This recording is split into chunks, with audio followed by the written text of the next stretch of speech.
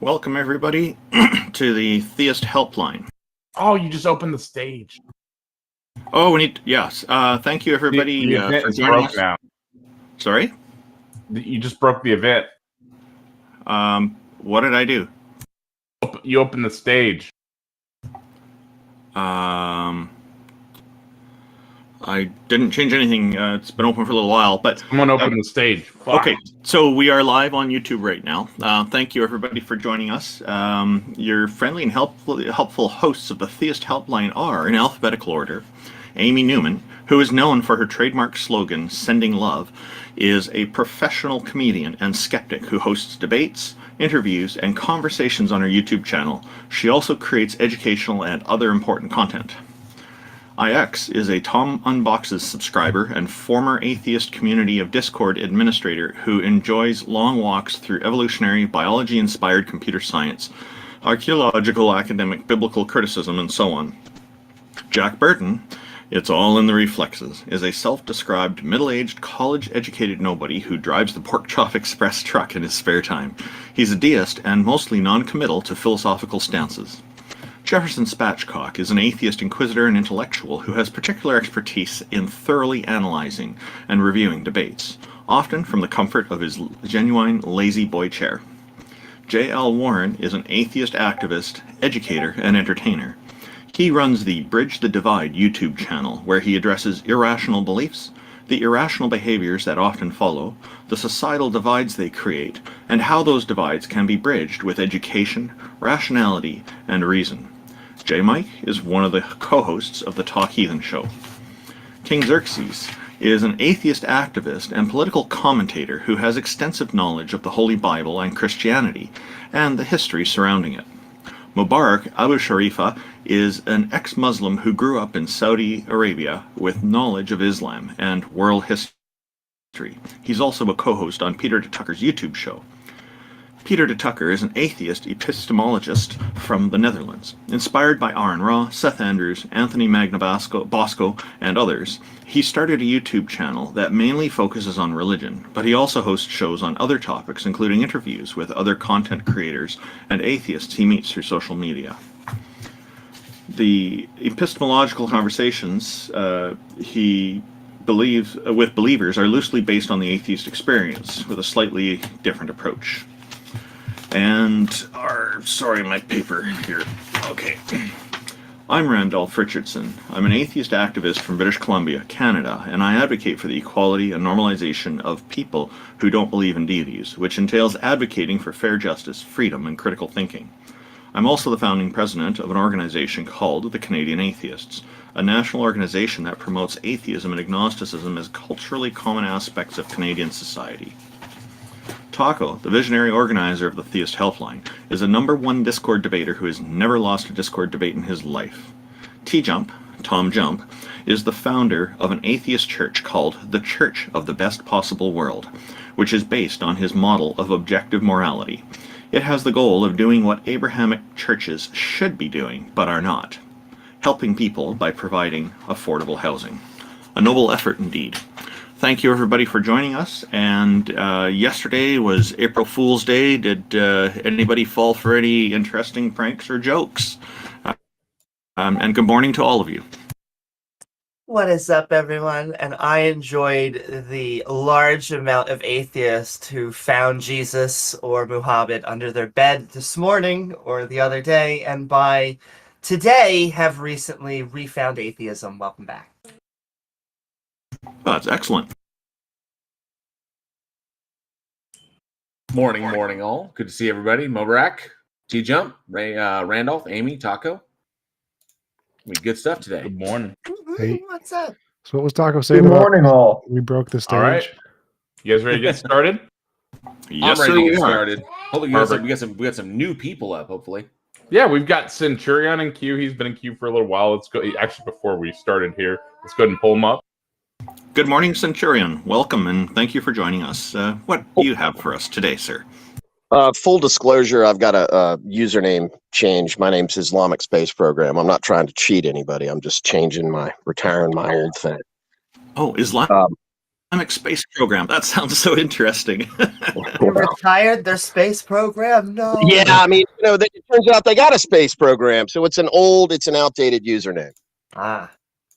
It's St. Thomas Aquinas and Aristotle. Things come into existence and go out of existence. If time was infinite, then things would be out of existence.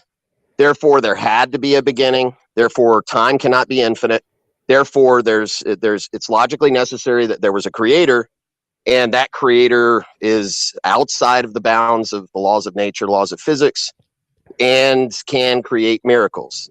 That gets you to deism in my mind. Deism is, there are a bunch of people that claim special revelation, that this necessary creator of the universe. Don't ask the question, does God exist? Ask, is God necessary for existence? In my opinion, Aristotle answered that.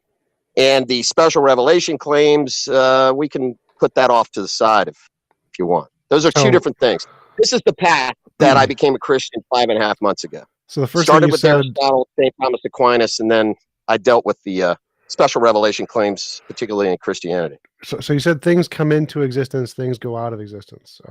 Yeah. By that, are you talking about quantum mechanics and virtual particles? No, I'm coming from 500 BC or whenever Aristotle observed it, and it's sort of like a basic logic heat death prediction. Right. So we know that virtual particles do pop into existence in empty space. So we talking about philosophy, or are we talking about science? Physics, are you gonna claim your knowledge of science is what is the topic of this discussion? Is it physics? Or does God exist? Can you answer that question for me? Well, hold up. So I'm an expert in this field, so I'm trying to walk you down the path slowly. So you're an expert in something that's not the topic of discussion. No, great. I'm an expert in. Love to hear what you have to say about. So it. shush. Tell us about quarks. Shush. Centurion, easy, dude, easy. So it's okay. We start with this topic, but we venture into other aspects of it, which what we're trying to do here is to have a conversation with you on these topics that you're raising because they're interesting. So I want to just go for the first thing you said. It is true that things come into existence and go out of existence. That is true, but it doesn't stop. That process continues eternally. There's no reason to think there's a beginning to an end. So Aristotle thought there must be a first mover. Which is wrong. There's no reason to think that. And the fact that things do come into existence and go out of existence all the time in virtual particles, which we've proved in the lab, shows that we can have infinitely many things coming in and out of existence at infinitely many points in time with no problem. And so I don't understand what you think your argument is showing here, because if things do come in and out into existence and out of existence through virtual particles, then there's no reason time couldn't be infinite. I think you're full of shit. I disagree. You just assumed that it wasn't derived through rationality. What? A bird is born and it dies and rots. No, Suns Centurion. are born and they die and blow up. No, Centurion. What do you do about that? Centurion, the point is that there are things about the universe that Aristotle was unaware of, obviously, given the time period. There are conclusions that he drew based upon his empirical observations of reality. So he was just taking what he could observe and what he could measure to what he determined would be the logical conclusion on that. But we're quite a bit removed from Aristotle. We know things that Aristotle never could have possibly even imagined about the universe, and things that we've confirmed in the lab. So you confirmed that the universe is infinite and time is infinite. No, we confirmed virtual particles. So what is your problem with virtual particles existing and they continually come on? I'm not talking about physics, because I didn't come to talk about physics. I came to talk about God. Can I ask time you is physics. You said time can't be infinite. That's a physics question. He did. And there is no logical The necessary contradiction. creator of existence. There's no logical contradiction in an infinite regress of time. And besides, when you're talking about like time, you have to make the statement, if there was time and then there was no time, that means that there was a point. Then how can there be a before that there was no time? Well, that's actually a thing in physics. We do have that, but That's But Centurion, can I actually ask you, do you believe we're talking about things that come into existence, not just things that exist? Things that come into existence, not things that exist. Because I'll give you... Look, we've got two choices here. Either time is infinite and the universe has always existed, or time is not infinite, and there was a beginning to the universe. Well, That's no. and one is not unreasonable, and the other prove it. Well, But that's that also sounds that's like- also kind of Wait. So I want to jump in here. So that's not the only two options. Time can have a beginning and be caused by a different natural thing that isn't time, and still have a natural universe. So Then tell me how. Get in your time machine, buddy, and tell me how that works out. you don't need a time Because machine.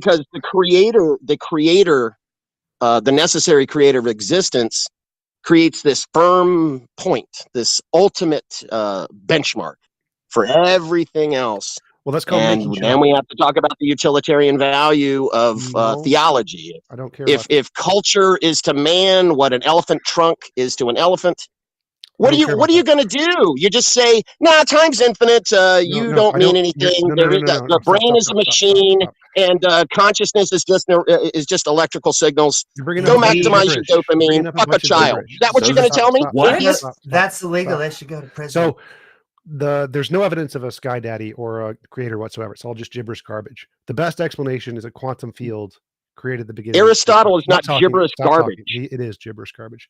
And everyone Well, in physics agrees that's that. a claim. Yeah, which is accepted by every academic. Well, Which is thank why God no you one came uses it. along. You're welcome. So we know Do gibberish. you have anything Stop better than talking, stop gibberish talking, garbage? Stop talking. So we know Aristotle is You gibberish fucking garbage. guys Stop do this talking. once a Stop week. talking, or I'm going to mute you. So we know Aristotle is gibberish garbage because he had no knowledge of physics. He had no knowledge of modern philosophy. He was essentially a sheep herder in terms of philosophy today. He didn't know enough information about the universe to have accurate information to be able to deduce anything. We know for a fact that virtual particles do pop in and out of existence, so time being eternal is perfectly fine. No one really thinks that's an issue. In fact, it's one of the top views in physics. Sky Daddy isn't in there. It's not in the top 30 views in physics. It's not a thing in physics. Nobody takes it seriously because it makes no predictions, explains nothing in physics, and it's not even a potential candidate explanation. Time And having a since beginning then- is perfectly fine. That's another one of the top views in physics, and it was created by quantum fields, which is perfectly consistent with the physical data. Why do you think Sky Daddy is a better explanation than quantum fields or past eternal time?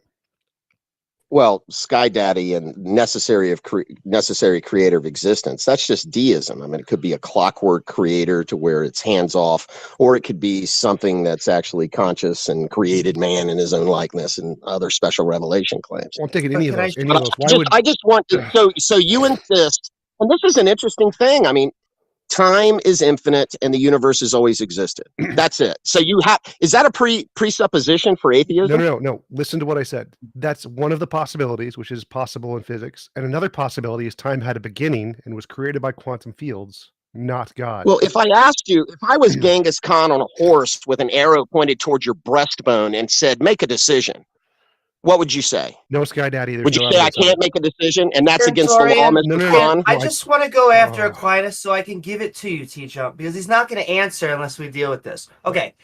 Premise 1, everything that exists has a cause. Premise 2, God exists. Conclusion, everything that exists has a cause. God exists, therefore God has a cause. So please That's not now Aquinas. answer. No, I'm trying to get him No, that is not Aquinas. Aquinas is everything that came into existence. I took out the came into existence clause because I think it's bullshit. What I think is you need to And there another just address. bullshit. I think you need What to did he say address. before? Hogwash or something, and now I you say think- it's bullshit. Great I argument, think you need gentlemen. to. Thank you, ladies. I think that you need to address T-Jump's question. I'm trying to actually give you over to T-Jump because you're not answering. We have something that can come into existence without being caused. He is saying quantum fluctuations. You're saying God. Why is your deistic God any better than quantum fluctuations?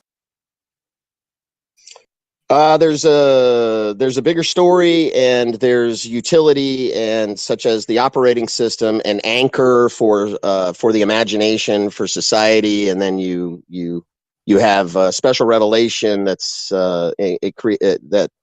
creates theology, and the theology is forged through the fires of evolution. Bad theology doesn't survive. Yes, it is a tyrannical, multi-generational power game. capturing the imagination, forcing Wait, I'm people lost. I'm to lost a little bit. So, conceive something that's based in simple He's- rationality that No, that was Centurion. available for 2,500 years. What Centurion minimum. is basically appealing to is that that theology in and of itself, or religious ideologies, have a form of utility throughout human existence. And so, That's right. while I that's actually an agree appeal with you to to it, consequence fallacy. you're right. TJump is correct, and we were going to get there. I was going to say, I will agree with you on this, that at a certain point in time, religious ideologies did serve a purpose for humankind. They kept us united into groups that had a singular focus and survival in numbers. That's an important thing, especially in our most primitive nomadic times.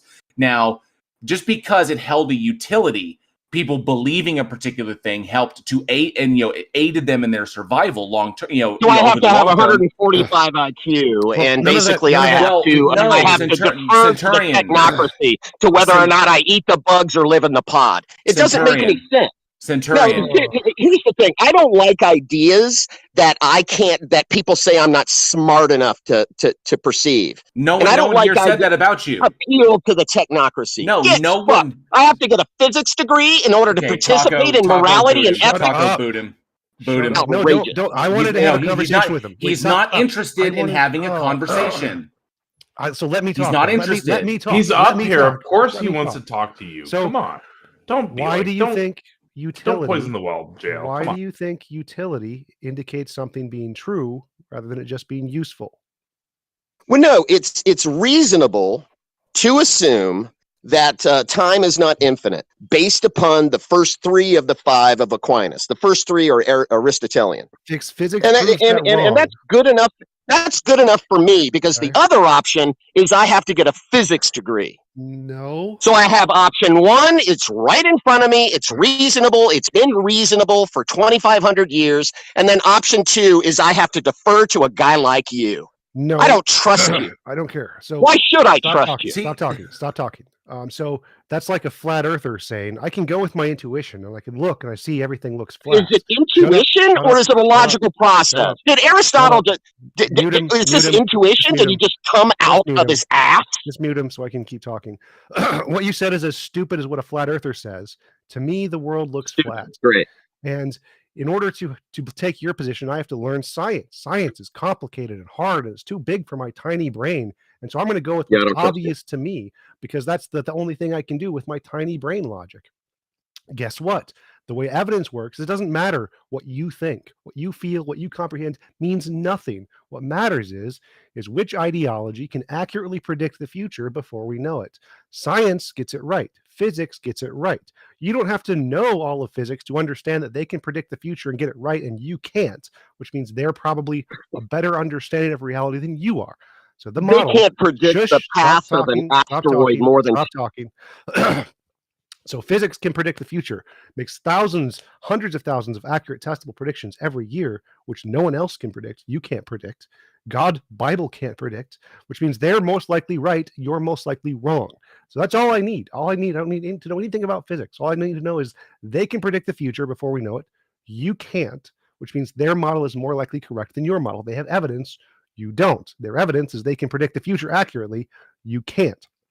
So until you actually have some evidence for your God, all you have is you imagined it. You made it up. It's a poof, fart imagination in your brain. They can predict the future. That's more than an imaginary fart in your brain. So they have the more evidence. You don't.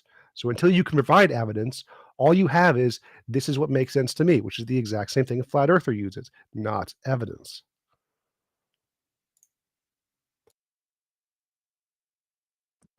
Oh, he's muted. But I will say, Centurion, just to back up what TJump is saying, to me, it sounds more of an epistemological debate. We're talking about what evidence we do accept. Are we going to accept scientists? Are we going to accept philosophers? I'm not saying Aquinas was a dumb guy, but we do reject a lot of his arguments, like his first cause argument. We simply know more about reality at this point. We know more than these individuals did thousands of years ago. You predict the path of an asteroid for more than 250 years, and I'll be impressed. Of course, we're going to have a time machine in order to verify that. No, We people do in the predict- fossil no, record and other That's things. that's orbital mechanics. That's literally orbital mechanics. All we have to do is apply the mathematics, and then we can determine where it's going to be. You really don't know that they can't do that over 200 years. They You don't can know do that, do you? They have done that. Yeah. So you're enjoying the present value of future human unraveling of mysteries of physics, No, and you think that on a long enough time horizon, humans are going to be able to achieve this. what? But you're not going to be able to achieve the attributes of the logically derived necessary creator of the universe as a concept. Let's just, but it's not. There are You no didn't such pull it out of things. ass. There are no. I such have things. I have a quick question. Why would have a quick why would I question. trust you if it's falsus in unum, falsus in omnibus? If I have have a ever question. been Just- lied wait a to minute. by Wait a men minute. using science, why would I Doesn't trust matter. you? I have a question for you. Does the sun revolve around the Earth or Earth around the sun? Quite frankly, it doesn't make a bit of a difference to me. Answer the question. Personally. Does the sun revolve around the Earth? Can you create a model where the I didn't Earth is ask the you center anything of the about galaxy? creation. I asked you about. Can you create a model where the Earth is the center of the galaxy? No. Or Does the do you sun insist that we revolve bring in around the? gravity wells? Does Is the that sun necessary? revolve around Earth or Earth around the sun? Based on gravity wells or something like that? Just answer the question. No. I'm asking you a straight question. What do you Earth think? is the center of the universe for conscious beings that have the capacity to perceive future time and their own death. Just answer Okay, the question. answer the question. Sun around Earth, Earth around sun. It doesn't matter, but It Answer they does. the thought these question. It does. they Answer thought the Earth question. around sun. Senator, I promise does it you won't matter? lose any constituents. The You can Earth answer is the question. center of the universe. I don't care. So the Why sun is that revolves. unreasonable? So wait, you saying the sun You revolves build a around the model Earth? where You build saying? a Wait model. a second. Wait a second. Are you saying that the sun revolves around the Earth? What are you trying to trap me in here, man? I'm not trying to trap you in anything. I'm trying to understand. See, I will tell you what's going on here. Because if you look at it logically without using any physics, you could look logically and look at the sun industry, and look at the god of sun and say, materialism, bow to your "Shut god the of fuck dopamine up. maximization. I'm talking. Shut the fuck up." Just mute him. When you look at the sun, you could logically introduce that it is revolving around Earth, and for many years, people thought that way and believed it, and they had the evidence. Every day you wake up, the sun comes out, and you see it. And we found out through science that it's the other way around. So, if you look at people who lived before we found out that no, Earth revolves around the sun, they will argue that the Earth is the center. But their idea is false. So when you talk about Aquinas and Aristotle, when they talk about ideas that have been proven false, because it's not just the simple fact that, oh, because they're smart, because they said something, then we have to believe them. We know that their ideas are false. You just want to go back thousands of years and stop there, not advance. That's your problem. Yeah, you got nothing. You got nothing to replace it. You got nothing to replace the. There's plenty of things to replace it. Wait, hang on a second, Morris. The Centurion, what are you gonna just to replace give you the heads up on that, you're also wrong on your previous claim. 2018 AG 37 is the designation given to the furthest object in our solar system. It's about 132 AU from the sun, which is an astronomical unit, and requires, in order to make a lap around the sun, requires about 1,000 years. So, yes, we can make these predictions. We do understand them. We'll say, This is literally how we put people in space. The mathematics are irrefutable. So Now, there's just one very important point here, Centurion. Just because something gets defeated doesn't necessarily mean a replacement must be provided. Those are two different things. Well, see you. I look forward to you guys waving your peer-reviewed studies at Genghis Khan as he comes over the hill for your women. But he's dead, so Genghis he can't. Khan doesn't affect truth. My peer review said he would still be right. Genghis Khan would still be wrong. Truth is the opinion of the powerful, my friend. No, truth is a fact. And with this model, that truth is something omnipotent and omnipresent and beyond human endeavor. Your Now, we need, can- Your We psychological can need bow for this to the- thing to be we true. can bow to the British Your petroleum scientists. You guys used to have criticism for them. Centurion, your emotional and psychological need for this thing to be true, to give relevance to your own life, is not something that affects us, and it's now not he's something of any interest. psychopathologizing. But Now We're his talking single about- mother taught him we're how to talking argue with a about what man. we're I talking about gotcha. what- we're talking I about don't what deal. I don't deal with. I'm crazy. You're speaking. I didn't say calm. that. I didn't say that. You have a I don't need for deal this with that. thing That's to. a bitch You ass have a move, need for bro. this thing to be true, and we're telling you, you don't need it to be true because, in number one, the evidence doesn't It is even true. point to it possibly being true. So It there's is no true. point. It It is true. What are you gonna do about it? Demonstrate it. True. That is your You're gonna claim. That is your. you're gonna put me in prison next? No, Because Centurion. That's That coming. is your I will cause- not bow to the technocracy. Decide I yourself. will not defer to the technocracy- physicists. Kidding. Can you mute him, please? I'll just bring up a comment from Beamsy in the YouTube audience. He wrote, "We have had over 300 years of Halley's Comet. Does that count?" And then he clarifies in the Discord chat a few minutes later, "My point, once again, is not that those ancient people told literal stories, and we are now smart enough to take them symbolically, but that they told them symbolically, and we are now dumb enough to take them literally." And that quote is attributed to John Dominic Crossan. And another huge thing is this weird concept that Centurion you seem to have, that we have predicated being atheists on science, onto science alone, and which is not the case at all. So science is what's utilized to defeat argumentations that are like made from the Bible. Like if the Bible makes a claim, and so then we can see the evidence doesn't indicate that it's the truth, or we can completely defeat how we can demonstrate how these claims are impossible, and they reduce your claims to literally appeals to magic. Like you have to appeal to God magic for these things to be true. Well, in order to appeal to God magic, you have to assume that this God exists. You haven't demonstrated one iota. There is no reason to believe in it other than personal psychological utility or your emotional needs. Wait, that's not true. It. That's not true. He said so. I was trying to get to a point where and he said that there's arguments that are rationally deduced for the necessary being. And so now I want to, if I could continue my conversation that leads to arguments, how do you rationally deduce these properties of a God that indicates that this exists and the quantum field is wrong?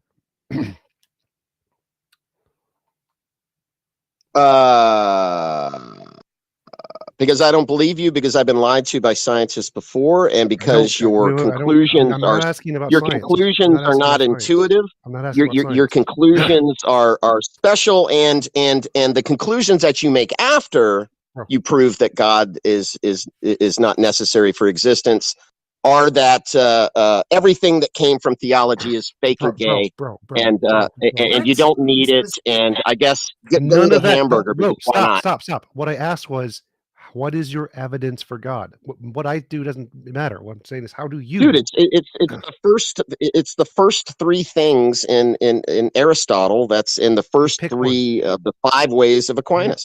That's good enough for me. I'm gonna roll with that. Okay, pick. And then what you're doing is waving. Pick one. What's the argument? Well, I just made the argument. No, you said things come into existence and go out of existence. Therefore, on a long enough time horizon, everything would be out of existence. Therefore, there had to be a beginning, and if there was a beginning, there had to be an unmoved mover, and there had to be a necessary creator of existence. And then you start dealing with the special revelation stuff. That's an invalid argument. Do you know what an invalid argument is? Well, then prove it. Well, Okay. No, we already. Wait, Amy, don't. You already proved it by waving some statistics and some models. Stop talking. So, an invalid argument is an argument that the premises do not lead to the conclusion. You said things come into existence, things go out of existence. This is true. Does this mean that thing must have an ultimate beginning? No. If things come into existence and they always come into existence and go out of existence, that's eternal. So your first premise does not indicate that there was a beginning. What you're trying to indicate is contingency, that things can be caused by other things, which are caused by other things. And that could also be eternal. There could be an eternal amount of contingent things. So nothing in anything you presented gives us a reason to think that there isn't a past infinite universe. You just assumed it based off of your tiny brain. So If you have an argument that actually indicates that there can't be an infinite universe, can you present the arguments? Because all you said, none of what you said actually indicates there is such a thing. We don't accept we don't accept first cause arguments. I went into why coming into existence could have been quantum fluctuations, like TJump was saying. Well, I don't but- want to talk about that because I just Well, want to talk about I- literally what he said. Literally what he Okay, said I isn't the wanna contingency talk argument. about- But he didn't give the contingency argument. I also have a contingency argument when if he decides to bring that up too. But I want to go back to what he actually said, which was science can't predict comets, but that seems to imply I said religion. asteroids. Okay, so science can't. They can predict that. Science can't predict asteroids, but you're saying religion can predict asteroids, and that gets to Well, the what are you crux doing, of man? this. don't play games like this. That's so dumb. Look, Oh, no, I'm gonna I'm not- leave. oh, I'm gonna can I at leave. least- I'm can I gonna at least leave, finish and my without, sentence? Can I you look at forward least- to seeing you in those wild streets down below at the channels down below without your mute button to win. I look Oh, forward. Centurion. Y'all take care. Speaking Okay, of playing games, But when truth, I didn't Go get ahead, to Amy. finish. Well, no, it's just his main claim is that truth is what speaks to power. That is categorically false.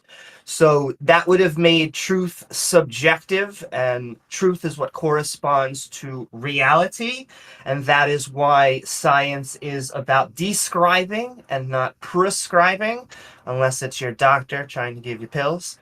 And so I wish he would have actually given us some evidence for God. But, besides the first cause, he did give the first cause, that we blew that away. Yeah, and there was one point that he made that I just wanted to confront him on, and I suspect he knew I was going to do it, and that's why he kind of rushed. Part of the reason he rushed out, but he did make one point about how a scientist lied to him, but he's had that problem before, so now he doesn't trust any scientist, and that's not a really great approach to use in life, because if somebody from every possible category, one person from every possible category lies to you, then you can't trust anybody. That's because that's where it ends up. Just because one scientist has lied to him doesn't mean that all the other scientists are going to lie to him. It just means he had a bad encounter with one person, and so he needs to work on coming to a better understanding in that aspect, I think. Good morning, Barth the King. Barth the Kang. How are you? Thanks for joining us. What have you got for us today? If you're talking, we can't hear you. You might need to exit Discord and come back in. Or set the microphone to the correct setting. Well, just give him a moment. He's got to come back. TJump, you were trying to complete a point there with the previous guy. Did you want to sum up something quickly while we get Barth back up? No, I wanted to actually have a dialogue with him to try to explore a little bit more of what he believed. But no one gave me the chance.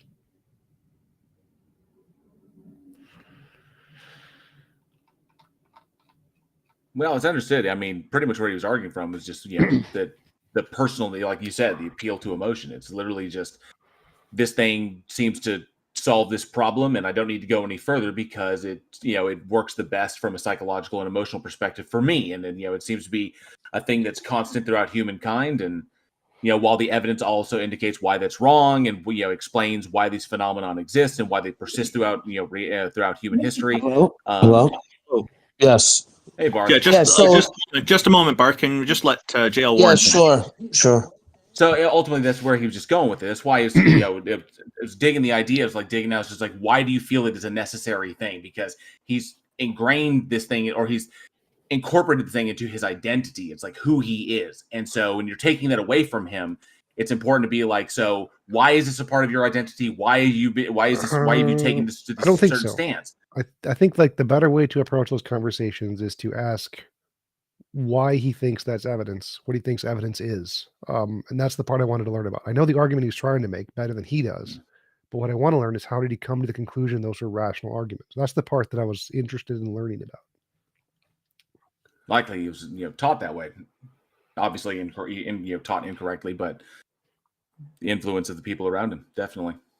I think we can All agree right. on that. What's up, Barth? So why when he started talking about a philosophical thought about the existence of gods, you guys went to quantum physics? Like, why did you guys do that when you He guys said- know that there's several reasons why we don't have direct evidence of quantum gravity, which is a theological framework That doesn't matter. that attempts to unify the principles of Doesn't quantum matter. mechanics and Doesn't matter. general relativity. That doesn't matter. So why would you bring up science when he's talking about the existence of God? He Wait, invoked wait, science. wait, That's why wait, wait, TJump brought it up. So he said that time can't be infinite. That's a physics question. Time can be infinite in physics. There's no problem with How is that a that. physics Wait, question? Stop. How do we test that with Time is time? literally physics. It's literally a thing. So in physics. time. So we Wait, test time Barth, with time. Stop. So first, I wanted to say, you mentioning quantum gravity is irrelevant. It's not relevant to anything I said. But or why anything is it I said. irrelevant when you guys can't? There's no Because Barth, quantum let him gravity, fit. quantum Barth. gravity has nothing to do with virtual particles or particles popping in and out of existence. None of that has anything to do. Oh, they with, don't? No, Because that's just a model. That's just a theory. No, That's not that has, actually that being has tested. nothing to do. Just the theory. I nothing love that that has sentence. nothing to do with quantum Well, gravity. think about it. Think about it. Oh my At the God! quantum Shut up! level, Shut right? up! Holy shit! That has nothing to do with quantum gravity. That is, and it's been demonstrated in the Casimir effect. We've demonstrated virtual particles empirically do happen. Has nothing to do with quantum gravity.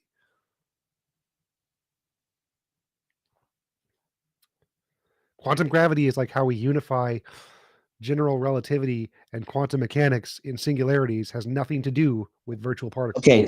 So basically, what you're saying is all conclusions in science provisional? I literally never said that. No.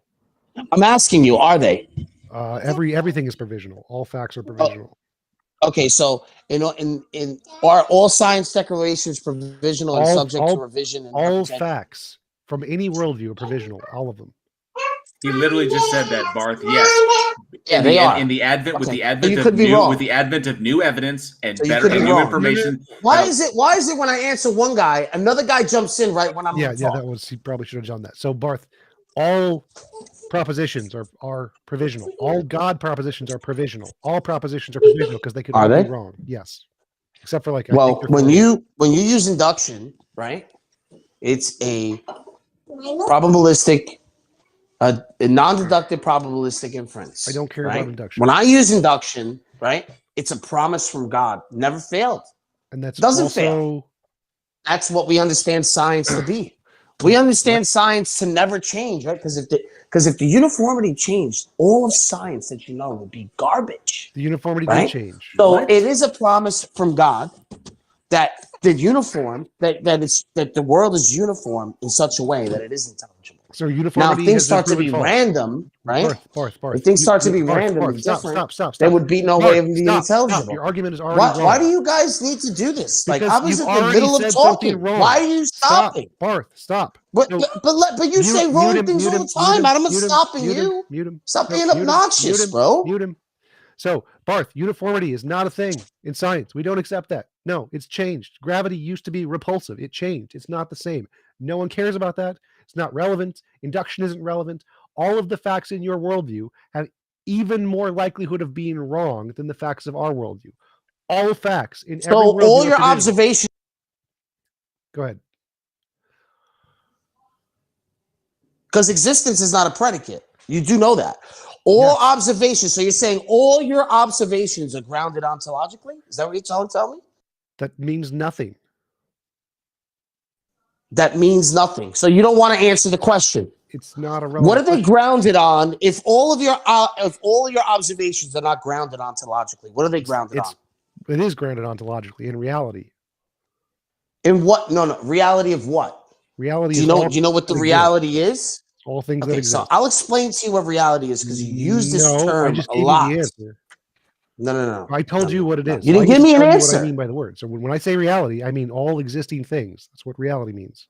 No, reality is the sum or the aggregate of all that is real or existing within a system, as opposed to something which I is don't care only about your imagined. definition, Barth. I'm going to tell you what my No, definition. what do you mean about my definition? So what No. definition are you using? Reality? When you is- say reality, what are you definition of saying? reality? I'll say it again. So that Reality can't is happen. all existing things. That's the Okay, definition. so it is the aggregate and the sum of all that is real within a system, correct? No, all existing things. Only use my definition. No. not your definition. It has to Barth, be Barth, within I a don't- system I in don't order for you care- to understand I don't it. care about your definition. My definition is reality is all existing things. That's it. No other So words. the term is also used to refer to ontological I don't status care. of things, I don't care. indicating their existence. Barth, use my So definition. what do you mean you don't care? Why Barth, would you invite Barth, me up if here you ask if I'm me a explaining question, to you what reality Barth, is, and now you're Barth, telling me you Barth, don't shut care? up. If you ask You have me a 5 other question, people Barth, up here to shut help up. you out. Shut up. I'm Barth. up here by Barth, myself. Shut up. If you ask me a question, what is reality? And I tell you what I mean by reality, you don't get to change the definition. I get to tell you, and you only have one definition you can use, which is the one I'm using, because you asked me a question. What do So then you I win. mean by reality? So I get to tell So you. you win. You'll win every time then.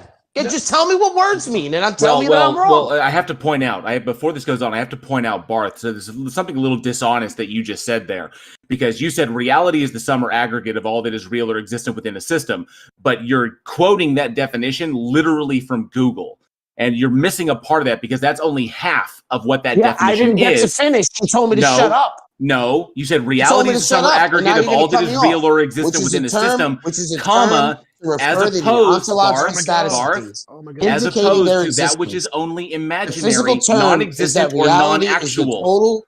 is the total of the system known and unknown. I Okay, don't care. that is exactly No, as opposed, Please stop. as Please stop. opposed to Please that stop, which is only Taylor. Please imaginary, stop. non-existent, Please or stop. I non-actual. don't. Please Yeah, stop. it's opposed. That's what I said. Please stop. He cut Please me stop. off in the middle of me I speaking. don't care about your definition. We're going with my definition. What Going is your with argument? the Google. No, we're your, going with your my colleague definition. We're just going said with it my was the definition, Google Barth. definition. We're going with my definition. So Wow. what is your argument? Your definition. Yep, my What definition. is?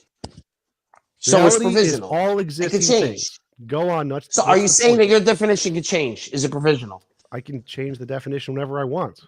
Exactly. So then you're only What's going your to argument? use this definition. Well, what is the argument when it can't be intelligible because it's constantly changing? I never changed my definition. I You're told you it's using same the thing. probabilistic inference, Definitions and are you're now probabilistic, using it Barth. as an argument. That's the problem. Make an argument. My Definitions argument are not is that, probabilistic. My definition has not ever changed. It's always the same thing. Reality is all but you're things telling me that exist. it's provisional and that No. it will change. No. I'm telling you that it hasn't changed. Your God is provisional. all of the human Bible existence. is provisional. All facts are provisional. What is the argument? No. Why is this a bad thing? Now, why do you believe in a God? Because you cannot invoke an actuality and intelligibility out of given a fact without context. You have to give me what the context of what you're saying reality is in order for it to be intelligible and actual. You're not doing that. So God's a context? I am trying to give you, Amy, can you give me a minute, Amy? Because there's 6 of you up here and there's only 1 of me up here. Okay? If you wanted, I could bring 6 of my friends up here. Keep And I you guys believing would was just mod abuse waiting. us. I could have Okay? actually, but you So had now, a Amy. pause and I asked the question. Well, Amy, I'm going to breathe. Can I breathe? Can I breathe? Answer the question. Can I Just breathe for go. a second, Stop Amy, before you wasting jump time. in? Stop wasting time. How can you invoke the actuality and intelligibility of any given fact without context? How are you telling me that the reality and the word that you're giving this definition to reality without context, what does the reality of your definition actually mean then? You don't need context. If you just Yeah, I don't pop into understand. You don't need You context. don't need context. So if you just So pop it's just into, an axiom for you. Stop. Let me answer. So if you just pop into existence, you know nothing about the universe. Don't know if it's a God, whatever. And you say, "Oh, look, I see a tree." That's all you need. You can say you see a tree. The context is your mind. That's it. Words don't need some ultimate context to have meaning. All the meaning they need is the fact that you see it and you use the word to reference it. That's it. No And he's bullshit. Ultimate context matters. And I don't understand. You're supposed to be the one giving us your context and giving us it. Generally, this is how the conversation goes. Atheists say slavery is immoral, extremely brave position. And then Christians come to us and they go, "Oh, you need to understand the context." That's your guys' thing, not us.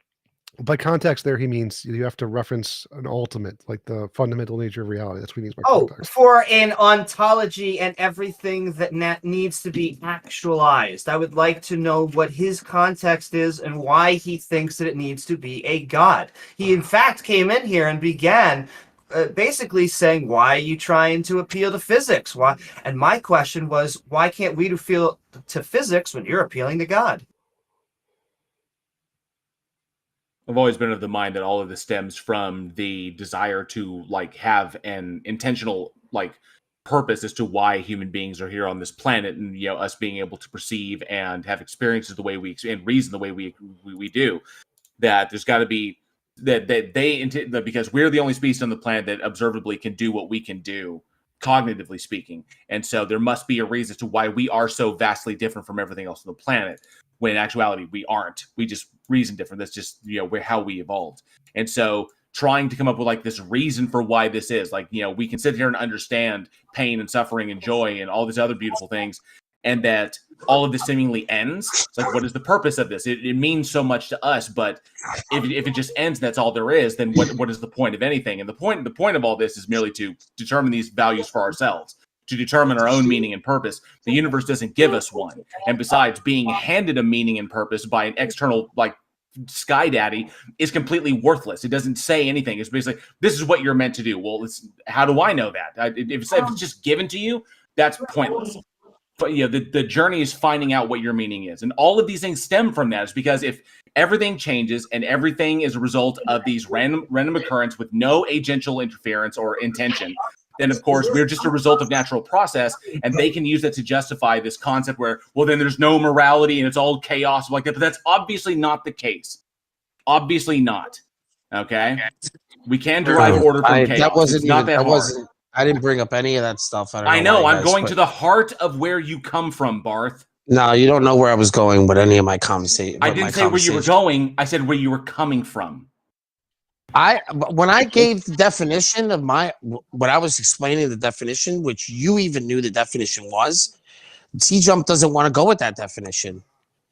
Well, his arguably TJump's use, or basically his definition of that, is kind of the same. It's just easier. It's less wordy, and it's easier to understand. It literally is everything that exists is reality. Within a system, we're in this realm of understanding. Bart, container. Yes, go ahead. There is Bolyai Lobachevsky from our Discord chat raises an interesting question. You had stated that definition can change, but that your definition hasn't changed throughout all of history.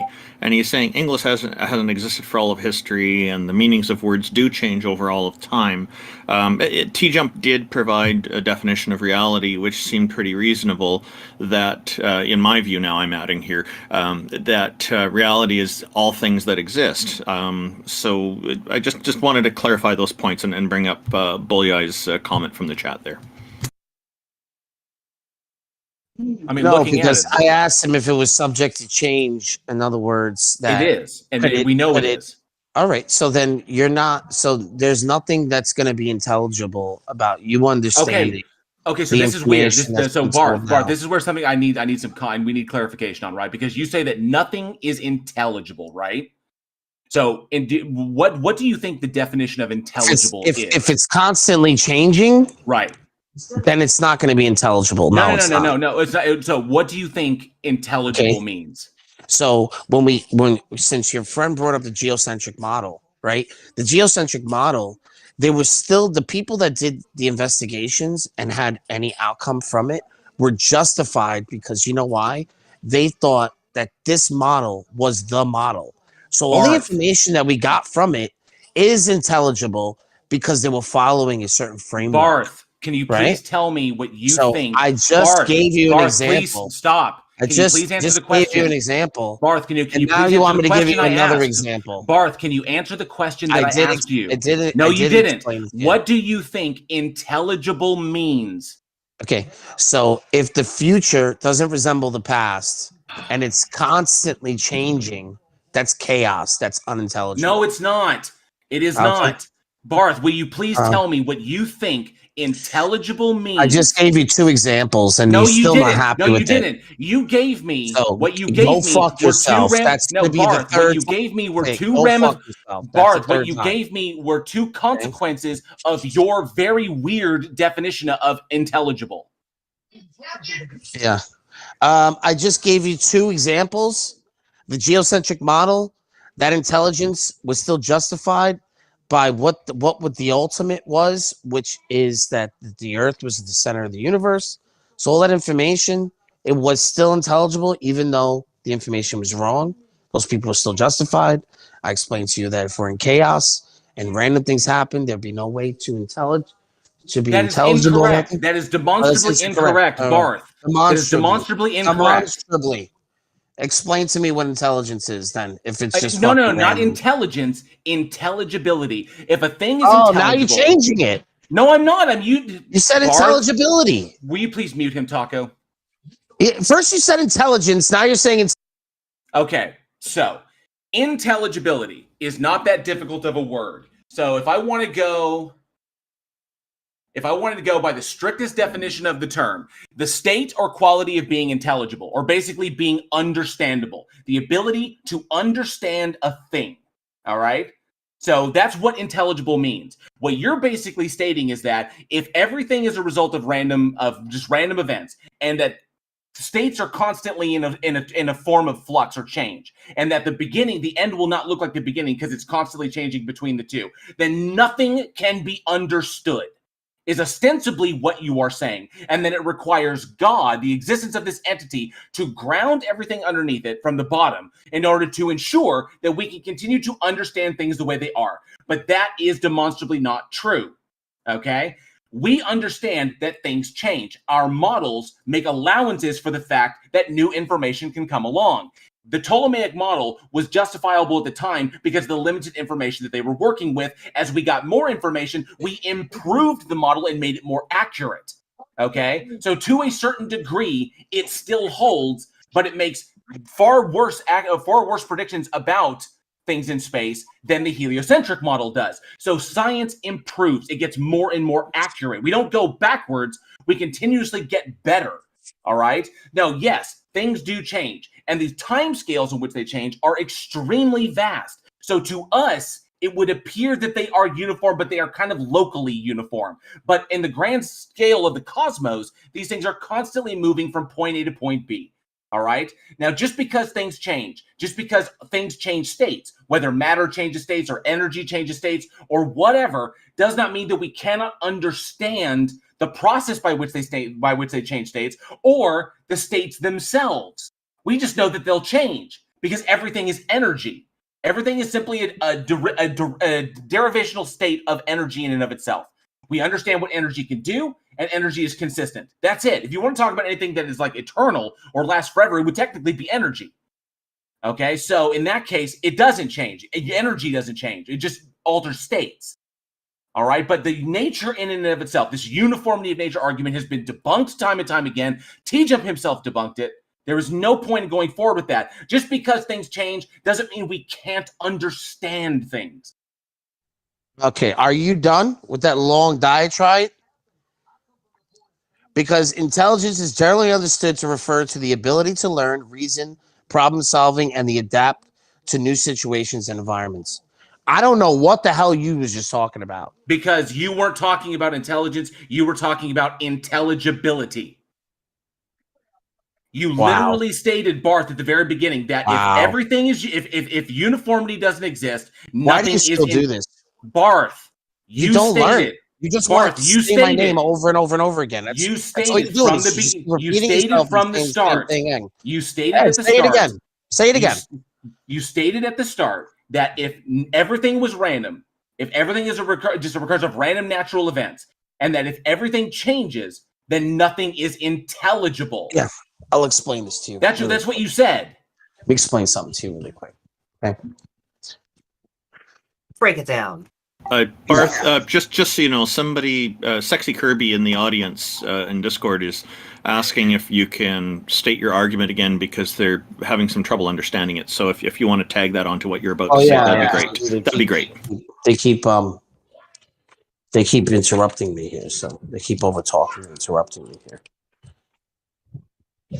Well, I don't know why you're lying. So what do you mean? I'm not lying. You are lying because your initial statement was that if science is provisional, if nature changes and there's no uniformity, then nothing is intelligible. You said nothing about intelligence if your itself. array of particulars are brute facts, then they're not ultimate. Brute facts, by definition, are facts that simply exist without any intelligibility, identifiable explanation whatsoever. They just are. They just happen to be.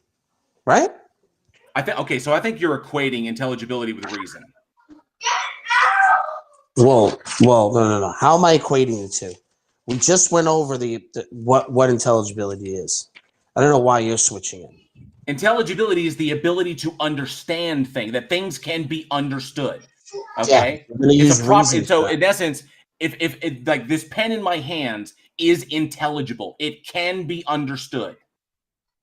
Now, Wow. it depends upon the person if they have the capacity Do I have to to understand it. Warren here? Do I have to speak to this guy? Because Yes, you're speaking to me right now, Barth, or you can being get off this. pedantic. You're speaking to me right now, or you can go. Just want to tire me out until until Barth, I quit you're because you're a speaking to fucking me right mod. now, or you can get off the stage.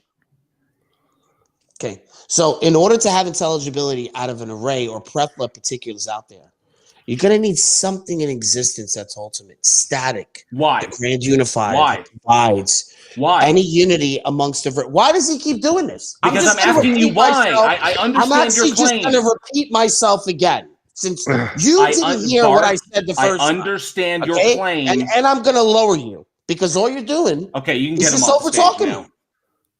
Well, then why don't you mod him? Why don't you mute him then? He asked a valid question. You made a claim that there's No, he didn't let me finish what I was saying. It's fine. It's 2 fine. seconds into what I was We saying, he's didn't over need talking to me. hear it. So why It do you? takes I don't care. seven of you. I don't care, Barth. Barth, answer the question. He asked, "Why do you think you need something ultimate to have intelligibility?" That's the question. Thank you, TJump. Because without accepting that is the case, that nature operates in some sort of uniform ways, then it wouldn't be intelligible to invoke any concrete object. Wait. So things can act in uniform ways without an ultimate. Why do you need an ultimate? No. I just explained to you that if there isn't an ultimate, then they couldn't be concrete. Wait, things can be concrete without an ultimate. Why do you need an ultimate? Because then how do you make sense of anything? You can make sense What of framework are you using? Let me ask you a really simple framework- question, Barth. Can you do a crossword puzzle? Are you using if you're not going to refer to something that is ultimate, static, that doesn't change? And how would you make sense of anything? The answer is you can solve a crossword puzzle despite the fact that there's no foundational ultimate. What? You can solve a crossword puzzle with a combination of inference, you just don't want to which admit is the it. guesses, and deductive elimination. So you're just going to overtalk. You can ask me a question and then you just conflict between two or more conclusions, then one of them has to be eliminated. So that's how we actually solve problems and do epistemology in real life. We do crossword puzzles, Barth. There is no ultimate. Okay.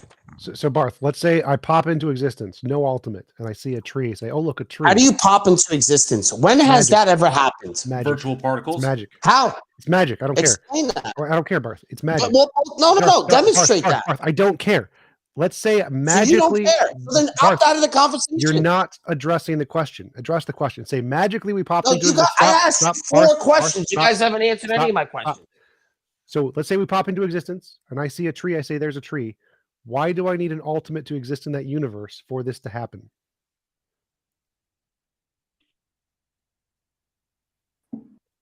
What? What? Do you even know the answer to that question? Well, no, that's why I'm asking. That's what I'm saying. So you don't know the answer to the question. How are you going to tell me that I'm wrong? I didn't. I asked you a question. Yeah. Do you know the answer to that question? Answer the question you just asked me. Well, I don't know. Answer it. You don't. You don't know. So then how are you going to tell me that I'm wrong? I didn't say. So you how were do you wrong. demarcate any particular sequence? Barth, what are you doing? Right. That's the chain of events. You're telling me right now. Right. You're saying that the chain of events of what I'm going to explain to you is wrong. How do you demarcate that one from the other if you don't know what the right answer is? I didn't say any of that. So I said, yes, you did. Barth, you're making a claim that you need an ultimate. And I said, you just asked me a question that you don't know the answer to. I love how he's completely any question that I give to you, I know the answer. Barth, you're dodging. So I'm not dodging. You're dodging. So I asked you to answer the question. fucking Let me ask you again, and let's see you not dodge. Let's show me you're not. No, dodging. Go ahead. I'm going to answer it my way, and then you're going to tell me I'm wrong when you don't know the fucking That's answer. great. That's great. So the question is, why is it not possible for a thing to pop into existence, like a mind, see a tree and say, "Oh, look, a tree," if there's no ultimate there? That question, first of all, doesn't make any sense. Wait, did that make sense? It doesn't make any sense. JL, did that make It sense? doesn't make any sense whatsoever. Yes, it makes sense. Taco, did that Well, make then sense to answer you? the question, JL. Answer the question, JL. It's not for me to answer, Barth. It's That's for what I'm you. saying, because you can't answer the question because you know it doesn't make any sense. Barth. The whole point is to put a showcase on how you are not justified in making You're the claim that asking a loaded you're question making. that can't be answered, and then you No, tell it, and then you're I can taking a answer it, win I can from answer that. it. JL can answer it. So JL, let me ask you. Do you need an ultimate being for something to pop into existence to see a tree and say that's a tree? No. There you go. Oh, it's no.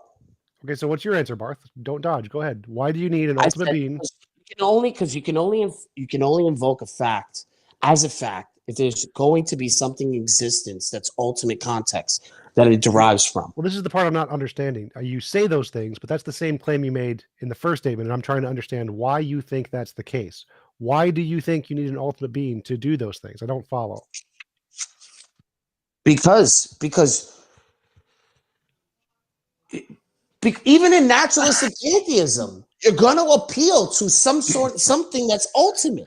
Well, no, I'm not talking about naturalism. Energy, motion, Barth, I'm not talking about naturalism. matter. Barth, you're still appealing to something that's ultimate. Barth, I'm not talking about naturalism. No, I'm talking about I'm saying in any worldview, no ultimate. You said a tree, and then you don't want to appeal to naturalism. Nope, I'm not. Can you get somebody else up on the stage here that knows what the fuck they're talking about? Well, I'm pretty sure I'm demonstrating I know what. Well, you haven't left yet, Barth, so we can't bring someone else up.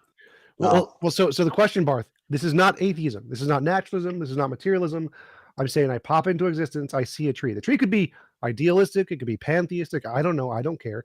I'm not arguing for materialism. I'm saying, why is this not possible if there's no ultimate?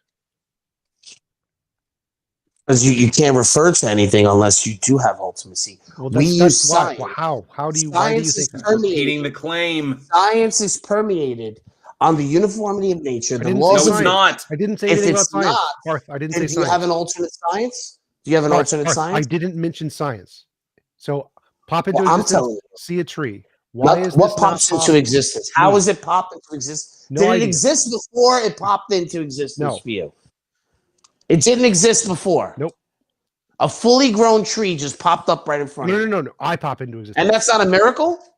I don't care. Why is this not What do you possible? mean you don't? I'm asking a question and you're telling me you don't care. The question Is that a any- miracle? It doesn't matter. Any port Yes in or a no makes storm, no huh, difference. Barth?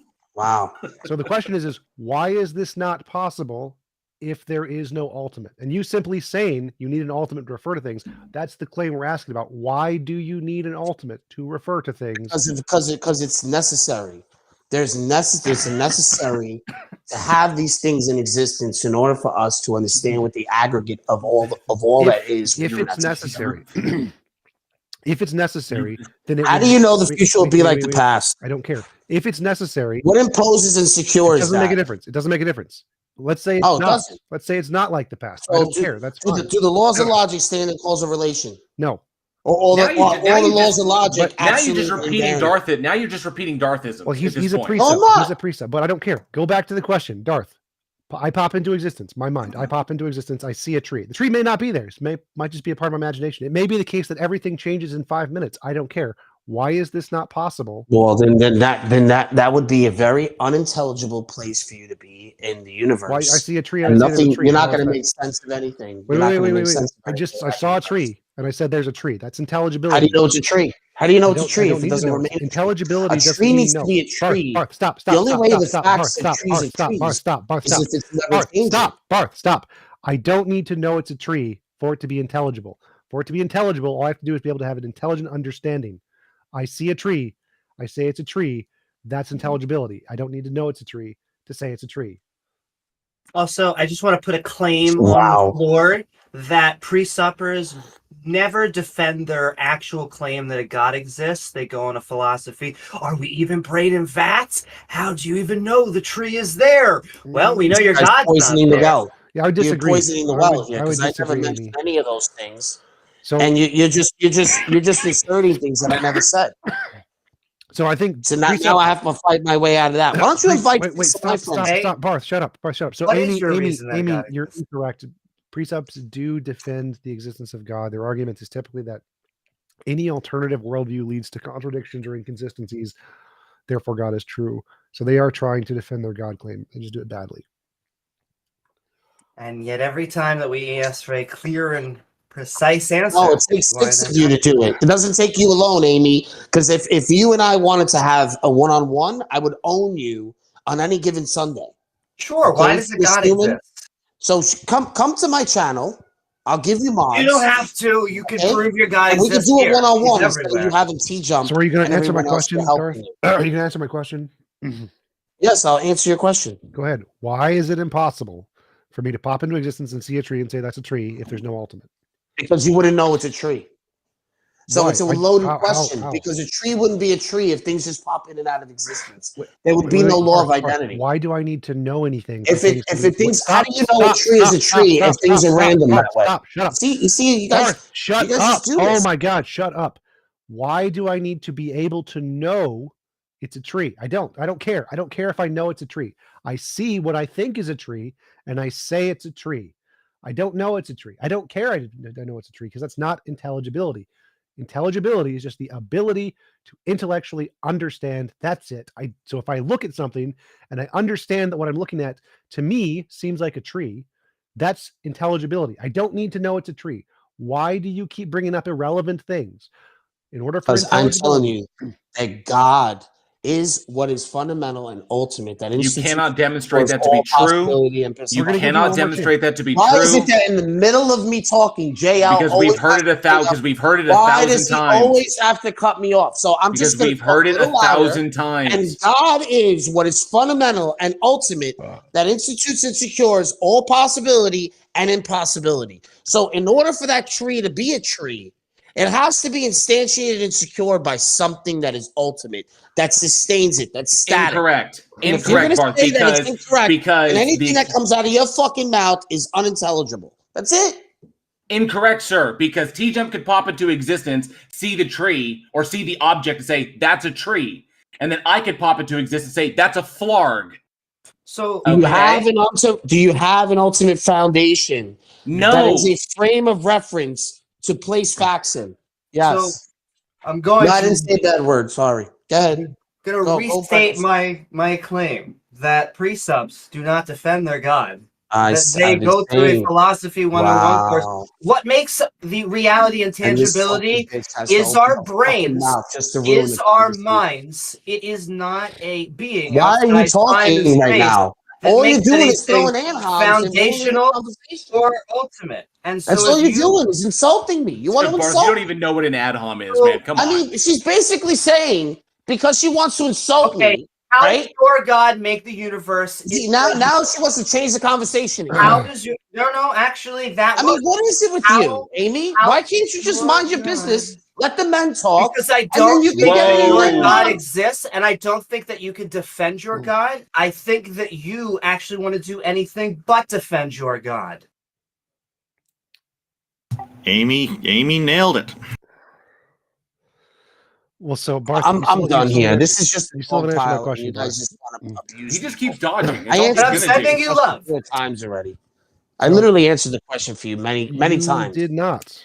Every single time I've said it, you guys didn't like the answer. You have a claim. This is why you guys don't even know what evidence is. Shush. You had a claim. You had a claim that you need a necessary being to have intelligibility and instantiate facts. And I gave you a question. I said, here's a universe, no necessary being. I pop into existence. I see a tree. I say it's a tree.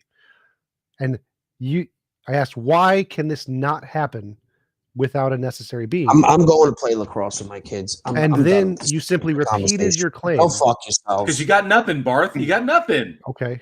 I guess that's a concession that he loses. Yeah, just want to wish Barth a great time with his kids. Family value is very important. Thanks for joining us, Barth.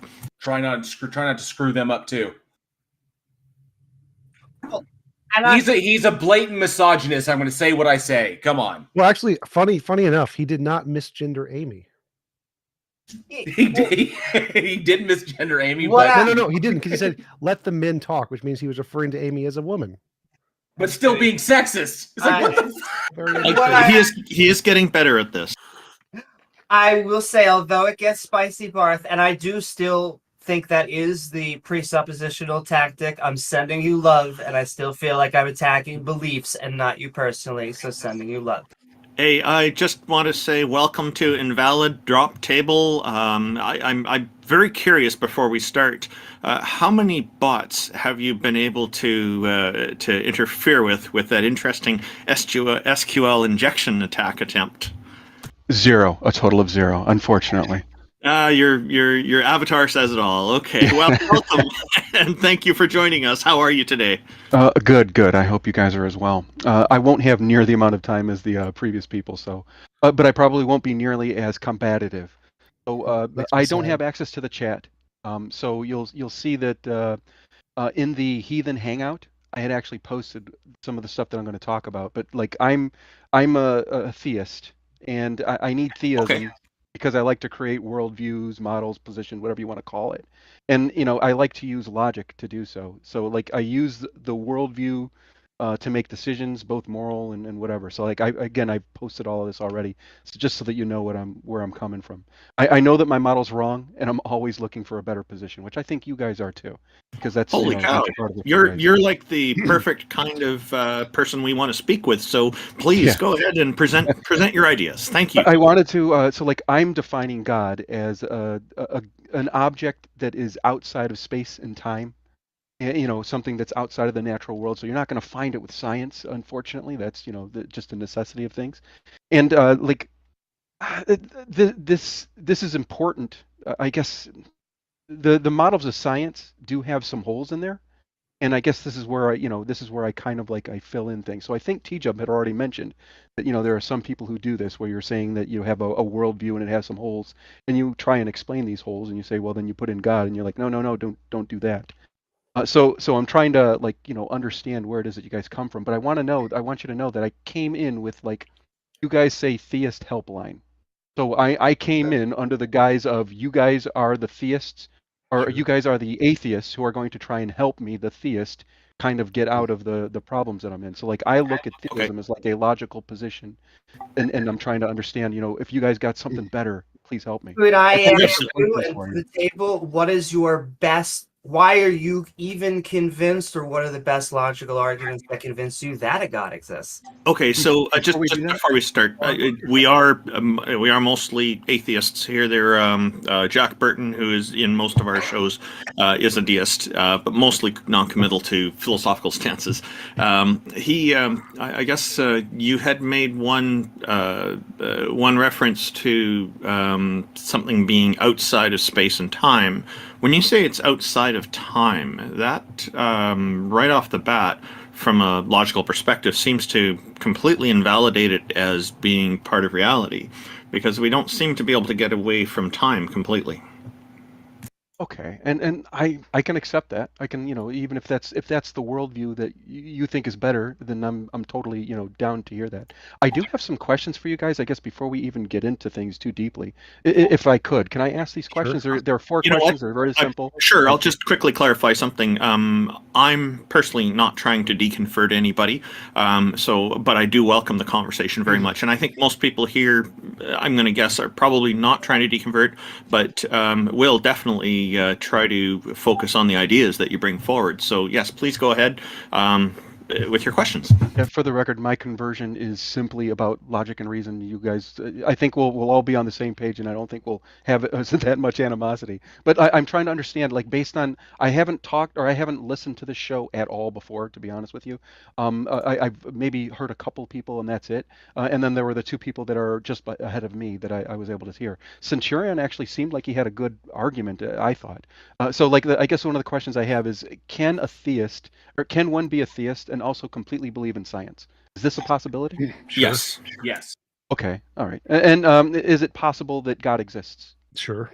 Some of them. Okay. I would say that I'm not able to completely rule that out. There are certain gods that their definitions are problematic, such I as agree. such as the Christian God. There's a paradox that is a big problem. But go ahead. Yeah, I don't know about the Christian God, but I agree with you that there are certain definitions of God that definitely are incompatible with Yeah. other things that we know, and that's fair. And I would say the same. I would say the same applies to goddesses. Go ahead. And if there's anyone who can kind of sum it up for everyone, or at least as close as you can to for everyone, is there a difference between the atheist belief and agnostic's belief? 'Cause I'm agnostic as well, And Okay. you know, yeah. So So we need. it's atheism. Atheism is not a belief. What it is the absence of belief in any deities. Agnosticism is not having knowledge in it. Although a lot of agnostics will say that it means that it's not possible to determine whether a deity exists. So the difference is that atheism focuses on non-belief in deities, and the agnosticism is about not knowing. I go with this Right. classical philosophical definition. So I say atheism is the position God does not exist. So there are multiple definitions, but I don't think it matters. Man, okay. So this is a very, I guess, germane next question. Then, what does it mean to have a logical worldview? Well, logic is just a system of a formal system of language that doesn't have any inconsistencies relative to its own systematic model. So there are like lots of different kinds of logics. There's standard logics and non-standard logics and paraconsistent logics and many-valued logics and fuzzy logics. So I imagine you're probably going to go with a standard logic. And so a standard logic would be like A equals A does not equal not A, law of identity, law of non-contradiction, law of excluded middle. And so as long as it doesn't violate any of those three, it'll typically be considered a logical worldview. But I think that is insufficient. I think that you need a logical worldview that is based on evidence, like scientific evidence, empirical evidence, predictions. And so if you make any claims that are of things existing beyond what is indicated by the empirical evidence that can make successful future predictions, then to me, it would be an illogical assumption that you're making. And I think that a worldview that can accomplish the same logical structure as a God can, but without making any of those assumptions, is a more logical, rational worldview. And so I would adopt the materialist worldview because it makes novel, successful predictions about the future and doesn't have any excess entailments of ontologies that have not been demonstrated to exist independent of our imagination, whereas God claims do. Specifically, I don't know what your position is, but typically a God is a non-physical mind of some kind, and there's no evidence minds can exist non-physically. The best evidence we have is that there are quantum fields which are outside of space-time. So I disagree with Randolph on that one. Space-time is a specific field in physics. There are other fields, and so we can have things outside of space-time that are physical fields, like quantum fields, and those can create space-time, but they don't have a mind. And I think this worldview is significantly more logical and reasonable than saying there's a God of any kind. Okay, so what's important for me whenever we're talking, like, you said a lot, and I listened to all of it. I don't know, like, whether or not it's answering the question that I was going to ask or what I had asked. And what I'm going to do is I'm just going to rephrase the question and just verify that I understand, or summed up your answer well. So, like, I guess what I asked, like, what does it mean to have a logical worldview? It sounds like your real argument or your real suggestion is that it's just devoid of contradiction. Well, that's the basic definition, and I said that is insufficient. You should have that plus a correspondence with empirical evidence that doesn't go beyond the evidence. Those two things. Okay. It sounds like you're saying, TJump, that a logical worldview must be materialistic. No, it must. Okay, not yeah. go, So help me understand. no, so it must not go beyond the evidence. So, like, we could have evidence of supernatural things if it made novel, testable predictions, in which case it would be logical to believe in supernatural things. This has not happened. It happens to be the case that materialism is the only thing that has evidence to this point. And so the only logical, rational conclusion is materialism, which is why the vast majority of philosophers and physicists and scientists are materialists. So the logical conclusion is the one that doesn't go beyond the evidence. It has claims that are proportional to the evidence, in addition to not having logical contradictions, which entails that since the only evidence we have is materialism, the only logical position is materialism. Okay, I'm sorry. It seems as though, and maybe I'm misunderstanding, and please, I'm relying on you guys to tell me because I won't know. I understand the devoid of contradiction. So, like, if I'm looking for a logical worldview, it has to be devoid of contradiction. Check. We both agree. Sure. It sounds as though you're also saying, additionally, TJump, that the worldview must also be materialistic. I'm trying to understand whether or not you're saying So that. it must Okay. follow the evidence. Does evidence require materialistic? No, Materialism. no. So maybe I misunderstood because, like, evidence. When you say evidence, are we talking about evidence in the material world? In the Evidence is anything that can increase the probability of a proposition being true. The best kind of evidence is the ability to predict the future. Has nothing to do with materialism. So, like, if we're in a non-material world, okay. you can still predict the future, and if you get it right, that's evidence. Okay, so I want to make sure that when we're saying it must predict the future, is that it? Like, if, imagine that I'm writing it down because I am, Sure. and I'm trying to understand whether or not, is prediction the thing that you are saying is necessary for you to create to have a logical worldview? Can I have a logical worldview that doesn't predict? If there is a worldview that does predict and gets it right, and you have a different worldview that doesn't do that, it is illogical to hold the second worldview. Could you say that one more time? I get the idea that, like, for instance, if I have a worldview that is less complete, but has predictions, and then I have the exact same worldview, but has an additional component that doesn't necessarily make predictions. Are you saying that the one because it seems as though both of them are exactly identical, with the exception of one of them that makes additional claims? Sort of. So it makes predictions that have been confirmed. Like, just making predictions doesn't matter. You have to make predictions that What do you have mean been confirmed? confirmed. I'm sorry. What do you mean by confirmed? Like, you predict the I don't know future what and that- then you wait and see if it happens, and then it happens. So I was asking you whether or not what I'm trying to figure out in order to have a logical worldview. Again, devoid of contradiction, we're okay. It sounds as though you're saying now it also must predict. Yes, that's the second thing I said. So at the very Okay. beginning, the first answer was must have no logical contradictions and has to conform to the evidence. And now I'm just giving you a more comprehensive definition of evidence here. So a logical worldview is one that has no contradictions and follows the evidence. Right. Evidence is things that can accurately predict the future. Right. So yeah, and that's the weird part, I guess, to me. So, like, I believe that you can have a logical worldview, and it may not predict anything, or at least anything that you can actually verify immediately, or within our lifetimes, or within, I don't know, the lifetime of humanity. Well, just to So- jump so- in for a second, is it logical to Yeah, believe yeah. in pink unicorns? I would probably say you could say, like, for instance, pink unicorns exist. Yes, you could say that, and that would be a logical worldview. You could be wrong, and most likely are, but you could say that and still be logical. So Logical worldviews can be false. well, no. So I'd Or say am I if, misunderstanding something? since we have pretty good evidence that unicorns do not exist, it would be illogical to believe they do exist because it goes against the evidence, right? That's what I'm saying. I wouldn't say that it's necessarily illogical if you're saying, for instance, that unicorns exist in a place we have not looked. So, Can I for ask you a quick instance- question? Sure. Okay, And I'm now, just talking about, keep in mind, I'm not even making a position. I'm just trying to No, understand. that's okay. I just wanted to ask a question that might be helpful. So it Yeah, sounds like you think the word logical is an important characteristic for a worldview, but I'm not sure from hearing you talk about logic and limitations what the word means. If you are familiar with the subject of epistemology, in which logic is just a part of what's called soundness. Do you know what I'm talking about? I understand what it means for a syllogism to not be sound.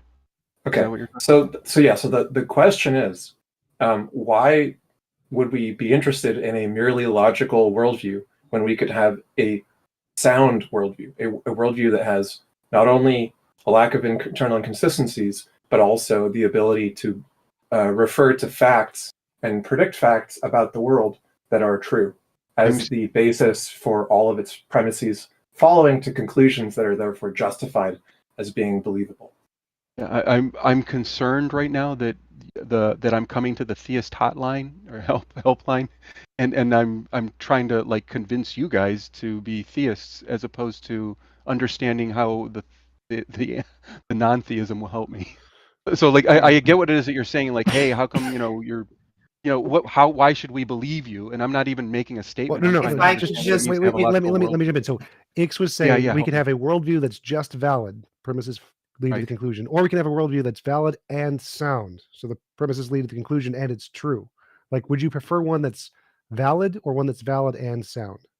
Oh, I definitely want the sound one. And I'm Right. saying that there are multiple sound ones. In other words, Oh, go Can ahead. I just I'm sorry. interject for a second, Drop Table? When you say coming to the Theist helpline, are you, generally, the topic is to convince us that a God exists. It sounded like you were trying to preface that, like, oh my, I'm just some helpless theist. Can't you please prove that there is no God? Can I just ask, are you coming in because you actually are skeptical and you're doubting your theism and you're looking for atheists that are looking to help you get over that line? Or are you just a theist who is strongly convinced that there is a God, and you're trying to shrug the burden of proof back onto us by trying to make us prove there is no God? Okay. So Amy, it sounds as though you guys have probably had a lot of assholes. I'm going to say it in no other way. You had some assholes on here. I'm not one of them. I'm telling you with all honesty, and this is not bullshit. I know my model is wrong. I'm always looking for a better model. Always looking for a better model. This Okay. is 100% genuine. If Okay, anyone's good. questioning this, I'm I've asking you. actually got it. I'm asking you. Oh, wait a second. Wait a second. There no, is this- one thing that can I finish? Yeah, go ahead. Go ahead. What Amy brought up, I think, is important to address because I want to be clear. I came to the atheist helpline. Imagine instead of atheist, it was like suicide hotline, right? And like, I'm not trying to convince you that I should commit suicide. I'm instead asking to not be told that I'm committing suicide, that I Okay. should commit suicide. So like, you guys are basically saying, hey, you're a theist. We're trying to help you here, and I am asking you guys for what it is that would do better than the current theistic worldview that I Okay. So, have. so And that's you're. what that's what I'm looking for. Sorry. Hang on. You have an expectation. You have an expectation that you need a better model to replace the existing one. Where does this need come from to have a better model? What is wrong with? Do you have any problem with abandoning the current model that you're admitting is problematic, and just not having a model at all in the interim? Well, I'd like to answer that. If a model works to some degree, like if it works at 1%, it's better than 0%. Not having a model at 0%, so sticking with 1% is perfectly fine. So it's perfectly rational. If you have a partially functioning model, to stick with the partially functioning, looking for something better. That's what science does. Perfectly fine. But I do want to get back to the I topic. agree with that.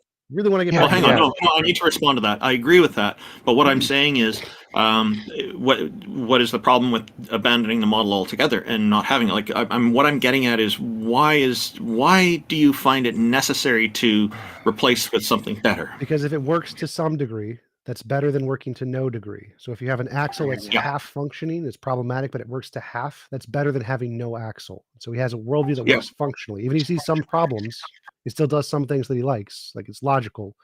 So he's keeping it for that reason. It's perfectly right. Yeah, and yes, I that's fine. I'm asking invalid why why that necessity is there, because do you find such a necessity burdensome at all? I don't want to say necessity so much as I'm going to say that there are benefits to one over the other. So like, for instance, if I have, like TJump had said, we both agree on the science. Me and you, most likely, I don't know exactly what your theories are, and there were maybe some weird things that I had heard, but I don't even know if it's worth it to get into it yet. But like, imagine that we completely and totally agree completely on the science, and that most of my claims are much like that unicorn that I'm saying is on the other side of Saturn that we've never seen. And my claim isn't necessarily even that's. I'm not even saying that this is true. I'm just saying it seems as though a model that would explain something a little bit more, even if it is not necessarily 100% verifiable, may have some benefits, and I can explain those benefits, but I'm just trying to understand when we say, that this logical worldview must predict. This is the part that I'm currently challenging. I don't know that it necessarily must predict, or that the prediction is something that you may be able to see in your lifetime. There are many things that we have to live in a world of imperfect and incomplete information, and it makes, I'm not just saying makes sense, it is useful. There is a lot of utility to having the ability to make logical distinctions, logical positions on things, even if you won't have enough information. And I don't understand why, I should abandon a model that does have these additional pieces of information. Great. That might be Okay, wrong. that seems reasonable to me. Okay. That seems reasonable to me. So Can you back to tell the- us what your model is? Oh, no, please don't. I want to continue with my line of questioning. So the question was, is there a more rational worldview? A more rational worldview is one that's both valid and sound, not just valid. So logically, we should go with with a model that is both valid and sound, right? Not Can I just one pause that's you, valid. T-Jump? What? I didn't understand. Were you talking about rational? Logical, rational synonyms. So here, we can go either Oh, way. I didn't know that. Okay. I didn't know that. So Okay. is it so wait a more second. logical Help me to distinguish. wait, is it logical to I don't go understand what that means. Okay. Is it more logical to go with a model that is just valid or a model that is both valid and sound? I would definitely want the valid and sound, which I Right. agree in science. That's exactly what you have. I'm totally in So agreement. if we have a model that's both valid and sound, and then a model that's Uh-huh. just valid, which means they have some premise that hasn't been demonstrated to be sound yet, which one should Right. we logically go with? If does one encompass the other? No, because also there's, like, say there's 6 premises. 5 of the premises are verified, 1 is not, and the other one just has 5 Right. premises, all of which are verified. Which Right. one's better? Which one should we logically go with? I would go with the one that has the additional premise, if that additional premise was allowing you to make, additional decisions. So, like for instance, I don't think that unicorns on the other end of Saturn are very necessary for me. So, like, I don't really care. But if it turned out that I had to do something, like I don't know, if I were making a satellite to try and see that other side of Saturn to see if there's a unicorn, I'd probably say, you know what, it's probably not worth spending that much money. So There so let's probably say isn't one there. let's say the 6th So premise like, yeah, is there's a magical leprechaun and he tells me that I should do certain things, like don't step on gold or whatever. And so he helps me to make decisions. And this is the 6th premise.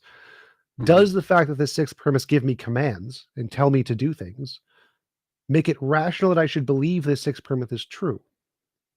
Ah, that's a good question. So yeah, like for instance, TJump, if you have to make decisions in the world, and like let's say that there is like a piece of gold that you either have to stand on or you can't go to Yep. work. You have to, Yep. you have to do something. So like, and the thing is I think at that point you need to start making a decision that either that damn leprechaun exists or he doesn't, and he's either telling you the truth or he's not telling you the truth. Well, that I think And is if you decide illogical. that he's That I think is illogical because I okay, think if we're trying to make a decision, should we step on the gold or not, and we have no evidence of the leprechaun, then right? making the decision based on what this leprechaun may say is no more probably true than the inverse of an anti-leprechaun. So if say the leprechaun says step on the gold, you can imagine that there's hypothetically an anti-leprechaun that says don't step on the gold. And both will send you to hell for eternity if you do or do not do what they say. To make a decision based off of this hypothetical leprechaun is no more rationally justified than to make a decision based on the anti-leprechaun. And so until evidence is provided to differentiate a particular hypothesis from imagination, then all of the infinitely many possible alternative explanations are all equally as justified, which is to say, not justified at all. And so to believe this 6th premise, whatever it is irrational because there's infinitely many alternative premises that have equally as much support as that one. Zero.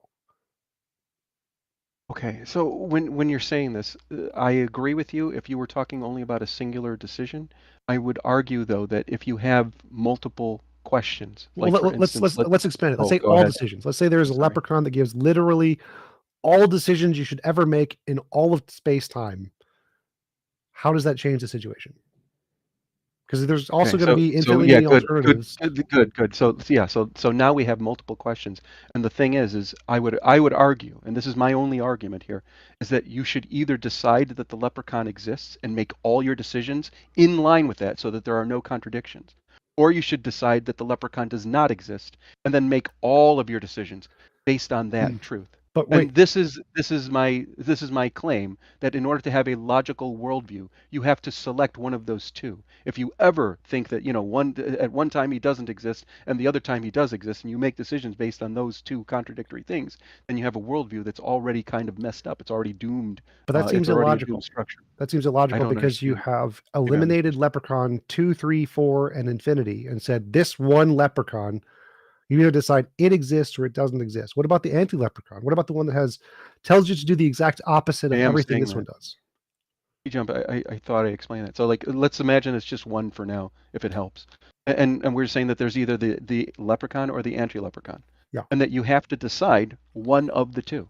Well, So no, I'm I saying think in order to have a logical worldview, you have to choose either A or not A, right? So we're making a choice, and we stick with that choice throughout all of our decision making until we have evidence that suggests we were wrong, and then we switch completely to the other side. So in order to have a logical worldview, we have to choose either that does exist or does not no. exist. I don't Let think me you're. interject No, one more please time because I have to please leave. don't, I'll please. give it Okay. back to you forever, T-Jump. I'll give it back to you forever. I just want to say that invalid. Although I do think that sometimes the burden is shrugged off, it sounds like you are coming into this with an open thought process. What I would say, just why I think T-Jump's point is so crucial and why prediction is one of the most important things we could talk about when coming to a worldview, is that you see this both in religion when it comes with prophecy. Probably one of the number one things for why they say that they are convinced for it being true. And you see this with, it doesn't have to be a materialist. You can see this with theological viewpoints as well. But you need to be able to predict the future. You need to be able to discern fact from fiction. I think science, a materialist worldview, does that the best. But I do think it is one of the most crucial aspects to building a worldview. And so, right back over to you, TJump. And thank you all. Don't forget to like, follow, and subscribe on all our respective channels. So I guess to kind of address what I'm hearing from Amy is I get this a couple of times already, and I don't know if I'm misrepresenting what it is that I'm trying to do here. So I'm not suggesting that prediction is bad, and I'm not suggesting that I don't want prediction in my model.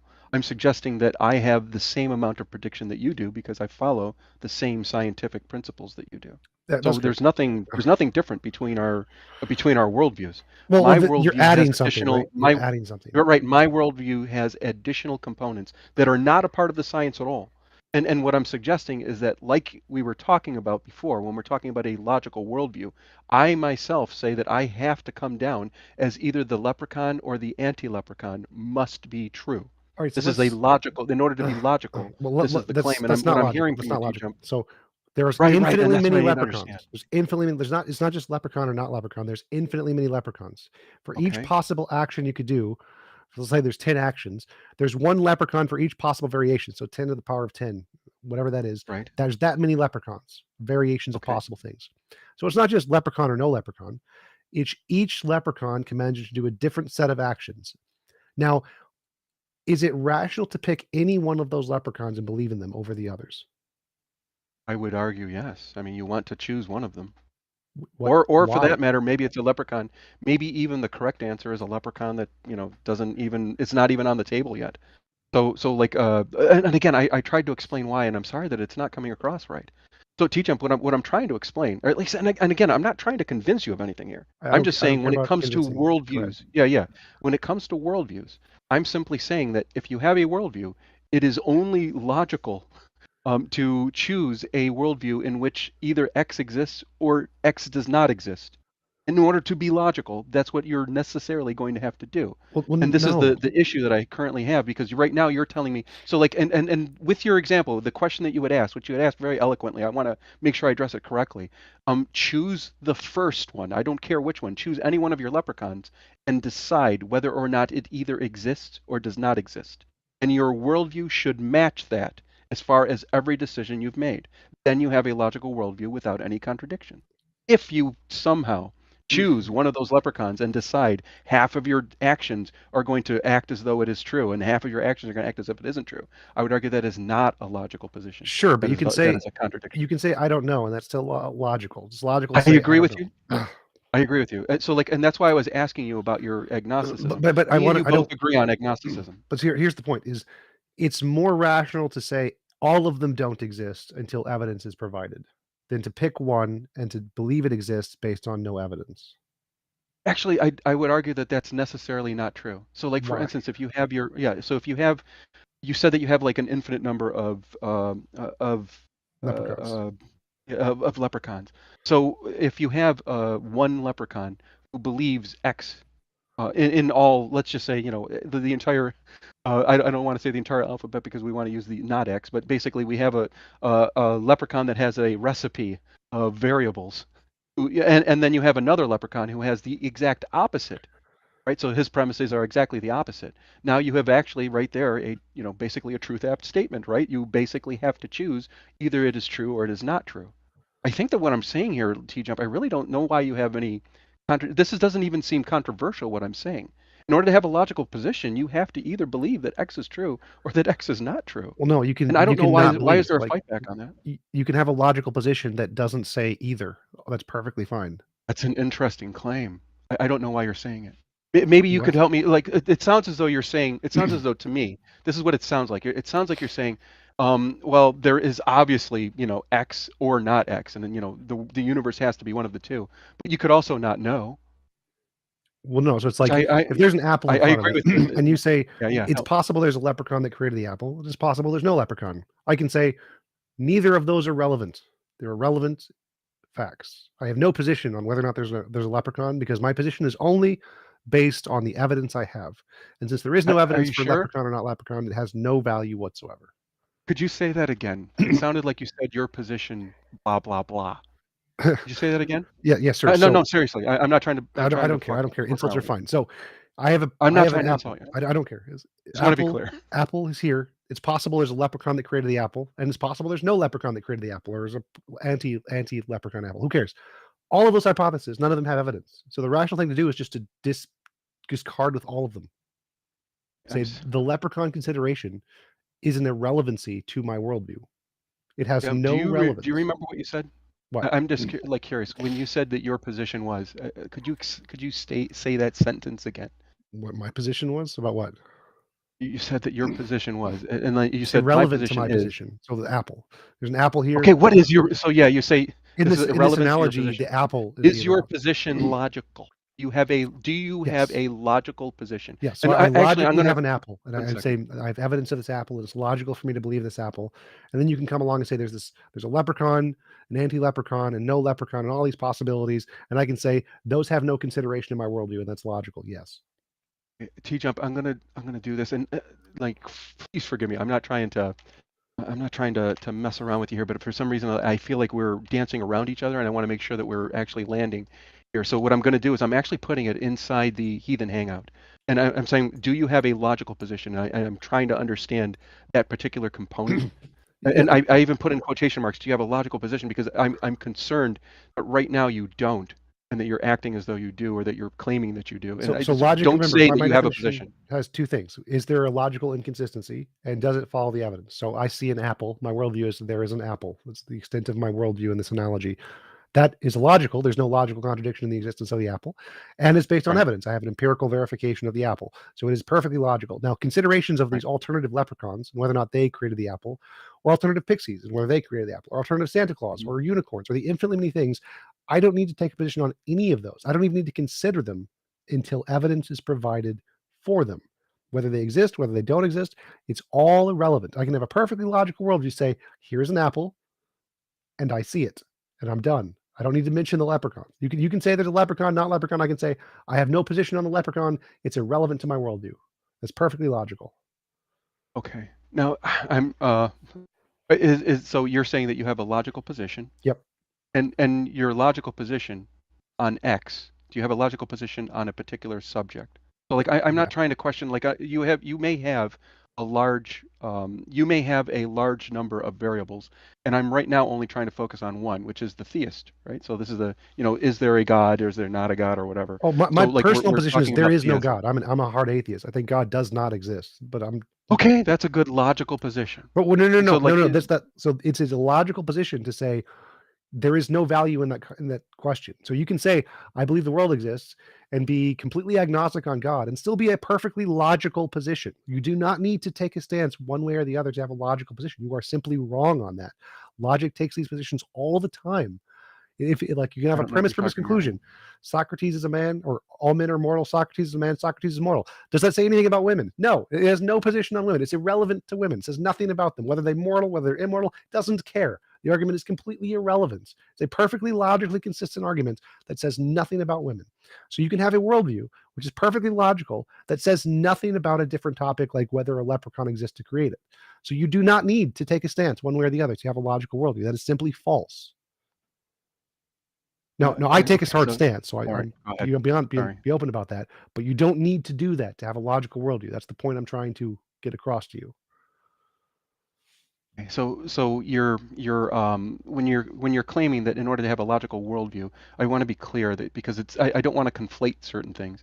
I have a worldview that has obviously more than just theism in it. So, Sure. and as do you, right? We Sure. have we all have a scientific worldview. Yeah, I'm a materialist. We both Sure. share a scientific worldview. So we have this same component. Now there are certain components of our worldview that may not be logical. In other words, I may be completely logical in my science and then go fucking off on some weird, tangent, and I start to believe that there's, leprechauns and shit. And that would obviously be an illogical component, despite the fact that me and you would totally agree on all forms of science and just about everything that would exist otherwise. Okay. And what I'm trying to figure out is if the component of the worldview, in other words, I'm a theist right now who has an additional component that by definition, that means that I have additional component that obviously is never going to have any kind of scientific evidence, right? So I have to Yep. I have to make decisions in the world. And as I'm making decisions in the world, I'm saying that in order for my worldview to be useful to anyone, I would argue that you want to be able to make logical decisions. And if you're going to make logical decisions, you want to make logical decisions based on whether or not a particular premise is true or not true. And in particular, the only premise that we care about right now is whether or not God exists. Right. We can define that in different ways, but it's. Yeah, so that's a good point. I hope I'm not saying something crazy here. No, it's perfectly fine. So Okay. if there is no evidence one way or the other, the only logical, rational position is to just make it irrelevant from your worldview. That's the Okay, only I don't know logical why you're position. saying that. I don't know why you're Because saying that means there's equal evidence for that hypothesis or that premise and all of the alternative premises. There's infinitely many of them. It's a problem of underdetermination. There's always infinitely many empirically equivalent explanations that can explain all data. And so if there isn't evidence for one, then you should never take a position on any of them. Now, I think there's evidence against God. So I take a position atheism is true because I think there's more evidence for materialism. But if there is no evidence, it is irrational to pick one that has no more justification than any of the infinitely many others. It's irrational. So it's illogical. Right. And I don't know if you're okay. So what I'm trying to focus on is you keep on wanting to say that there's a whole bunch of these different things, and I'm only saying a broad, very, very broad category that is very truth apt, I hope. So like, in other words, if I'm defining God as just something that is outside of space and time, right? So this is my claim that there's, and again, I understand if you're gonna tell me, hey, there's no science behind it, I totally agree with you. That's not the point though. That I'm making decisions. That if I'm going to make decisions in the world, and I'm going to, by necessity, because I live in an imperfect and incomplete information world, I'm going to have to make decisions and do things in this world. I'm going to have to make decisions on basically premises that I will have insufficient information on. And I think that if you're going to have a logical worldview on that subject, not an entire logical worldview, but a logical worldview on that particular subject, it's extremely necessary to either choose truth or false. And I don't understand why you're saying that isn't necessary. This is it's necessary to not do that. So I'm not saying it's not necessary. I'm saying it's necessary to not do that. So let's say, like, there is evidence for things outside of space-time, but let's suppose there was no evidence of anything outside of space-time. To believe that there was evidence outside of space-time would be irrational, necessarily. You could say it's, I don't know. What? I'm telling you right now, it's like these things, the explanations that I'm getting, I'm genuinely trying to understand here, but it seems as though, and I think that maybe we can get to the point where we're forget any other examples and we'll just talk about X. Sure. So because I really think that it'll help if we just focus in on that. And if I have a worldview, and I'm saying, there's obviously incomplete information, definitely imperfect information when it comes to whether or not X exists. Right? X is true. So like, if it turns out that X is true, I need to make decisions in this worldview. Well, no, you You're don't. telling me. Any decision you make, it is never rational to ever make a decision off of anything that has no evidence. You should only make decisions based off things that have evidence. If you have no evidence, then making a decision is no different than random chance. Literally no different. So if you just roll a dice, that is equally as rational as you believing in God and making a decision based off of the God. If there's no evidence, any decision you make is no different than random chance. That's why we need evidence. And so to make a decision of any kind based off of a God that has no evidence is illogical and irrational. Okay. And that's the part that I think is that right there, I think is probably a good thing. And don't get me wrong, I have sympathy for your position. I really do. But like when you say that you have no evidence, then you shouldn't be making a decision or anything else. I think that the world necessarily presents things. No, just to clarify. I didn't say you shouldn't make a decision. So you can still make a decision. My misunderstanding. So I'm saying make a decision off of an imagined hypothesis that solves the problem. So let's say there's a problem. What's in the Really? box? And you want to say, I want to guess what's in the box. And I think God told me in my imagination it's a potato that's in the box. That is irrational. It is irrational to trust that information because it has no evidence. It would be more rational to say, I don't know what's in the box, or to say, I'm going to pick something at random. That would be rational because then you're rationally accepting that the probability of you being right is pretty low. But if you actually believe that this God is telling you that there is a potato in the box, you are being irrational because you are accepting some kind of information that has no objective evidence that makes it better than random chance. Just accepting you have random chance and just picking a random chance thing is rational. Thinking you have more than random chance when you don't is irrational. Okay. So forgive. I'm trying to again, if we can focus on just X or not X. Yeah. I think that really helps because a lot of times I think that we're kind of getting ourselves out of where it is that I would need to understand what it is that we're talking about. And so if I'm in a world in which I need to make a decision about X either being true or not true, Yeah. then you would agree that I need to be consistent about my Right. decision. Consistent and conform to the evidence. So if you have No, no yeah. information, Yes. you have to make a decision. The best thing you can Yes. do is guess. Make a random Okay. There choice. we go. That's the best Yep. thing you can do. Okay. That's the most logical thing you can do. It would be Thank you. Yeah. illogical for you to shake a lucky rabbit's foot or to drop some dice and to have it point in a direction and say, this is more likely to be true. That would be irrational. Premises do not follow from the Okay. conclusions. So if you think you have access to some information that tells you what the correct decision is in this case, but have no evidence of that, you are being irrational. Now, you're still going to make a decision either way. Like let's say you have to make a decision. And the decision is equally likely to be correct in all cases, whether you just drop a random dice or you pick it based off of a god or whatever. But the rational thing to do is to acknowledge you're doing random choice making, and there is no increased probability of following this new routine that you have of believing in God. So the rational thing to do is when you have to make a choice and you have no evidence, to make a random choice or Okay. base it on previous Yeah. evidence. Those are the two things you can do. So TJump, you made a very, very good point that I think is kind of like, now we're getting to where I'm talking about. Yeah, in order to have a logical worldview, you are necessarily going to have to choose one or the other. Even if it's random, you need to choose. And then once that decision's made, all of your decisions are following based on that either being true or not true. So you've got a truth app statement, and you have to make a decision based on the evaluation of that truth app statement.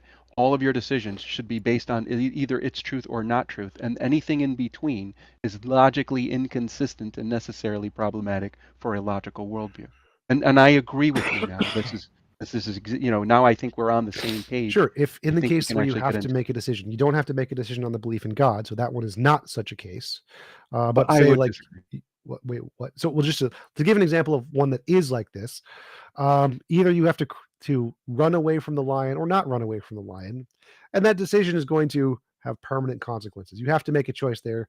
It's going to happen, right? God, not the case. God is not like that. God is like, do I want chocolate ice cream or vanilla? I don't know. I don't have an opinion on it. It's fine either way. So belief in God is not one of those decisions that you must make a choice on. Okay. If you say so, I don't like. To me, I'm thinking that I'm going to make, as I'm creating a worldview, it's definitely, a useful thing to either decide that this is true or not true. So I Why? guess at this point, Why do when you you say think? Why do why, you think it would be meaningful to answer that question in a logical worldview? oh, well, a lot of times if you're looking at there are a whole bunch of things that are opened up if you have a theist worldview as opposed to an atheist world. Well, that's So like I'm whenever not I'm sure what you making any mean by decisions, opened up. yeah, when I'm making any decisions, I myself just happen to go with, and I think that there is sufficient evidence. Like for instance, I think that the person before me, Centurion, I think he had decent evidence. It's enough. It's enough to push it.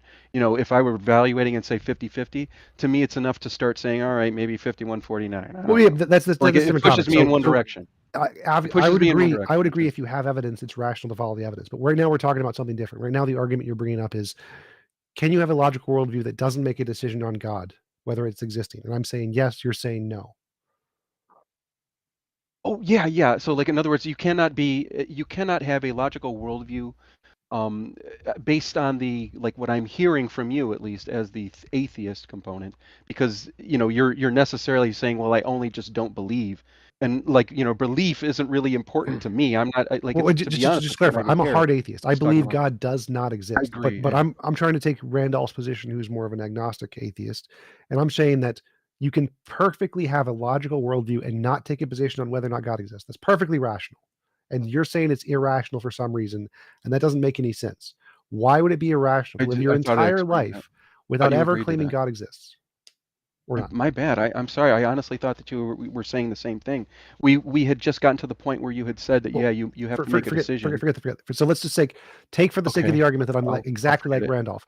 Why is it Okay. irrational to say to live my entire life without ever taking a position on God exists? How is that an irrational worldview? Because I can take any other worldview. I can take materialism, or let's say I don't even take a metaphysical position. I just take a instrumental position. I'm an instrumentalist about science. Why is instrumentalism an illogical position? Okay, for the record, I'm gonna have to go in about 5 minutes. It was fun, and I think that we've gotten somewhere. But to be honest with you, I feel like there is more that has to be done, and maybe we could do this at another time. But to answer your question, I guess with Randolph, again, I'm not necessarily saying rational. I'm saying logical. Just Again, because I myself worldview. happen to So say that they're not interchangeable. And when I'm saying logical, I'm basically saying that there is no third position, right? There is no middle position. So I believe in I definitely believe that there's the excluded middle is extremely important for me. So whenever you're making a decision about a subject, for instance, whether or not there is God, or it doesn't really matter what the hell it is, whether or not there is X, in order for your worldview to be logical about X, you must necessarily believe that X exists, or that X is true, or that X is not true. And that only those two positions are the actual logical positions that will allow you to be, have a useful or utility in your worldview. So that's why, and I hope that that's clear. And if it's not, I guess I don't know what I can do in the next 5 minutes. But well, it's clear, but it's we- wrong. this is a necessity for It's us. Yeah, clear, but it's can we wrong. move on to another question, because he hasn't understood what you're trying to say, TJump, and I think we would be amiss if we didn't actually hear Invalid's beliefs. I'm curious. Can you elucidate, or like obviously Okay, TJump makes sense to you? I'm trying to understand. I would Can like I? to Oh yeah, go ahead. table it, because I don't think I you're getting understand. it, and that's okay. Okay, so I think that it Was it would explained be. well? Out of curiosity, just I don't want to like I don't know if characterize I'm it. missing something. I Okay. understood what All right. TJump was Fine. saying. Fine. That's not the problem, and I don't think TJump did anything wrong in explaining it. The point is, we've gone a long time Yes. sort of pushing aside the issue of what is it that you believe, and every time you say that your decisions are informed or shaped, consequentially you think it matters whether you are acting in accord with your belief that God exists or not. When you say that you just believe in science the same as everybody else, but then you say that your decisions are shaped by the belief that God does or does not exist, I'm assuming that you have specific beliefs about God that make it so that certain actions would be in accord with your beliefs about God and certain actions would not be in accord. So just rather than getting into meta, let's just put all the meta aside. Tell us what your beliefs are and why you think it is justified to act in accord with that particular view of what you think God existing means.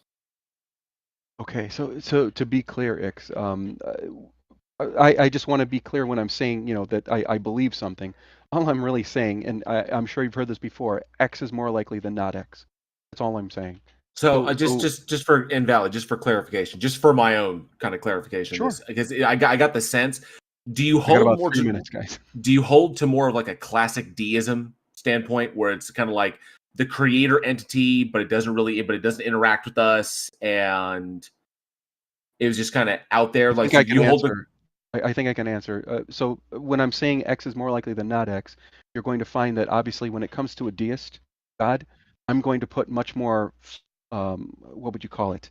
I'm going to put much more like possibility of being true. Like for instance, that might be a 51 versus 49. Whereas if I were going to a Christianic worldview, I might start getting a lot less sure of my claims, and I might be more right. like, I all want to right, hear your view. this is more of a light, a light version. Well, Invalid. And I'm just giving ideas of likelihood of yeah, something being true. the And that's reason all for I the sake have. of time, for the sake of time, the reason I was asking for clarification on that is because if we're going like just if you're just looking at it from just I'm going to look at classic deism, okay? ostensibly it's an unfalsifiable hypothesis. It's literally just hypothesizing about states of the universe that we don't have access to, and there's no evidence to indicate that this is the case, but there's nothing to indicate it's not. So it literally is just kind of like a hypothesis that's just out there. It's like we could posit this, but there's no way we could prove or disprove it. So from a methodological naturalist perspective, I can say, well, it provides no explanatory value. It doesn't improve our understanding of the system, and if we even try to input that variable, it doesn't advance anything, and it doesn't do anything. In fact, sometimes it can even screw it up, make it worse. So we can take that unfalsifiable hypothesis and we can say, I'm not going to even, it's there. I acknowledge that the hypothesis exists, but I'm not even going to entertain it, because entertaining it doesn't do anything. It doesn't add anything. It doesn't improve anything. It doesn't give a better understanding of reality. It doesn't make better predictions than the naturalistic systems, the unguided naturalistic systems that we currently have. So we're just going to leave it over there. So we don't need to make a decision on that, because any decision that we did make wouldn't be backed by any evidence, and it would be purely, in like a personal thing, like an emotional thing, or like a psychological utility. Like, I'm going to hold that it likely does, because it provides this for me, but not because it provides any additional understanding about reality. Right, sorry, guys. I'm going Thank to you. have to leave. Thank you. I sent you a private message with the link to our website that will find the archive if you're interested in our previous, because you seem to be interested. I really enjoyed the conversation with you. Yeah, I won't have time to go through a lot, but I hope that we can do this again sometime, even if it's not, I know that you guys have you're trying to sell stuff here, and I get it. No, but we're not selling. I am. But what I mean is, you are selling, and that you're selling, to stuff to put online, and I don't know if you guys make money from it or not, but I know that you want to archive it too. I think that that's important, but I really would like Before to you talk go, to you guys, even if it's not We're- online. We're can you just archiving tell these. us what you believe, like but- in 1 or 2 sentences. Yeah, so the Kalam. Let's not end the call without argument even is- hearing it. Just a sec. The- We the run every Kalam- fortnight, so in 2 weeks you'll find us here again. Feel free to join us again anytime. Go ahead. Okay, so the Kalam cosmological argument, I think, is enough to push me, 51 to 49. So is the arguments that Centurion was bringing. I thought think those he's were asking, good. like, are you a theist? Are you a deist? Pantheist? What do you believe about God, and what difference does it make in your decision making? That's what I'm asking. I thought I tried to do that already, since I'm only considering like X is more likely than not X. The closer I get to, and I only view things as like more likely or less likely. So Okay, I'm looking the at right question- now, and I would simply say that God, I would say, is more likely. No, than he not. wants the definition when of it God. comes to- Definition of God. Mind, I'm no sorry mind. if I didn't give that already. I already wrote that down. So I'm defining God as an object that is, outside of space and time, that is responsible for the creation of the world in some way. Do you have So it any has a other causal properties? relationship. Does it have a mind? I'm Okay, sorry, so our if- guest is running out of time. So Additional properties to that, I would argue, are going to be less and less likely. The second question was, if you think that is the case, how does that change your behavior? You said it makes all your decisions for you. Tell us one example or several. Oh, that's going to be a tough one. Let's do this when I get back. Okay, But let's try to cover for it the and record, not for the go record, the I entire happen to call be without doing so. I happen to be a moral realist, but I don't base it in my theism. So That's fine. It's a different. That's argument. So sorry, guys. I wish I had more time, but it was interesting, and maybe till next time. Enjoy. looking forward to it. Thank you very much for joining us. I did want to say that his worldview seems to entail that the position that I don't know if something exists, but I'm going to act as if it doesn't, would be irrational, which it's not. And the position that something is not even wrong, like the Pauli position, would also be irrational, which it's also not. And so his position seems to make certain very logical positions illogical by his definition, because they don't take a hard stance on the existence or non-existence of a certain object. That was a very interesting conversation. And just in case the audience is wondering, like TJump pointed out, he doesn't agree with me on certain things. You will find that on this panel there are different viewpoints from each of us, which is where a lot of the value in the conversation comes from. At least that's the intention here.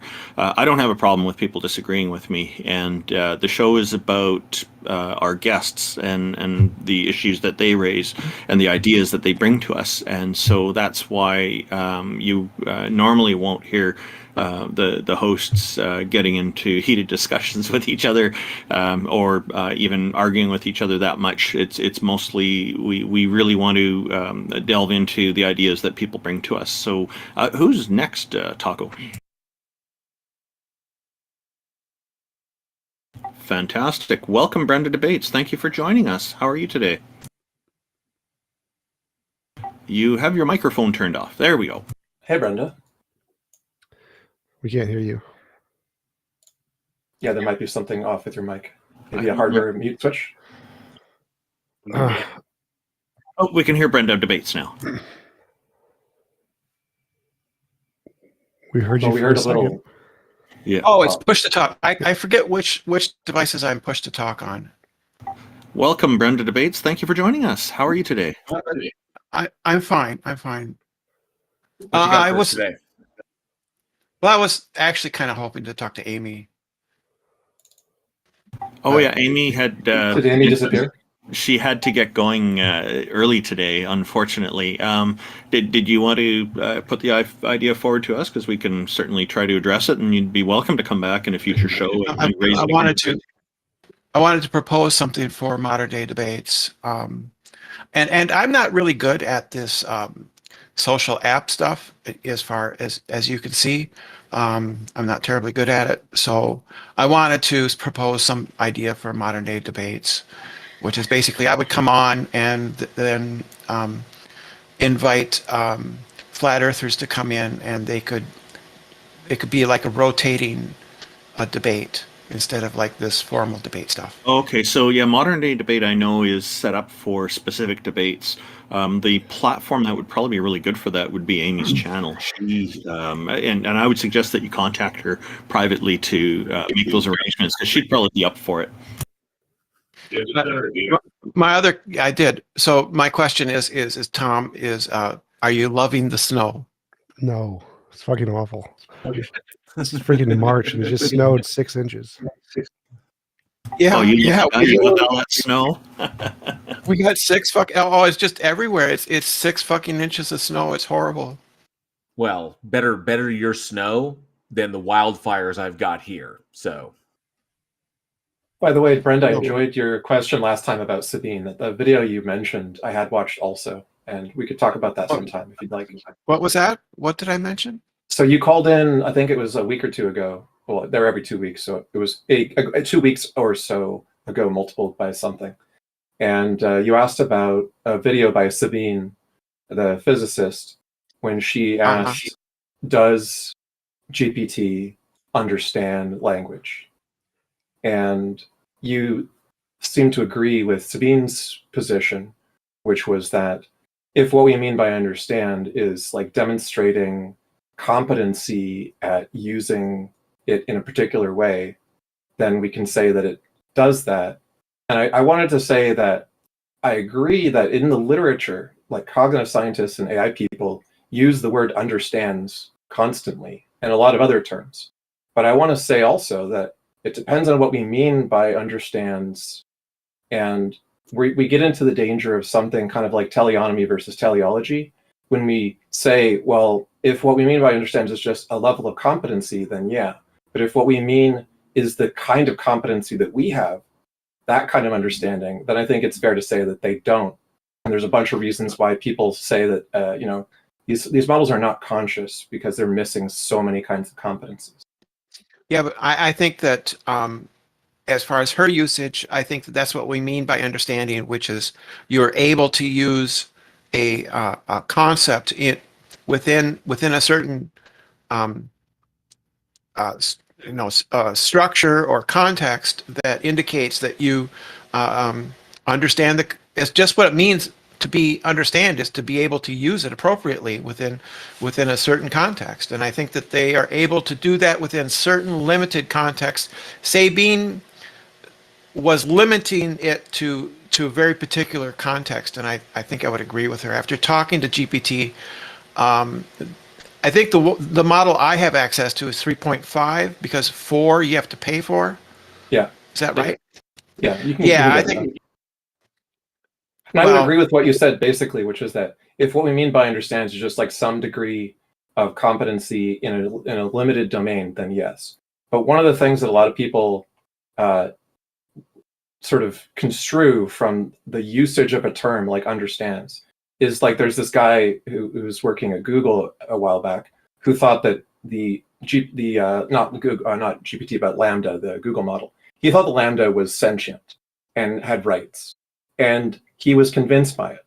Now the reason that this is dangerous, even though I'm not saying that Sabine is committing to that mistake or whatever, but I want to make sure people in the audience thinking about this take this into consideration, is that if we're going by like the original concept of the Turing test, the Turing test wasn't just, you know, a limited duration, limited domain question and answer session. The idea was that you could endlessly interrogate the thing in any way whatsoever, and it would hold up to all of that. Not just that it would get a very like, you know, constrained set of limited understanding criteria. And a good example of this is Eliza, the very first chatbot that was popular. Eliza understood people and asked them Rogerian psychotherapy questions that convinced people that it understood them. But it didn't, in the modern sense, have very much competency of understanding, because all it could say was, oh, interesting. Is that because of this, or is that because of that? It tricks people. And I think a lot of what GPT does is trick people. It hallucinates, it makes stuff up. And if you ask it, do you know what this means? It'll say, yes, this means blah, blah, blah. And then if you do like a logic problem involving it, it will fail because it doesn't understand it the way we do. That's all I'm trying to say. I agree with X on this. And Eliza, the first implementation I ever experimented with was when I was a kid playing with the Commodore 64. A very limited implementation, but it was interesting. It didn't take long to figure out that it is not real, not a real entity behind it. I suspect that the biggest challenge for AI is going to be not just simulating emotions, but actually having real emotions, and that to me is going to be the big problem, the big conundrum for AI in the next, at least over the foreseeable future, anyway. What does it mean to have an actual emotion? I think that There you go. think it could possibly. That's part of the problem right there. I think part of the problem is people can run afoul of the homunculus fallacy. You know, Dennett has brought that up with consciousness and stuff. You know, at some point, I mean, I believe that there's no ghost in our machine, right? We are composed. We have a neural network. It's extremely large, but we are a neural network. And if you model that in a computer, at some point, it's going to match us. See, we agree on that. I'm not saying that I'm skeptical that GPT is a precursor to an important stage in the development of artificial consciousness. I think we're headed to artificial consciousness, to AGI, et cetera, and maybe even human-like brain emulation or behavioral emulation. So we agree that it's conceivable, that it's feasible, and that it's very likely coming sooner than we're ready for it, probably. But the question is, how do we speak about the stages before we get there? And I think it makes sense to talk about these types of things as like pseudo-understanding or semi-understanding. If we're talking to lay people, it's fine to say it understands if you're speaking like with teleology versus teleonomy amongst people who understand that it's not real, complete understanding in the human sense. But it is more like a spectrum, a degree in which we say it has this much competency across these many domains. Well, I think Brenda brings up a really good point that there's no hard line to distinguish when we will get to true intelligence. Like, we're not going to be able to know what that is. And so it's essentially going to look to us no different than it does now. It's just a bunch of switches that are determined to react in a certain way. They're just going to be better at it. So right now you can say it's like a toddler. A toddler is going to make mistakes when it tries to associate things. But would you say the toddler is not conscious? Well, no, of course you'd say the toddler is conscious. And so we don't know at what point the system of switches will actually become conscious. And the question is could it be now? And I think probably the answer is no, but it's a valid question to ask. Because we don't know at what is the property that is required in that system in order to really achieve consciousness.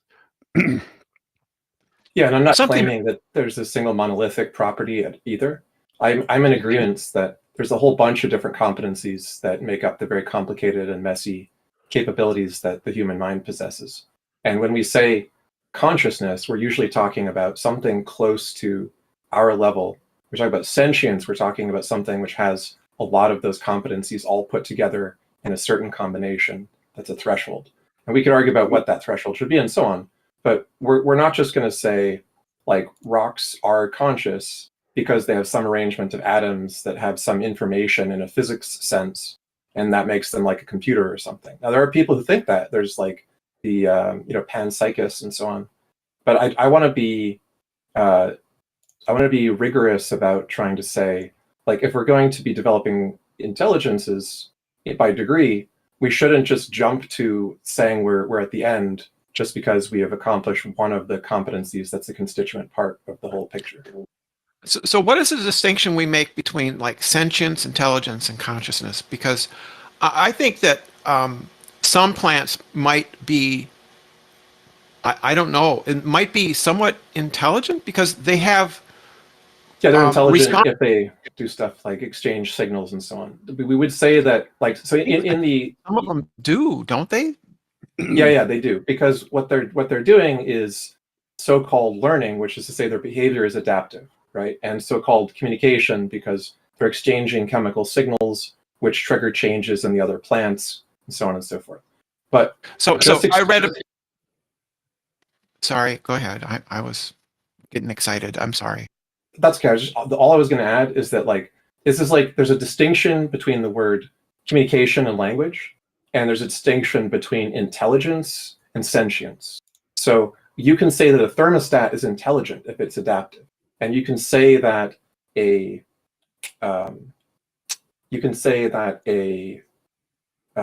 thing has one but not the other, and that's where I think we stand with plants and all kinds of other things that are probably not sentient or conscious, but certainly have a degree of adaptation in response and communication between one another in some form. Yeah. I wanted to give an example because I read this just recently that there was news in a science news thing that trees give off a particular sound when they are under stress.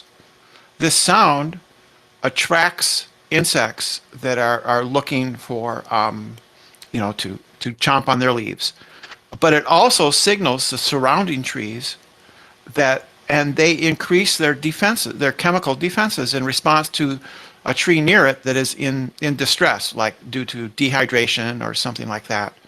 It doesn't have enough water, and that is amazing. Yeah, it certainly is, but it's far short of what we would call. It's not sentience, though. It is amazing.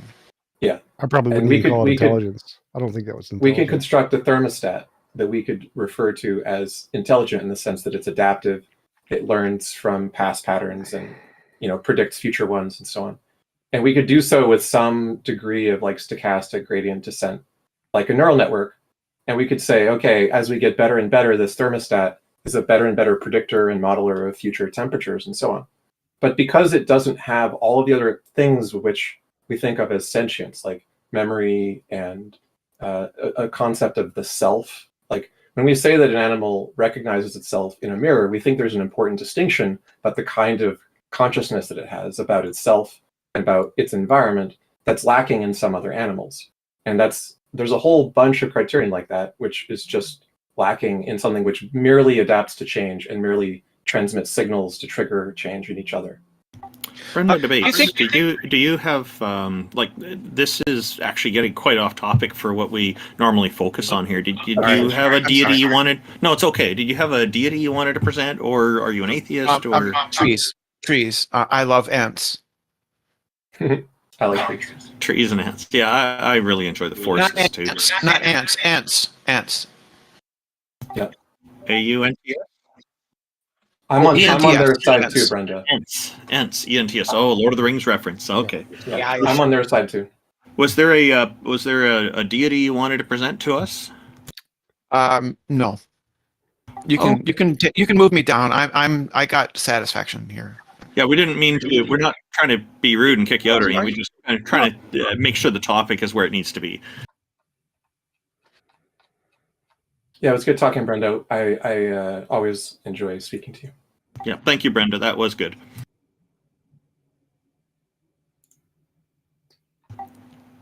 Hello, Tunamon. Welcome and thank you for joining us. How are you today?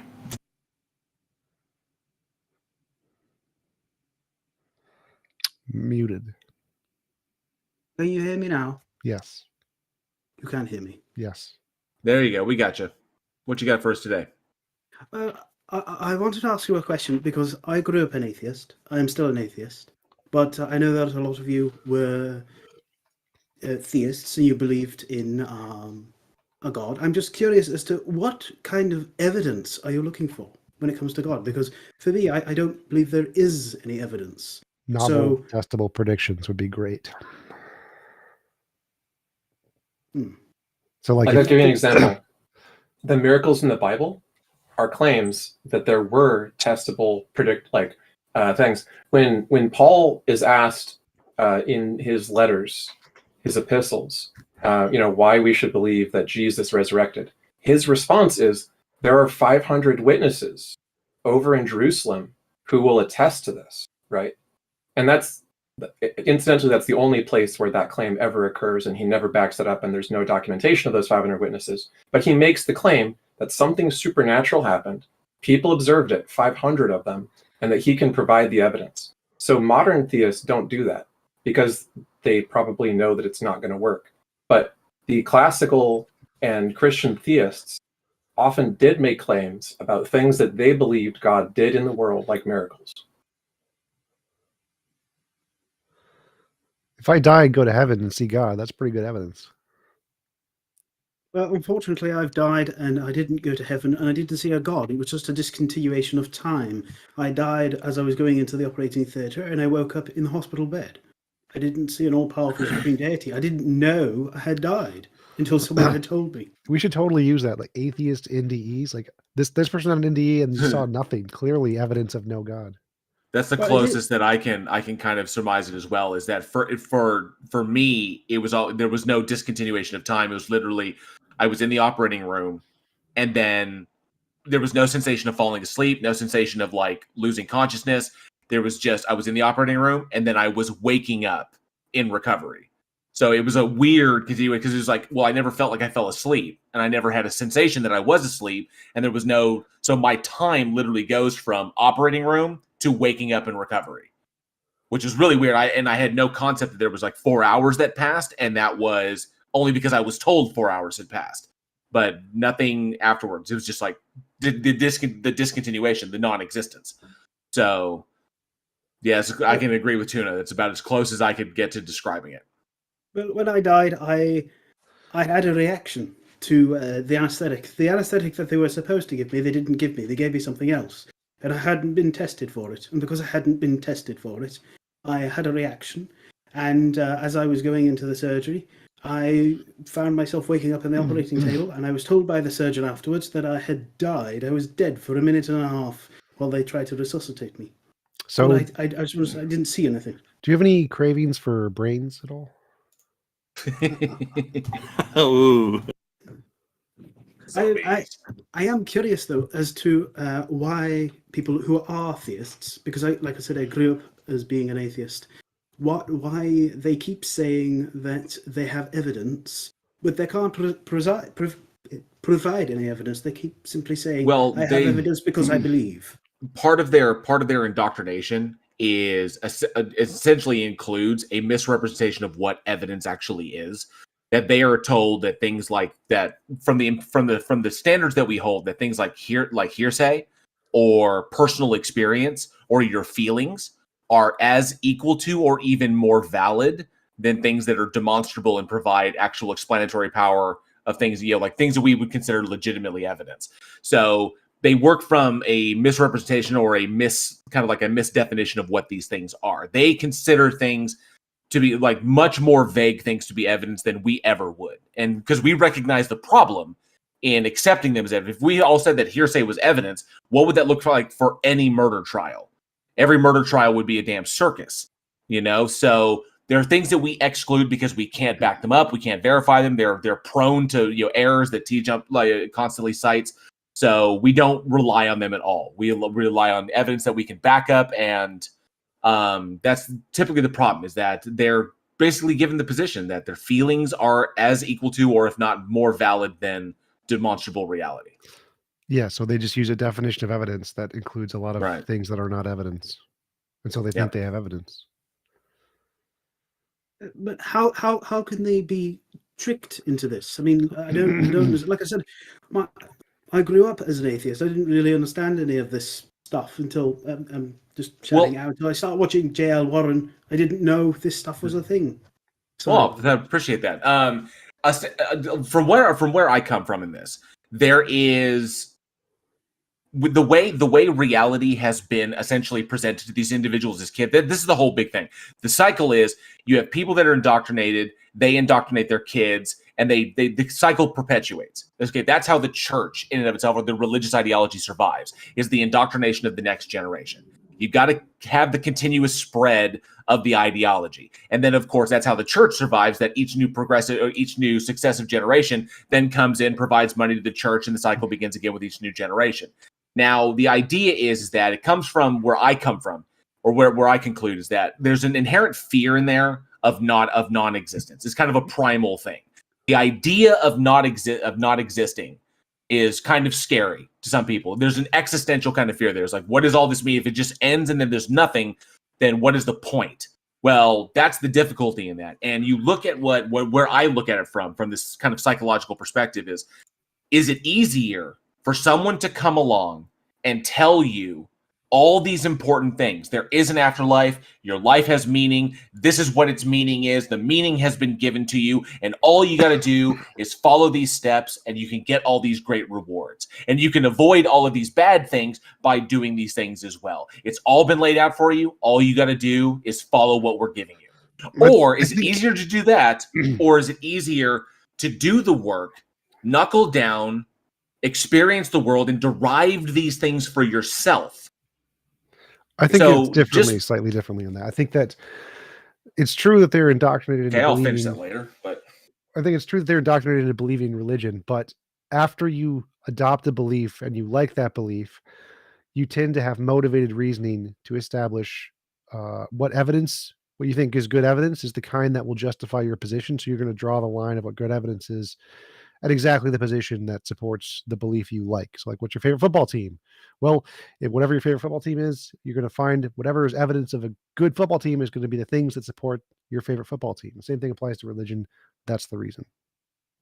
Yeah, and then within depending upon your ideology, there are certain things that have been built into the belief structure to reinforce beneath us. So you have certain like logical problems, or you have certain like, fallacious issues. Like, for example, one of my favorites to point out is literally the Morton's fork in Christianity. That the one thing that really keeps it going is Christians are told to go out and spread it. And if they convert somebody, or they win souls, or however you want to dictate it, they go out and they convince somebody, then they win. That validates their faith. It validates their position. They've convinced someone else that it's true. But if they're rejected, that's also a validation of their faith, because the book tells them, they're indoctrinated to believe that they will be rejected by those that are already condemned, or they've condemned themselves, or they simply refuse to believe, or blah, blah, blah, blah, blah. So essentially, everyone is wrong and you're right. And the way you validate that is like, the ones you convince, they validate you're right. The ones that are wrong, they also validate you're right. So, and Christianity is not just the only one. The entire Abrahamic monotheism is just rife with these little fail safes. And these have been generated over time, created over time, to ensure the system is self-contained and keeps perpetuating itself until you expose it to information that system doesn't want you to have. So you begin to ask questions. That's why, like, the idea of asking questions, of questioning your elders, of looking further, of actually getting education, that's why the systems of faith really don't like it when you do that. There's actually scripture that dictates not to do these things. So, okay, well, if I'm just going to get interrupted there, so... You have been talking for like 2 minutes straight, so we should try to keep it concise, please. Thank you. So, Tuna, did you have anything else from there? Yes, I do. Would it be fair to say that people who believe in a god, they're not actually believing in a god, they believe in a book? Because I the think book tells them that God is real. I think the book is presented as reinforcement of it. Yeah. I But it think you're contradicts itself. conflating belief there. So they epistemically believe in a book, but they ontologically believe in a God. So they trust the book is true, so they believe in the book, but they believe the God exists. And so there's two different kinds of belief there. All right, sorry, this is mind-boggling. I simply can't understand why a person would sort of give themselves to something that has no evidence It whatsoever. makes them Oh feel well, good. you got to look at the start. Like, where does it start? It's not like these are like grown adults that are being presented this and they're just accepting it. No, this starts when people are young, very very young, and when they're completely impressionable, completely subject to the influence of their parents and their little social groups that their parents create for them, the little echo chambers you have when you're a child. And so that is where it starts. If you have parents that beat into their kids' heads that this is the way it is, they're going to be carrying that forward.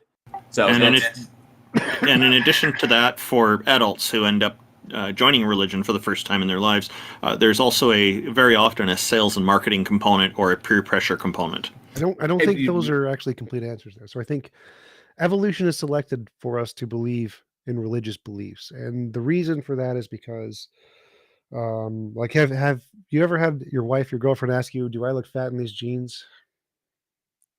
Yes, of course. I've And got and many typically, slaps from that. even if she does, your best answer is to say no. No is probably the best answer there, because the white lies we tell give people more confidence, more self-assurance, more ability to function and move forward in life more effectively than if you tell them something that'll make them more stressed.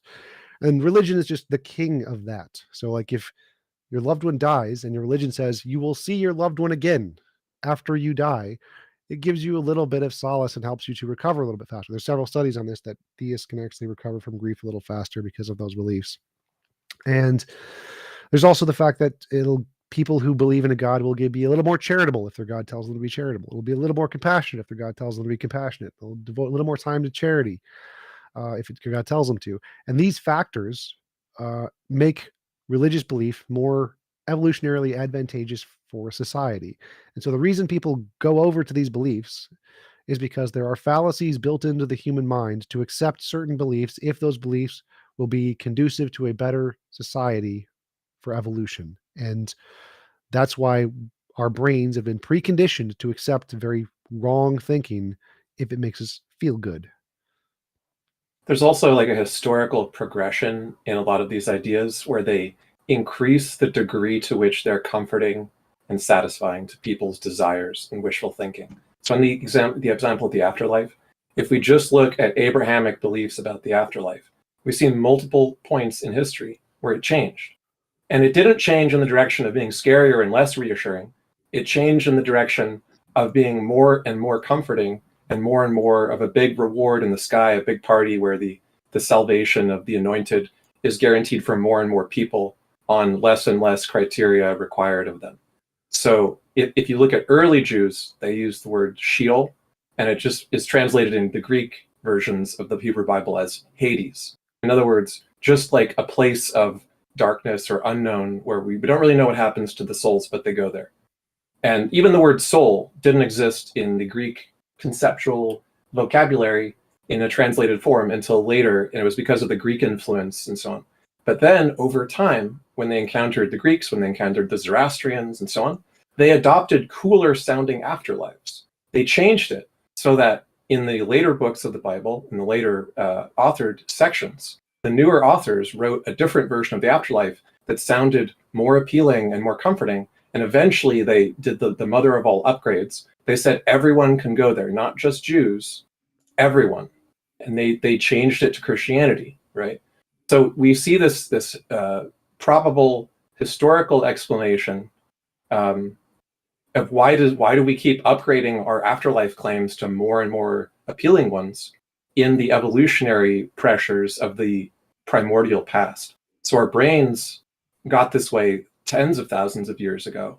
But as a result of our brains being predisposed to constantly desire better and better white lies to comfort ourselves more and more, we have historically been on a trend of going from simpler, less specific afterlives to more specific, more rewardy,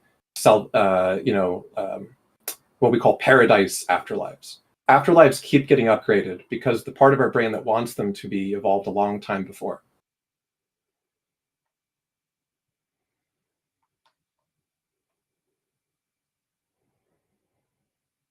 Make sense? Any other questions? No, I still don't really understand why people believe. I mean, I can understand if they've been indoctrinated since they were children, but well, my mother was devout Catholic, and I never understood the religion. I just thought it was something that was dying out. It makes them feel good. And That's the answer. It just makes them part of it. It's part of it. I mean, the other part is that for a person who prides themselves on being rational and so on, and wants to be able to defend their belief on more than just the "it's my faith" argument, they will convince themselves of the evidentiary arguments as well. So when you talk to like an apologist, you're talking to someone who has memorized a lot of very detailed attempted defenses, such as the 500 witnesses, minimal facts, Christianity arguments of Lee Strobel and others. And those are the things they fall back on when they're challenged. They just say, well, I think there's historical evidence for it, right? They say these witnesses are reliable, these mentions of Jesus are reliable, and so it must have happened. And that's what they fall back on if they're trying to educate themselves to justify what they already want to believe in. Okay. Well, I only have one more question. You say it makes them feel good to believe in this stuff. Then why are they so hateful towards anyone who is not themselves? Why would being hateful be different? Like, you can feel good and be hateful at the same time. Those aren't contradictions. Well, I would disagree. I don't understand why someone can be mean for no reason. I mean, why? I mean, it's like if you Because it spend makes your them entire feel life good. hating. Have you never heard of I know, but bullies? They get a self-validation out of it because they're expressing their position, and part of that position is the inability to accept or the refusal to accept anybody who does not believe what they believe or hold to their same tenets. So it's just an expression of their tribalism is what it is. Our tribe believes this. Our tribe is right. Your tribe is incorrect. So if you don't believe it, then you need to get the hell out of here or something or whatever. So even going back 50,000 years, 75,000 years, tribal conflicts where two tribes have come into contact with one another, they don't believe the same thing. One would annihilate the other one, whether it's for whatever reason. This is just a contemporary expression of that, And then because by being hateful, they validate themselves. That's how they defend their belief. Being hateful can make you feel good. Bullying can make people feel good. It releases endorphins, releases dopamine. Being mean can make you feel good too. But it's very short, though. I mean, wouldn't it be better just all work together? I have autism. I don't really understand people. It's not specific to religion. I think, to be fair, when we're talking about primordial reasons for modern behavior, which can explain some things, tribalism seems to be an almost universal by degree tendency. And so tribalism in religious groups manifests as the behavior you're talking about. Tribalism in political groups, has manifested as, millions of dead people. So we're not going to say religion has a monopoly on tribalism, but we have to, I think, provide like a measured critique about the kinds of tribalism that it encourages, or the kinds of irrationality it encourages, while not making the claim that it's the only irrational or tribalistic. So people aren't rational. Even if it makes you feel good now, like cocaine, people are going to take cocaine even though it would be more rational to not take cocaine. People are going to eat a cheeseburger even though it would be more rational to go for a jog. It doesn't matter if something be more rationally better. If it makes people feel good, they're going to do it. Religion makes people feel good. Yeah, it helps to look at religiosity in the broader spectrum of critical thinking and skepticism. So if you're seeing commonalities between, let's say, like political extremists and religious extremists, it may be that it's not just religion that you need to look at. It's a tendency that manifests in multiple kinds of extreme human behavior, one of which is religious. So it's really good to look at the sort of toolkits. One of the classic ones is Carl Sagan called it the baloney detection kit, which is basically just a few simple rules for establishing someone is trying to feed you a line. There's a really good wiki called Rational Wiki which has a very broad spectrum of skeptical articles on every subject you could care to think of.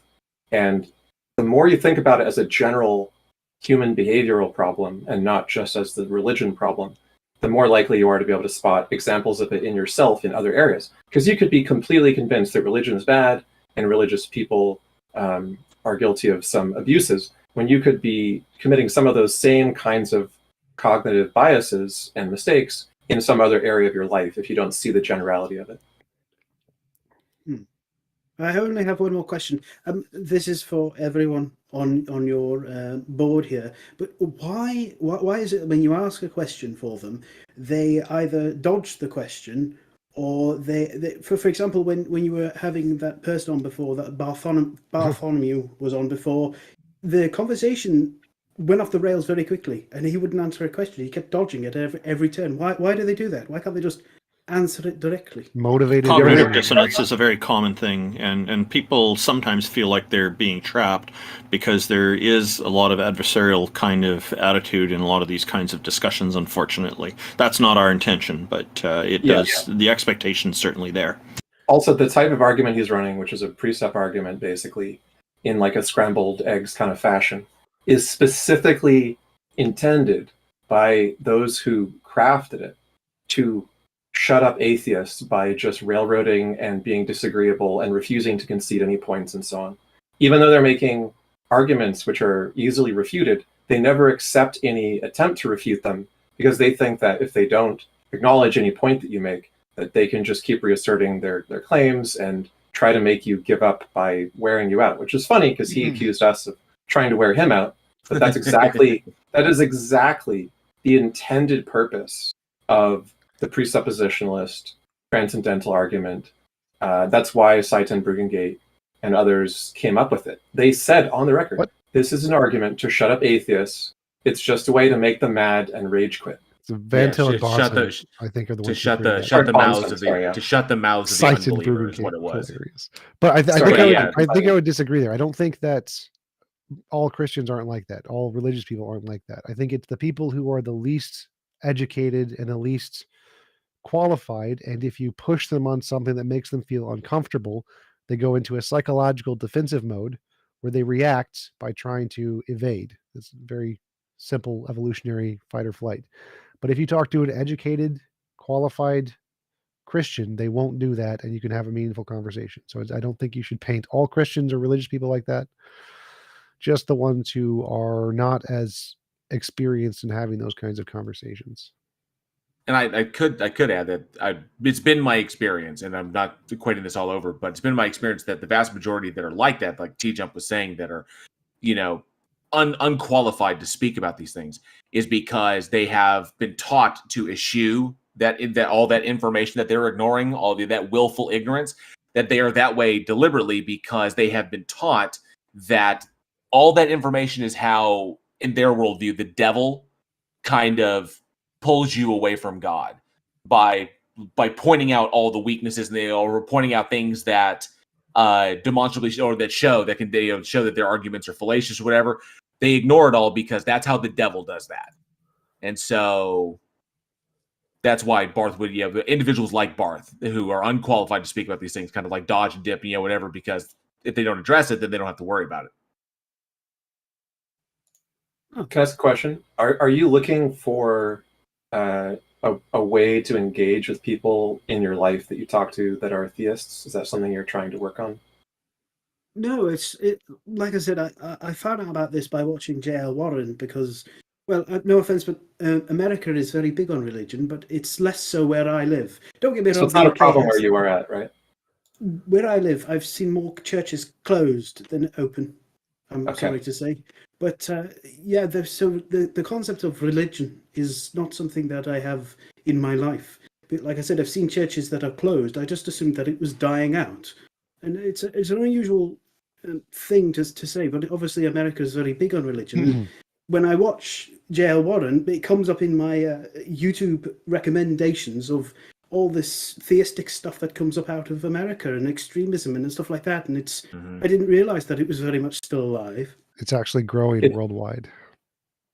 If you want to engage with people of different ideas and learn more about their beliefs.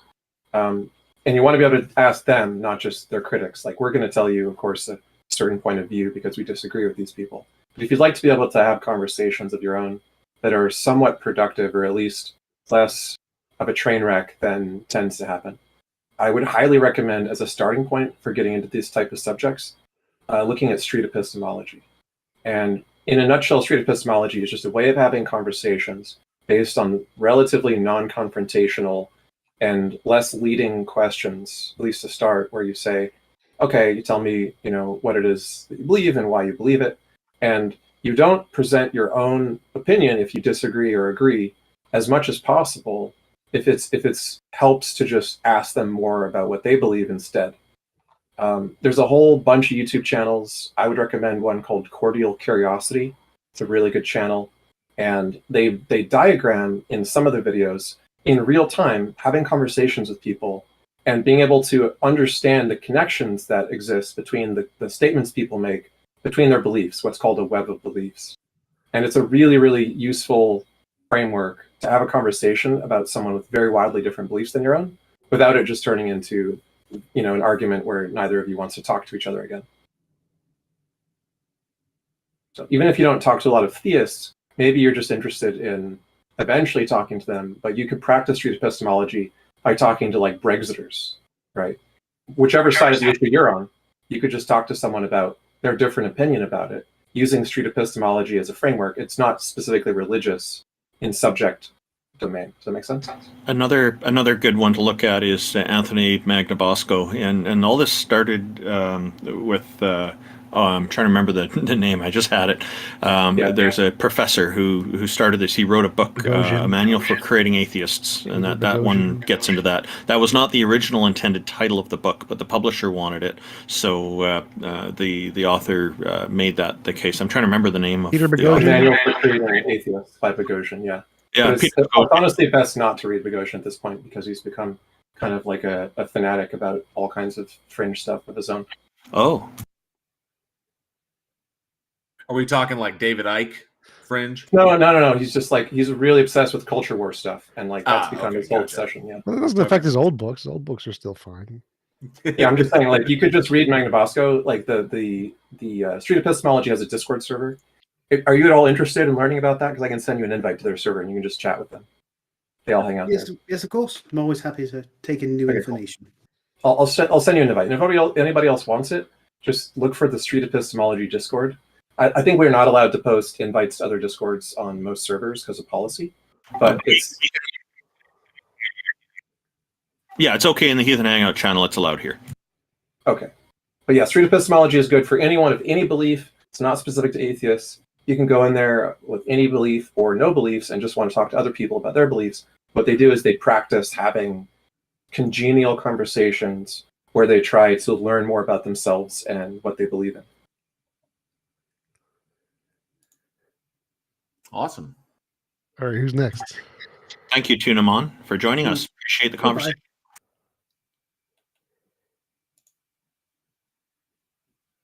Welcome, Lulz. How are you? Thank you for joining us. Your microphone. Yeah. Hello, can you hear me? Yes, sir, we can. How are you today? Yeah, I'm good. How's everyone? New Zealand. I recognize you. How you doing? Yeah, I'm doing well. Yeah, I have a sort of, I don't know if you know of an argument against natural selection by Ray Fodor, but it's much maligned, and I think unfairly so. Does it have something to do with God in your mind? Fodor is an atheist. No, right? no, it's not. Okay, so we're pretty much talking about, despite some tangents into like consciousness and so on, but consciousness and the idea that disembodied minds may or may not exist has a lot of bearing on whether or not we should believe in God. So that's why I think that topic is related. But I don't think Fodor's arguments about naturalism and natural selection are germane to this unless you have some specific connection to your belief in God or not.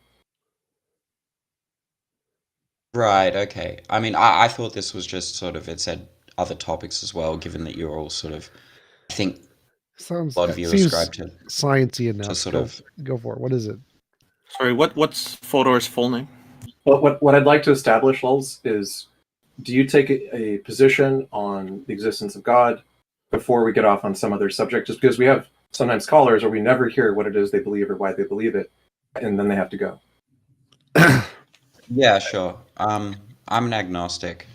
I don't take. So to answer Randolph's question, it's Jerry Fodor, and it's Fodor.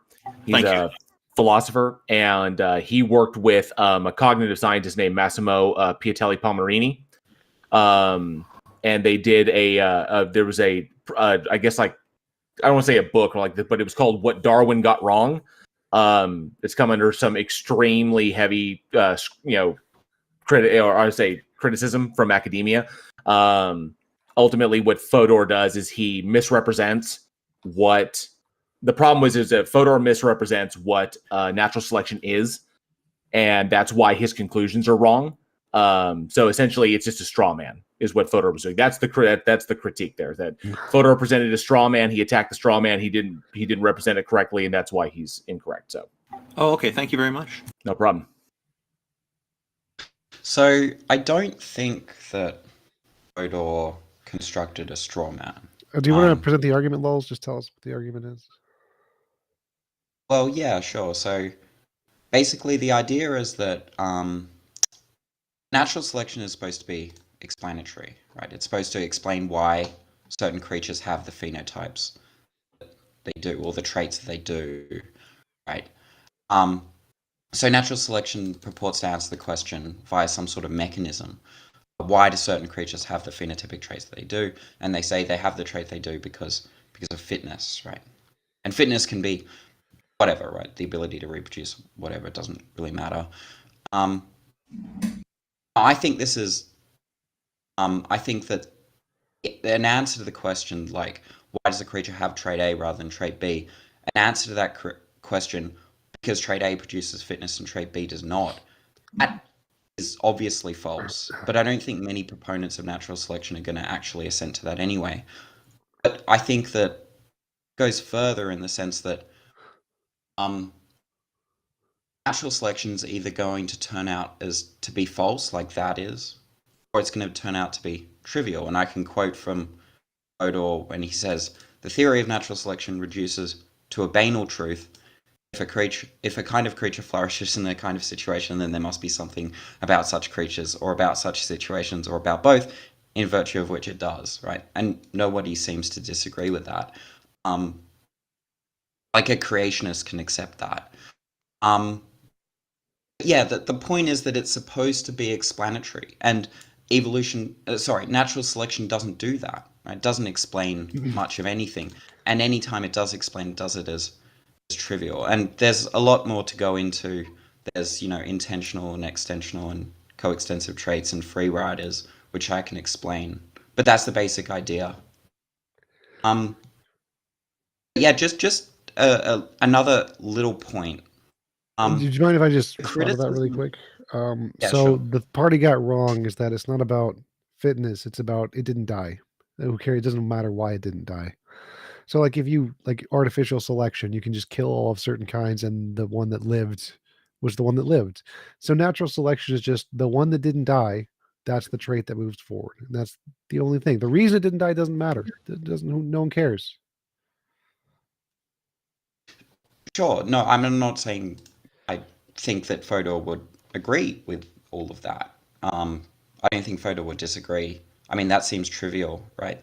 Like, Well, it's the not ones trivial. who don't die. Sorry? It's not trivial. It's ambiguous, but it's not trivial. Like, But there you're can saying be that in the many the cases ones very who don't specific. die. There's like several different cases. There's like artificial selection. So the ones that died, we picked them. There's natural selection, which can happen. The ones that died because they didn't have an immunity to a virus, or they could have died by random chance. There are lots of a variety of different reasons why the particular species may or may not have survived over time. Some of them are directly correlated. So sometimes if a virus comes and kills most of the species, the ones that survived were the ones that had an immunity to the virus. It's a direct correlation, is directly explanatory. Sometimes it's just random. Like there's a whole bunch of different traits, and some animals sexually select this one over the other one for no particular reason. It's just random mutations in their brain, and that happens to be why. And so Sure, the but this reason seems like natural this selection seems is trivial. so, it's not trivial. The reason it's so It's vague is tri- no, because it can be applied to all of these cases. It's not trivial. So But saying, look, but if I say something like, um, uh, creatures change over time, right? Well, that can explain evolution, right? I mean, it's true, right? And if it weren't true, that creatures didn't change over time, evolution would be false, right? So, I mean that explains everything. It's like there's an analogy by Ozymandias, right? On a YouTube channel, which I can send you. But basically, he says that imagine there's some kind of you're investing in the stock market, right? And some guy comes up to you and says, I have a principle. If you apply this principle, you'll win big in the stock market. Everyone who has won big in the stock market has used this principle. And you get really excited and you're like, oh, wow, what's the principle? And the person says, buy low, sell high. And you go, oh, okay, that's cool. Right? And it's not wrong, right? Like it is a principle you should have hold to, right? That doesn't really explain why certain people got rich in the stock market, right? You need so much more than just buy low, sell high. And I fear that that is what you're making natural selection out to be here, in the sense buy that low, it sell seems high like. isn't trivial. What? Buy low, sell high isn't trivial. It's extremely precise. It is an extremely accurate statement to say this is what you're supposed to do. And then you can go to specific examples and say Bill Gates or whatever. He bought low and sold high in Facebook, whatever. And so the general principle, buy low, sell high, is accurate. That is correct. It is a very particular, Yeah, but not it's trivial not really statement. explanatory. It's not No, really no, it is. explanatory. It is No, literally explanatory. It explains how you make money. If you buy low and sell high, you make money. That's literally it what it's doesn't. doing. So that is an incredibly specific, non-trivial principle. Like, what do you think trivial means? Trivial just means something that's kind of obvious. That's how I'm using it. It seems like Trivial usually means like of little value of importance. Sorry? Trivial usually means like of little value or importance. Like obvious, evolution was not obvious. Most people didn't even believe in evolution until Darwin came along in like 200 years ago. So it definitely wasn't obvious. No. That's not what I'm saying. I'm not saying that evolution is trivial. I'm saying that natural selection as the mechanism for evolution is trivial, as Also you not trivial. presented it, right? Well, You said the problem is how you're fitness describing. Wait, just the problem. 1 sec. You said that fitness is like just the ones who survive, right? And natural selection selects for fitness. Natural selection. I said not fitness. Selects natural.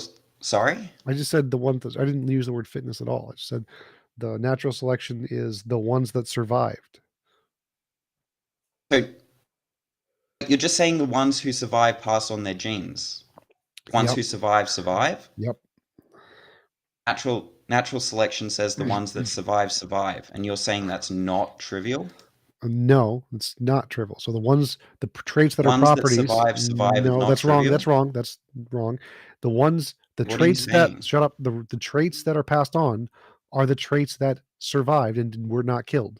That's it.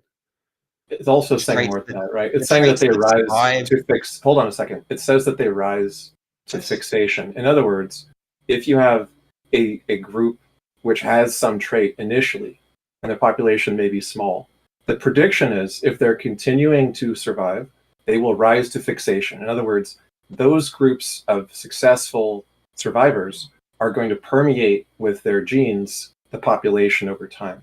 And this gets into mathematical models, gets into what we call evolutionary and natural selection-based algorithms, which Right, are but those- understandable in terms of math, right?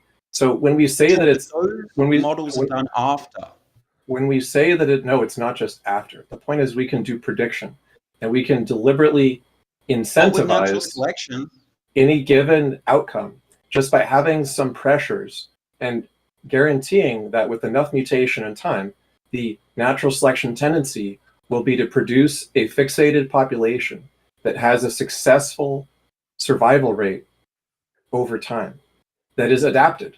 And that's what we mean when we say fitness. We just mean that over time, those traits which are able to rise to fixation by continually surviving over and over and over repeatedly in increasing degrees are the ones which are going to eventually become the stable species of that environment in the future.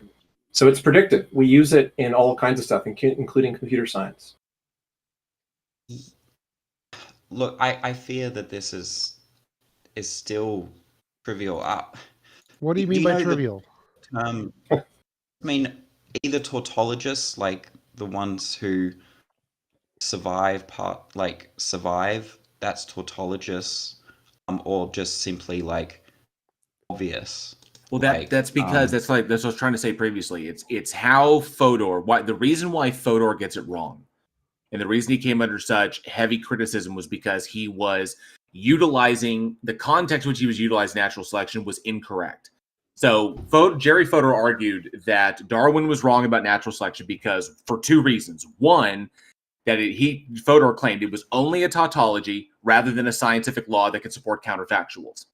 Well, he's wrong about that because it's literally natural selection, what we call the mechanism. Okay, so natural selection includes... Yeah, no, he says that in his book. And natural selection includes positive selection and negative selection. Okay, it's not a controlled thing. It's not, and the second thing that Fodor says is that only minds can select.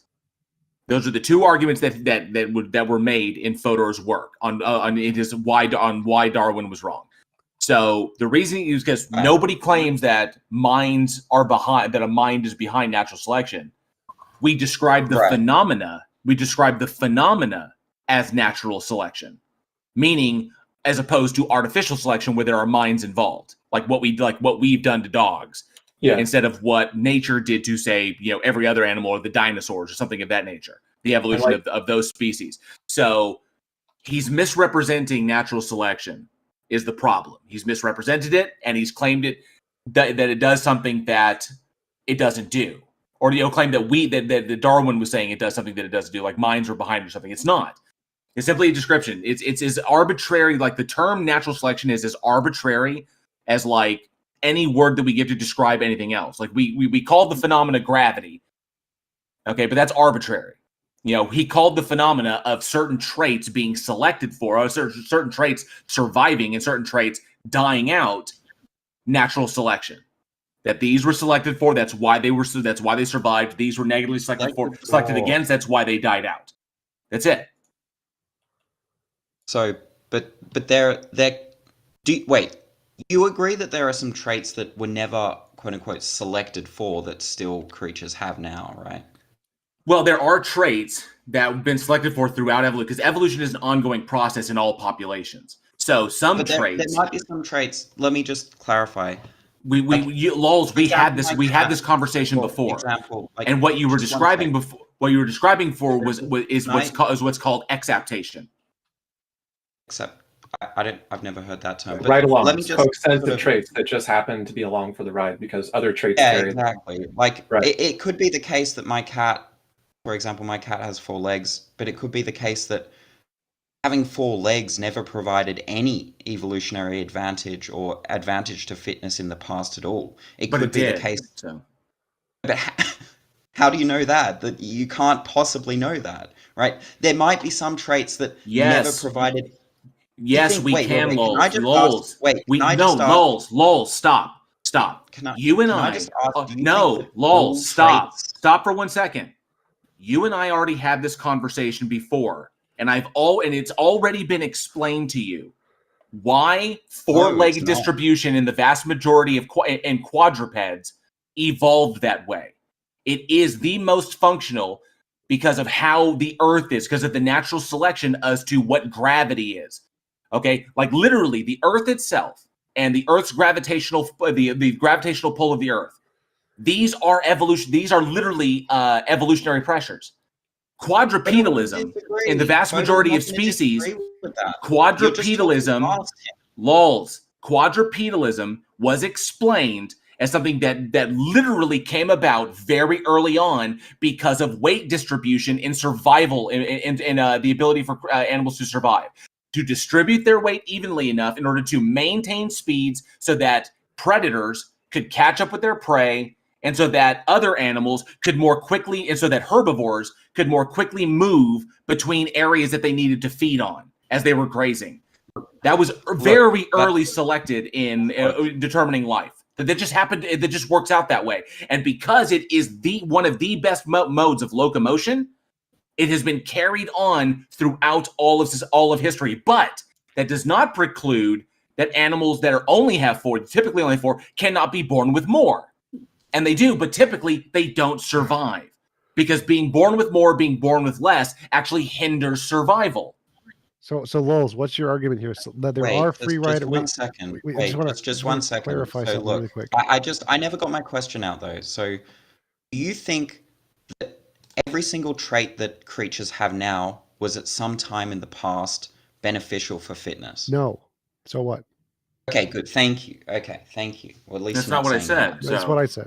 Okay, good. Well, that was the question that I wanted to ask. So that's good. So you can accept that, like, for example, my cat, who has 4 legs, it may be that in the past 4 legs never provided any, contribution to fitness in the past. It could be just a free rider trait.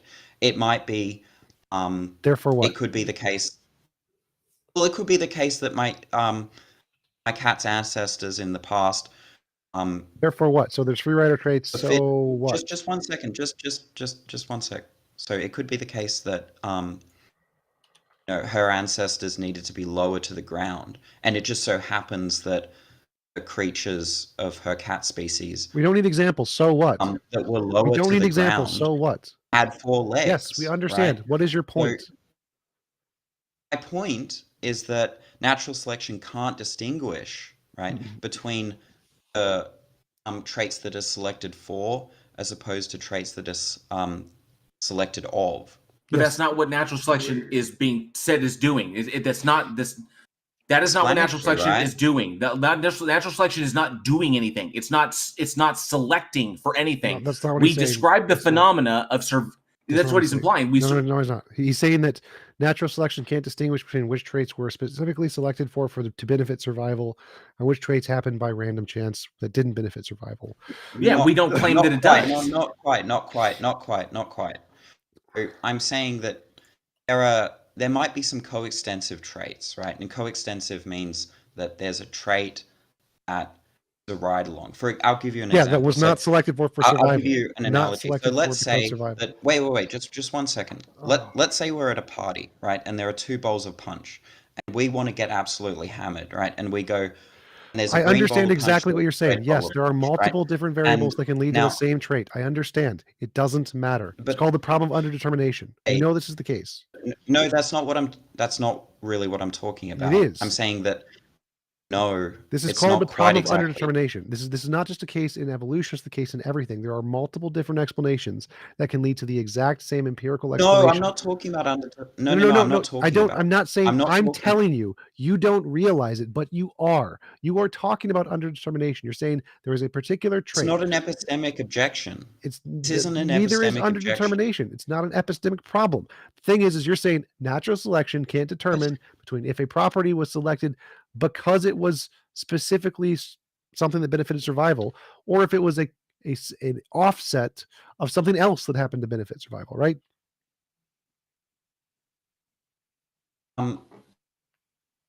Sort of. Yes, that's the problem of underdetermination. It doesn't make a difference. We can say, let's say everything. Let's say we say inductively everything is a result of something that was selected for in order for survival, and we're wrong 10% of the time. Who cares? Still works. No. That I think that if that's the thing that you're saying, it's actually going to come out false a lot more than 10% of the time. But that's beside the point. The point is that there are coextensive traits, right? There are coextensive traits, such as being low to the ground and we don't need examples. So what? Legs, right? That might be coextensive. They don't so have to be. What? It's not like. Dude, just land the plane, man. Come on. just what? So Sorry? there are coextensive traits. So what? We can grant that. Yes, there are. We don't care. Some of them still result by natural selection because it was selected for as a pressure. So what? This does not invalidate natural selection. How do you think coextensive traits invalidates natural selection? Supposed to be explained. Yes, It's supposed to be exaptation, explanatory. and And there's convergent no- evolution both occur. There's no general principles, right? There's no general principles of natural select. I mean, there might be general principles, but then you're not using natural selection to derive those general principles, right? One of the Yeah, criticisms well, we can be of wrong and still do that. We can be wrong occasionally and still do that. So even if acceptation happens, which it what? does, No, we can still be right that's and not what I'm derive saying principles either. of natural selection. Look, look. Just let me finish what I was saying. So, okay, where was I? We were trying to get you to explain why do you think this occurring is damaging to natural selection in any way? Yeah. Okay. Thanks. So, natural selection basically is supposed to be scientific explanation, right? It's supposed to be generalizable, and that's it's not gonna be generalizable, because let's say you think that okay, being able to run fast is, a good adaptation. You observe in the wild that the gazelles that run fast can escape lions, right? You think, oh, surviving, in being able to run fast is increases fitness in gazelles, right? We don't need examples. Then, Just of leave course, out all of the examples. might be Please leave out all the examples. We don't need them. So was Newton's theory of gravity generalizable? Yes, of course. But it was wrong, right? Einstein was like, it doesn't work. It's wrong. You got the thing wrong. The orbit of Mercury, the perihedron, completely wrong. Curvature of light on the sun, got it wrong, right? It's just completely wrong. Okay, Does that then stop it from being maybe it generalizable? wasn't. What? Is that- Okay, well then it wasn't. Sorry, I don't know much about physics, so I don't like. It was still okay, generalizable. then You it can was- still use it today and get many right answers. It will not get all of the right answers. It will get some wrong, but it still is generalizable. You don't need to get every single answer correct to be generalizable. That's not what I'm saying. Look, I'm saying that you can get generalizable principles, but when you do, you're not using natural selection to do so. You're just using induction, right? Wait, what? I'll give you an example. Of Natural one of selection is the principle. Look, just one second. Wait, I didn't Look, understand what you said there. You said because natural selection is the principle that we're deriving. Are you like saying we're deriving principles from natural selection? I don't follow. I'm saying that natural selection, I mean, any generalizable principles of selection is not going to use natural selection to do so. What it's using is empirical observation and induction. I have no idea what you just said. And natural selection isn't really doing anything for the theory. I have no idea what you just said. So natural selection is a conclusion based on the evidence. Let me give you an example. So one of the criticisms of Fodor is by Massimo Pegalucci. I can't pronounce his last name. Pilagucci. Yes, I've had him on my channel. Yes. Yeah, so one of the criticisms of the argument is he says that no, we can make predictions using natural selection.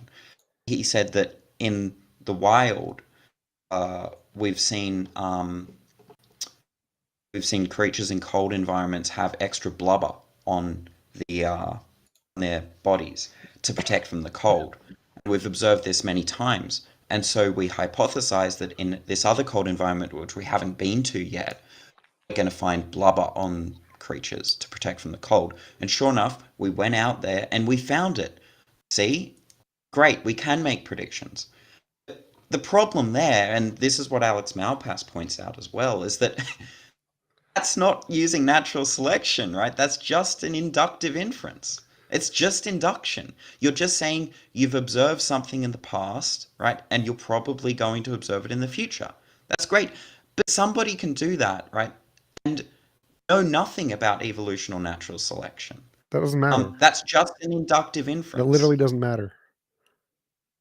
So like if I have a hypothesis that there are magical leprechauns putting fat on things in the snow. And I think because my magical leprechaun hypothesis is true, if I predict we're going to look in the other location that we haven't been yet, and we're going to find more fat things with blubber, and you get it right, that's still a prediction. That is a prediction. If I predict the sun comes up tomorrow, that's still a prediction. Now, the basis you use to make that prediction can be whatever hypothesis you want. I don't care. But as long as it's a novel prediction that you don't know yet and you get it right, that's evidence of whatever hypothesis you're using to make the prediction. It doesn't matter if it's induction or what. Yeah, essentially, if like the two coldest areas of the planet, the Arctic and the Antarctic, right? So we explored the Arctic first, and then we saw animals there. Wait. And before we move on, hang on, Lols. Do you accept that natural selection doesn't make predictions? No, it does make predictions. What predictions? You can use the prediction that if natural selection is true, then animals in an environment will have traits that'll be better for that environment. Yes, that's where I was going with that. So if we if we explore lols, that's just if we explore an area, lols, stop. That's not obviously true. Trivial, right? That's not trivially That's like true. saying That's not trivially true. People who won in the stock market bought low and No, sold high. Wrong. Stop. Lol, stop. That is not obviously true. If God plopped animals on the planet, he could have plopped them in whatever location he wanted, regardless of any necessary connection between the environment and the survivability of the animal. It is not necessarily or obviously true that this is the case. That is false. This is only true if there is some determining factor that causes this to be true, like if the environment causes specific traits to be selected for, which is natural selection. Thank you. Yes. So like lols, if we go to a particular area, we go up north and we explore the north, and we see animals there that have a particular morphology that allows for the retention of body heat so they don't freeze to death. And then we say, well, what allowed them to develop these morphologies here in the north where they don't have them in the south? There must have been some mechanism there that selected for these particular genes. Okay, so that depending upon where they are, whether they're on the ice or where they live in the ocean. And then we say, well, okay, so if this mechanism is true, then if we go down to the south in the Antarctic and explore there, then we should find similar things indicating that the environment does play a role in what particular genes are selected for survivability and success in that particular environment. So then we go down south and then we explore there and we find the same thing. So yes. If the phenomena is true, that the environment itself puts pressure on particular genes, and that some are selected and then some die out because they were selected against, or they were naturally selected against, negatively selected against, and some survive, which are positively selected, meaning one survives, one dies. Then that phenomena is what we call natural selection. Meaning no minds are involved. It's simply an effect of the environment and the evolutionary pressures within the environment. Sure. I mean that. Sure. By environment, you mean the intentions of the creature, the intentions. No. The animals themselves the organisms themselves have no choice in this. There is no choice. There is no agency in natural selection. It is natural selection is the term we've given to the observable phenomena. Choice in evolution. No, to what? I mean, so like bacteria evolve. They have no choice. There's no intentions. No. I'm not saying it needs to be. I'm saying that I think it is, part of it, right? Well, yeah, sure. Like sexual selection, animals can choose whatever desires they want. Sure. I mean, if two dogs if dogs never want to fuck each other, then they're not gonna spread on their genes, right? Sure. So what? So. Well, I mean, I'm just saying that what J.L. Warren said was false when he said no, because you're introducing it. Lols. You're introducing the aspect of choice to it. So when we talk about things like, when we make fun of people like the Darwin Awards or people who select themselves out of procreation of the gene pool, when we make fun of these things, what we're describing is artificial selection. Okay, when an active choice is made to do a particular thing, and that is a determining factor on whether a person survives on to pass on their genes or not, that is artificial selection. Anytime a choice comes in, an active choice, not an instinctual reaction to things. If an animal gets sick and loses the will to procreate, and then it doesn't breed, that's still nature. It didn't choose not to. It's just a result of that. Or if an animal runs around, like a male runs around and finds no females willing to breed with it because of whatever reason, that's still nature. Okay? But if there is an active selective choice, like I make the choice to do this, that is what we determine to be artificial selection. Okay? Not natural selection. There is a difference between the two. The reason dogs are the way they are now is because of artificial selection induced by human beings. Okay. I mean, this seems... Maybe I'm mistaken in that, right? That seems like a semantic issue. It's not semantics. It's a very important distinction. Is that I animals may engage in behaviors that eliminate them from the gene pool, but that does not mean that they're choosing to evolve a certain trait or not.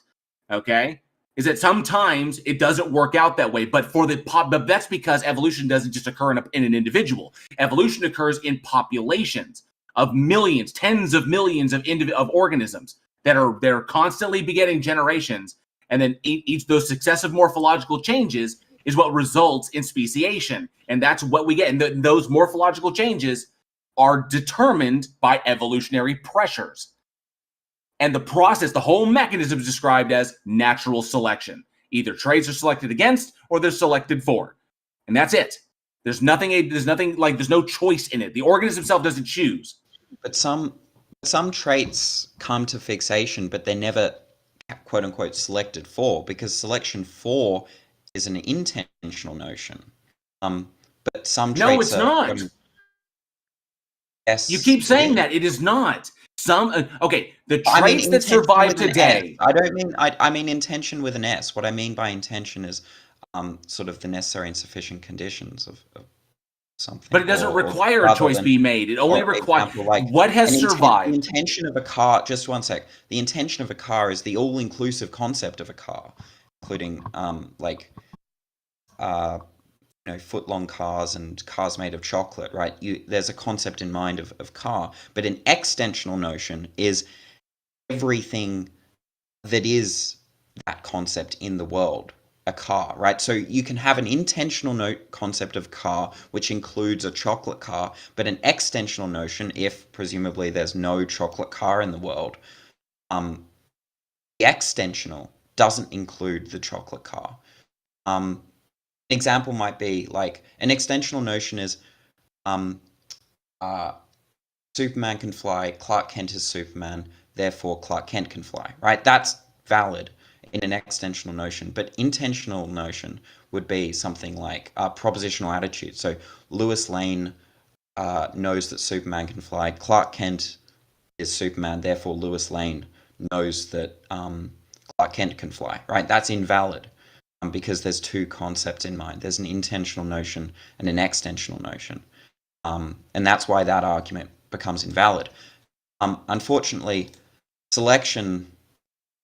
natural selection, saying something is selected for is an intentional notion. No, it's not. Not in this context. No, not in the context of evolutionary biology. I can explain why I think it is. Not in the context of evolutionary biology. You're incorrect on this. Can I try and explain why I think I'm correct? So, let's say that there's let's say there are some lizards, right? Lizards in a forest, and some are green and some are red. Now the green ones blend into the background, and there are some predators, some birds,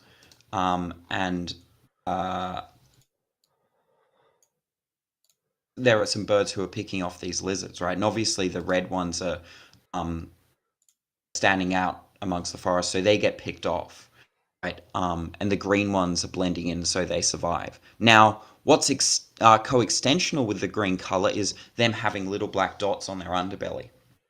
So, not only is it the green lizards that survive, but it's also lizards with little black spots on their underbelly.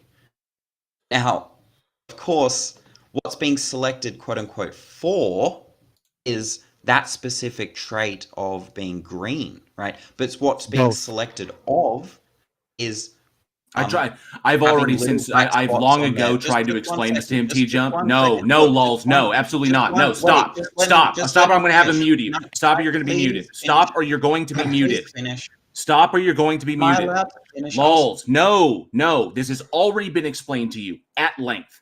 This is an old conversation. Okay, I literally just, like, when I was muted, told my live audience what you were going to bring up, and you're bringing this up again. Only it wasn't lizards last time; it was frogs. It's the exact same thing. Exaptation has already been described to you. Convergent evolution has already been described to you. You are still attempting to imply that because the term selection is in the verbiage, because in the terminology, because we've chosen to use the word selection, that there is some implied agential intentionality there, and there is not. Which is why I said to you, in the context of evolutionary biology, selection does not mean anything is making a choice. It is not, flatly. This is the same difference between someone colloquially using the term theory and when we say, in science, when we say theory. Okay? When colloquially, what they really mean is really more along the lines of a hypothesis. Okay? There is a colloquial definition. There is the scientific definition. There are, contextual definitions. And in the context of evolutionary biology, which we are talking about here, you are using the term selection wrong. You're trying to imply that evolutionary biology is using the term incorrectly, and it is not. And that is because words are polysemous. I think it's also important that his example is wrong. Like, there are actual examples of excitation, but that's not one of them. So in his example, natural selection is selecting for both green and spots. It's not selecting for green; it's selecting for both in that case. But I think there are also traits that are maintained that were selected for in the past that they happen to carry on because nothing ever selects against them. So, for example, whatever in the past selected for this species to have those spots on their underbellies, whatever pressure resulted in that, then in turn was never selected against. So it was what you called a ride along, or essentially just a trait that just continuously gets passed. Now it will continue to be passed in the population until something selects against that. Once those spots on the underbelly become a detriment to the species, then it will be selected against, and then that trait will be less likely to be passed on, so on and so forth, until those ones who have fainter spots, until no spots eventually becomes the deal. Whatever, like, for example, you said red and green, right? So going into the past, whatever pressures dictate or was selected for there to be red and green lizards, now the pressures have changed, and now the reds are more apt to be predated against, so the green ones survive. Okay, but both of them had spots on their underbellies, so it's going to be continued to be passed on. So what does this have to do with the predictions thing? So, like, let's take Darwin's prediction of he had a flower with a long nestle or whatever it's called, with whatever it's the gooey stuff in the middle. He said he predicted that there's going to be a moth or an animal that has a tongue that long. That was a prediction made by natural selection. How is that not predictive?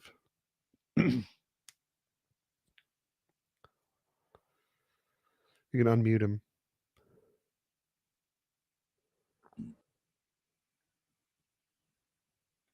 How was I muted?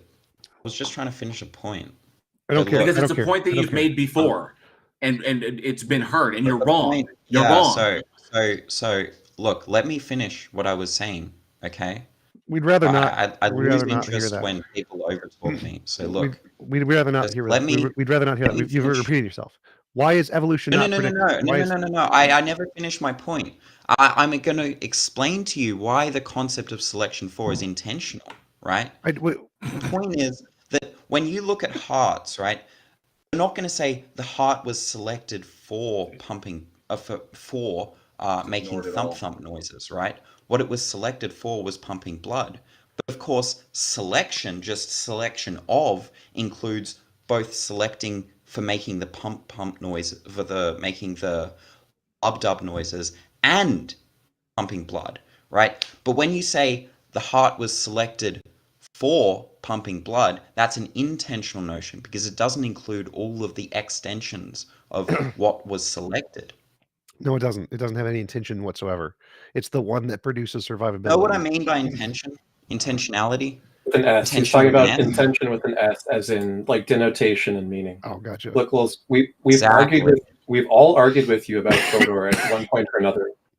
But It never seems to go anywhere because people point out to you how you strawman and Fodor strawmans the idea of selection against, as though Darwin was making the claim that he was predicting what is selected for in some like simple predictive natural quote unquote selection.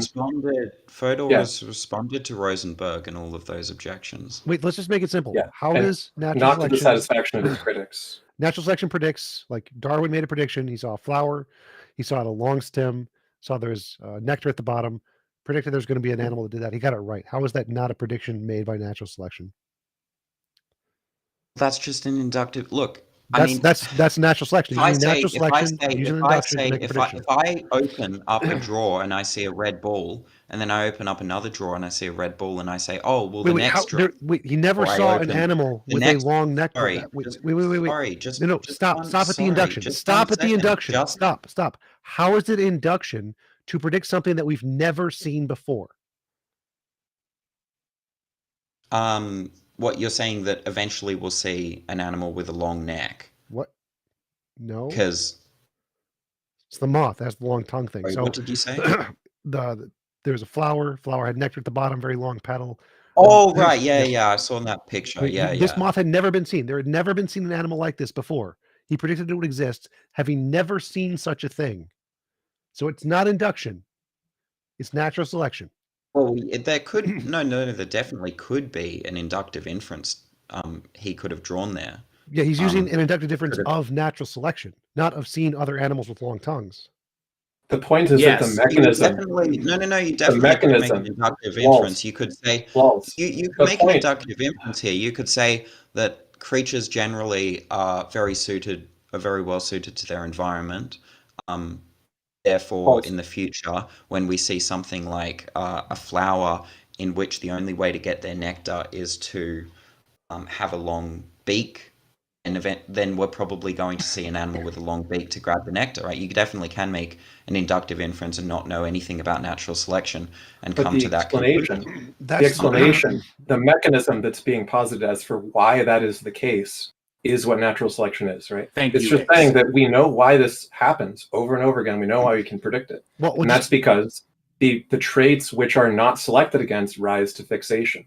So we can do the kind of... Hold on, just let me finish. The kind of work that evolutionary biologists are doing, biologists in general, is reverse engineering the explanation, which of course requires more kinds of theories and investigation than just the natural selection model. But they're predicting it's going to fall within the natural selection model because that's the mechanism that's expected to be found. And over again, we find models like natural selection predict all the particulars which come into play that explain why that particular adaptation works the way that it does. Just saying, oh, it doesn't tell you which trait is selected for is a straw man. So I want to point out that's not exactly what I'm saying. I want to point out that example you listed of the fact that we could use induction in a different sense to come to the same conclusion. That's the problem of underdetermination that I told you were mentioning before.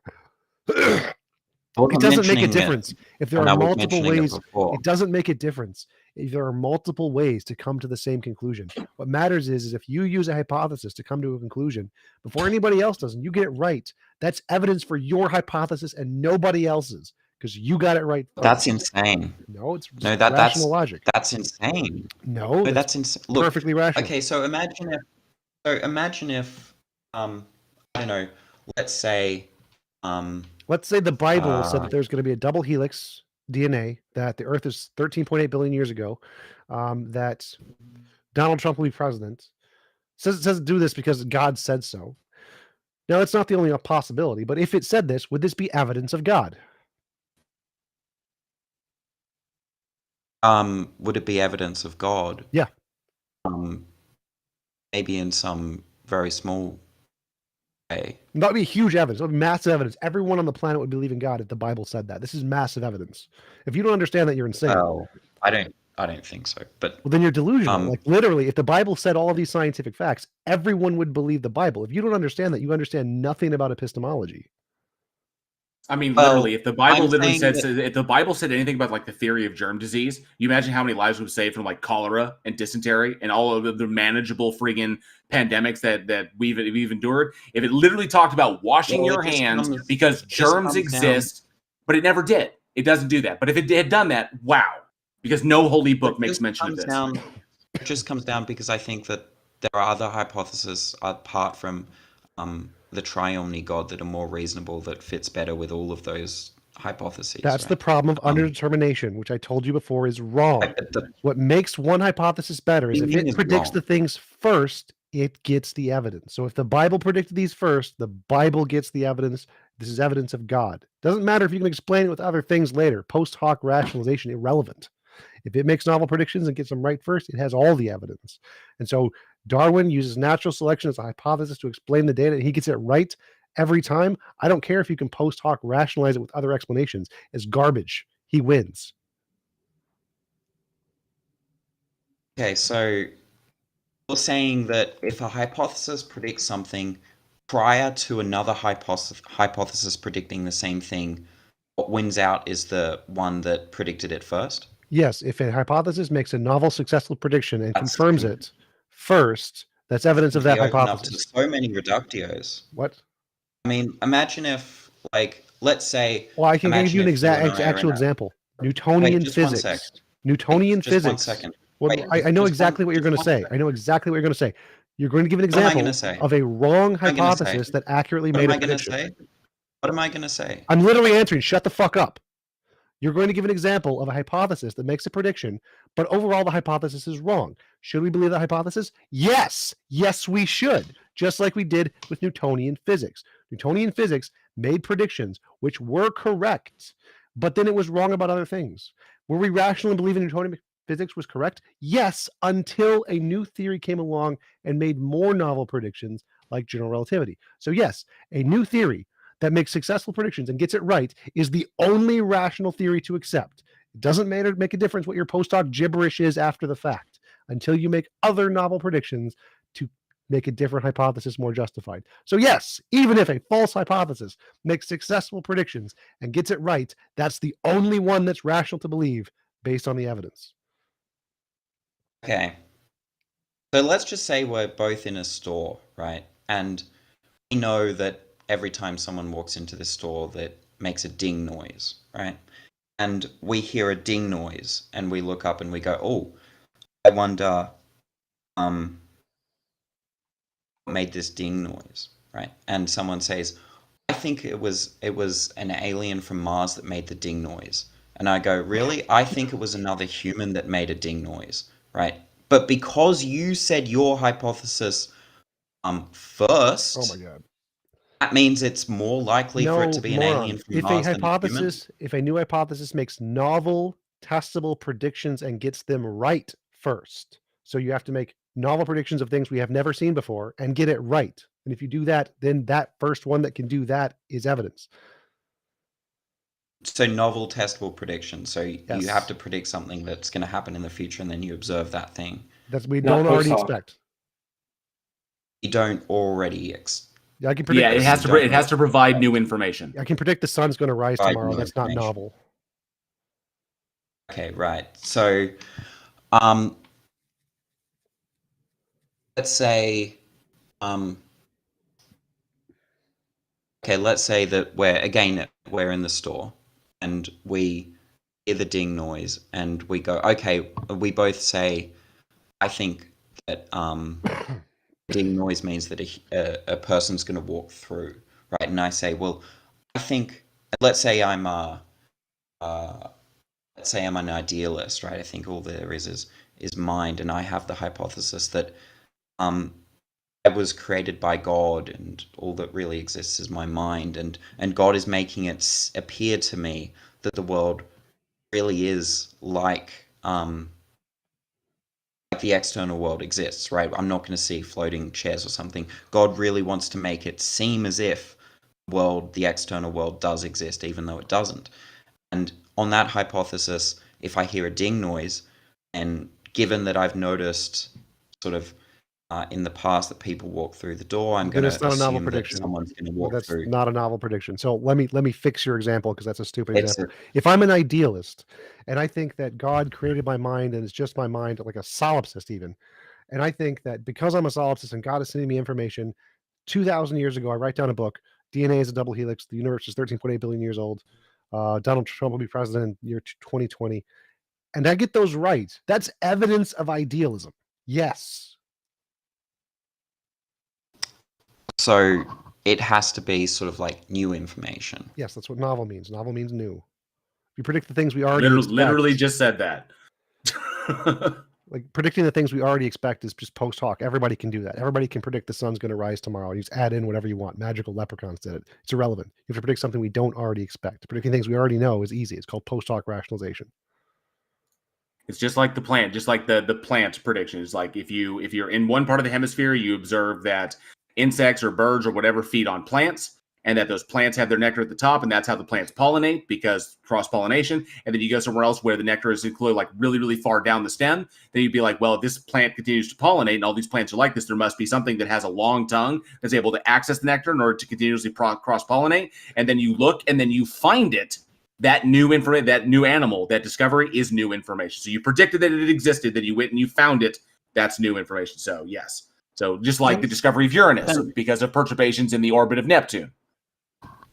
Didn't someone say that, prior to evolution, and somebody probably has said this, right, that God has sort of inserted creatures to be adapted to a given environment, right? And so given that we see, let's say, this plant with the nectar at the bottom, we would assume that God has created a creature with a long tongue to reach down into that plant.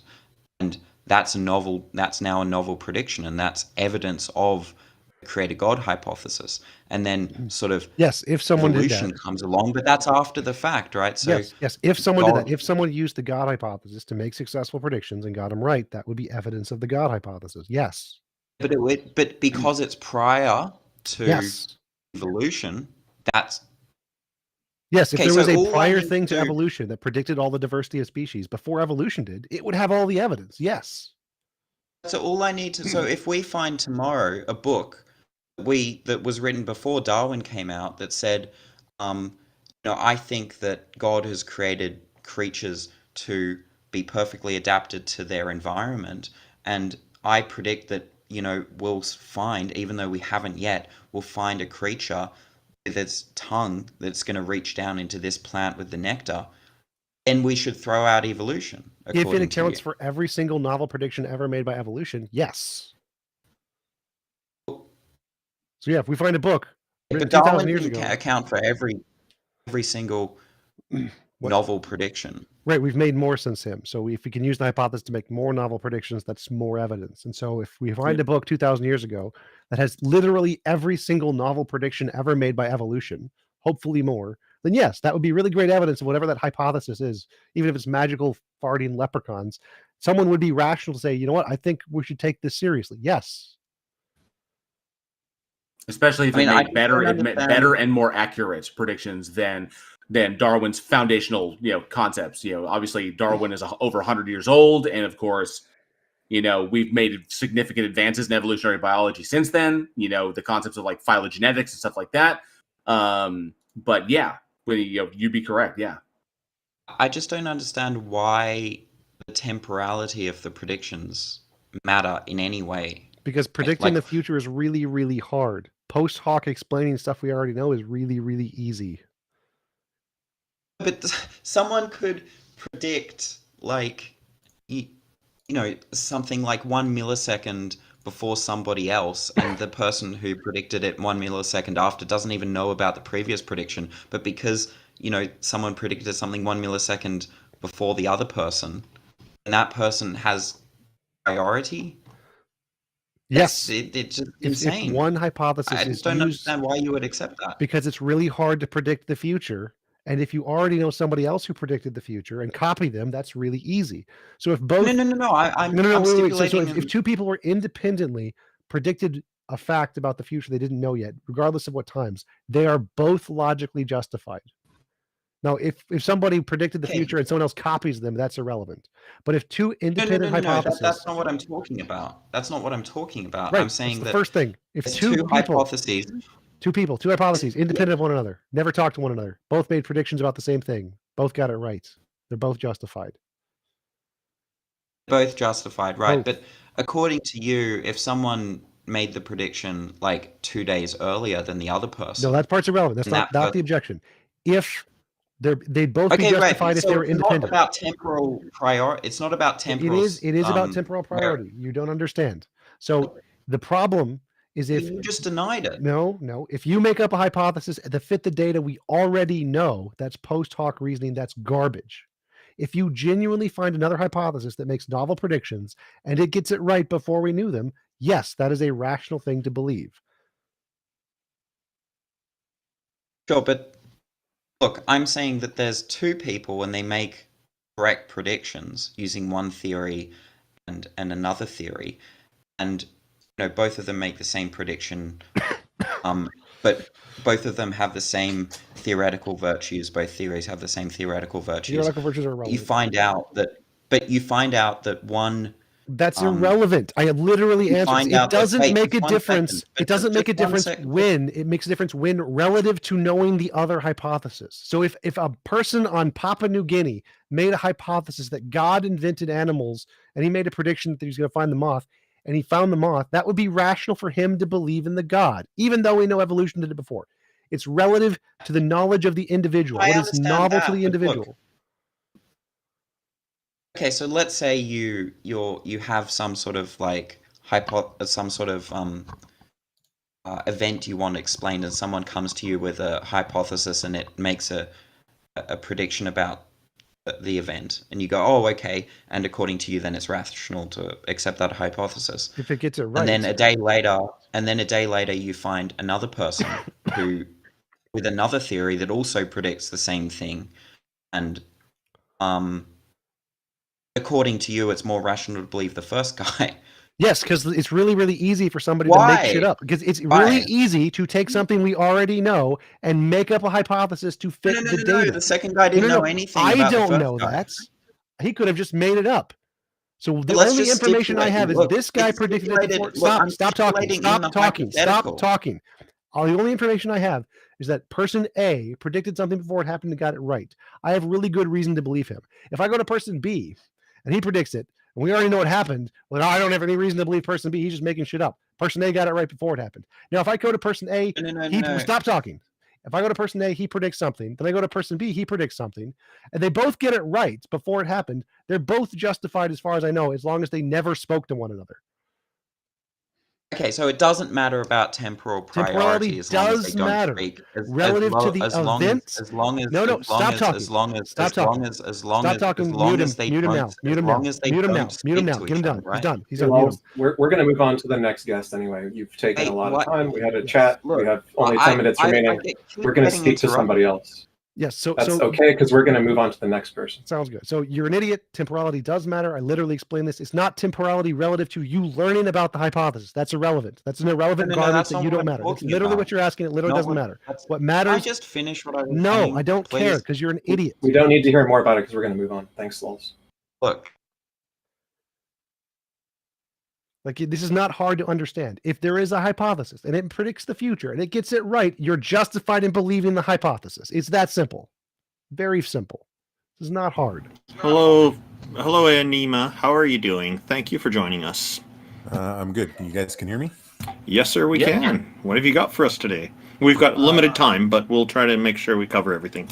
No, it's actually a really, really quick question. It's about philosophy because I don't know very much about it. I'm an atheist, so I've been listening to a really dumb presuppositionalist, and he keeps bringing up the point of now I forget what it was. The one in the point of concrete. No, yeah, concrete and ultimate. And when he's talking to these, as he puts it, the PhDs and professional atheists, Yeah.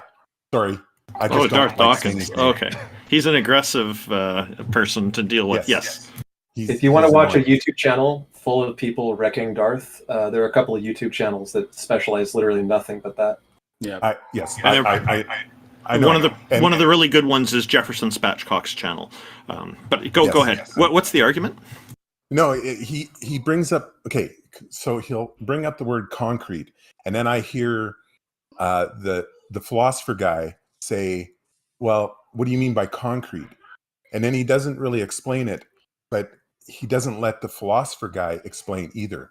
So what does philosophy mean when they say concrete, and what does philosophy mean when they say ultimate? Well, so presuppositionalists are not using the technical language of philosophy. They're using their own made-up language.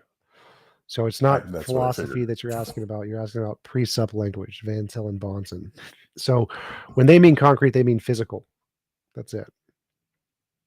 Oh. And then when they mean ultimate, they mean the fundamental nature of reality, which they think can't be physical.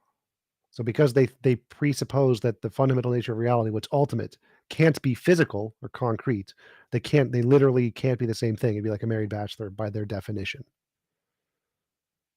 So that's okay. So that's why a lot of these philosophers don't they get stumped on that. They're like, what do you mean by ultimate, and what do you mean by concrete?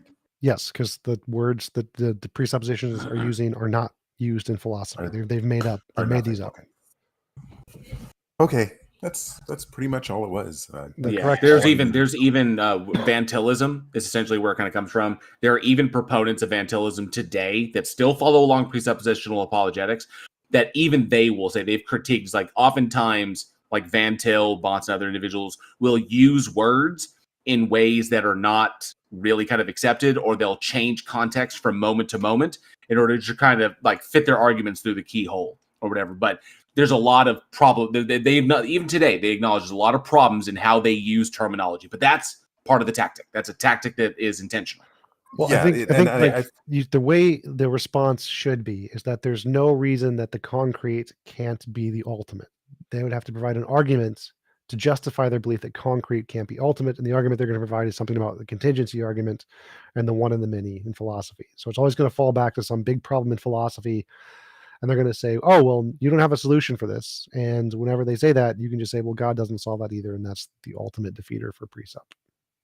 So I was just speaking with Darth Dawkins less than a week ago, and on Clubhouse, and he was not interested in answering any of my questions. It seemed the easy ones he'll take, but when I asked him to support the how he's defining his God, he completely dodged that and moved on. There are certain things that he just won't get into, and if he did, I feel that he could actually have a really good conversation with people, and it's kind of a shame. He's a very difficult person to converse with because he wants to run an interrogation rather than a conversation, and I'm guessing you've probably noticed that about him as well. Yes. Well, no, yeah, I've known and talked to Darth since way back in the Pal Talk days. He is annoying. But I never hear what the philosophers have to say because he always shuts them down.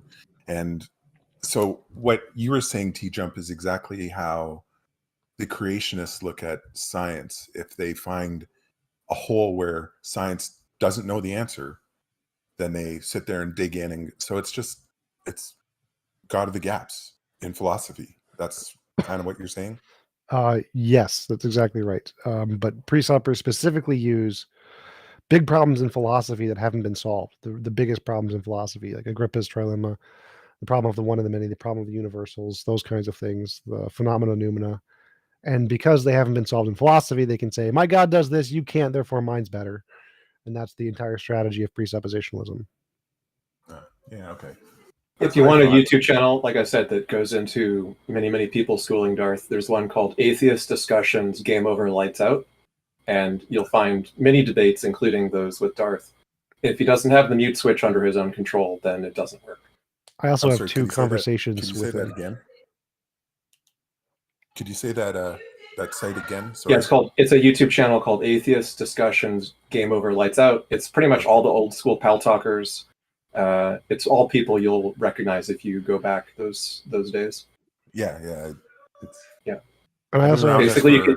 Well, I usually stay away from the philosophy game because I'm like Aaron Ra that way. I'm not very good at the philosophy side.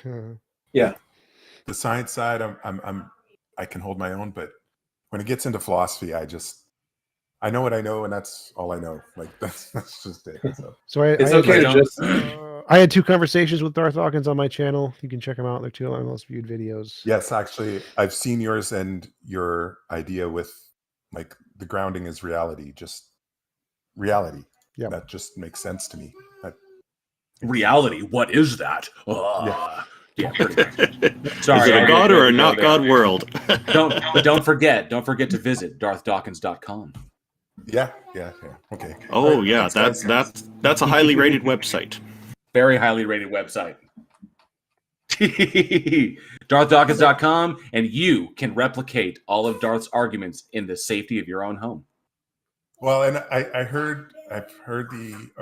almost heard every single person that he's had an argument with. Like you, Randolph, I've heard him. At you, I've heard TJump's. I've heard the little bit that you, JL, have had with him. Mm-hmm. And Jefferson Spatchcock, I listen to his stuff all the time, and it's just like I just try to get around these little things. Like I know he doesn't know what he's talking about half the time, because even me, who is not philosopho speak ease kind of guy, I'm sitting there going, that doesn't make sense. Like I don't understand where he's coming from with that, because that just doesn't make sense. So, but anyways. He's not speaking philosophy either, so don't feel bad. It's just he's misrepresenting it.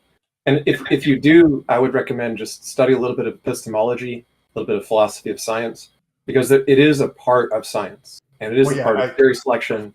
It's a part of how we think about knowledge and how we think about belief. So it's useful, even if you don't want to like sort of get into the mud of the more obscure stuff.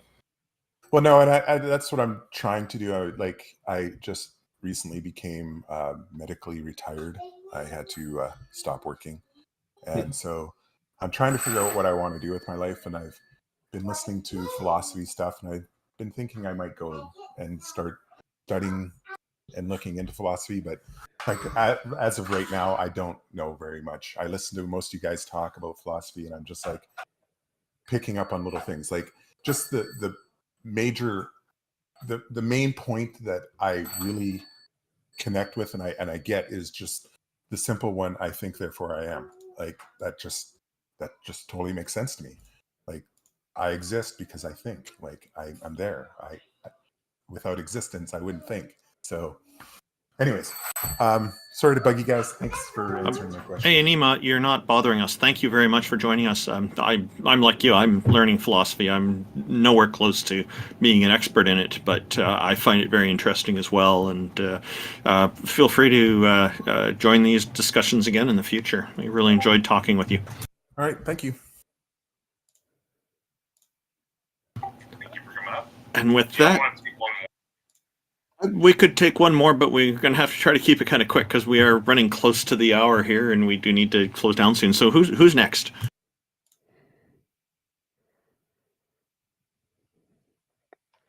Octopus guy. Who's the bunch of atheists in a row? Let's take the theist. We should probably take a theist. Oh, he's. Is there anybody we haven't spoken to yet? Somebody brand new to the stage, or? Hello, children of Satan offender. Welcome. Thank you for joining us. How are you? Yeah, I'm doing well today. Okay, so just a caveat: we do have limited time. So, but as long as you're okay with that, we can proceed. Tell us what your argument is and what's on your mind. Yeah, well, I'd assume that from the atheistic perspective, you guys kind of depend on science for truth and knowledge of the world around you. Sure. Plays a role, sure. Does that mean you both presuppose 3 laws of logic and you presuppose the law of causality No, I that don't presuppose science is anything. contingent upon? I presuppose You don't wait, nothing. hold on, but science already presupposes these things. So for you to depend on them, No. you're also inadvertently presupposing these No. concepts. No. So physics has already moved on from causality to relata, right? No, The it idea is isn't. there's No, it relations hasn't. between It's things, not a just fundamental causes. principle of No, it's physics. not. No, it's not. It is a fundamental no, principle. it's not. Causality. Can I get a is- paper on? Can you Yes. cite a source? Yes, you can. Causality is emergent in physics. It's actually pretty common. So causality isn't actually a thing in physics. There's no law of causality in physics. Causality itself could be an emergent thing of information. No. Wait, Causality has nothing to do with physics. That has to do with science. It's a fundamental principle of science. No, when it calls to the laws of logic, the 3 laws of logic, identity. Yeah, those have to do with physics. Those have to do with physics. So you don't know what you're talking about. Stop. My worldview makes 0 presuppositions. Not logic, not anything. Yeah, but for you to accept science, you would accept its presuppositional lines as well. No, I can get to So you science. you don't accept science as Stop. So if I make like an argument, Socrates is a man or whatever, that presupposes English. Does that mean English is some intrinsic feature of the argument that must be true? No, it's just how I express the argument. So science. Well, I mean, you presuppose things. They're not things that you can. Stop talking. Presupposition is just a thing that you assume is true before the argument begins. So I can say there is a dog. I'm presupposing English in this argument. I'm assuming English is true. Does that mean it's required for the truth conditions of the argument? No. Presuppose does not mean it's a requirement for the truth conditions of the argument. You can presuppose lots of things. Like I can presuppose the earth is round and then make an argument about shadows. Presupposition just means anything you assume is true before the beginning of the argument.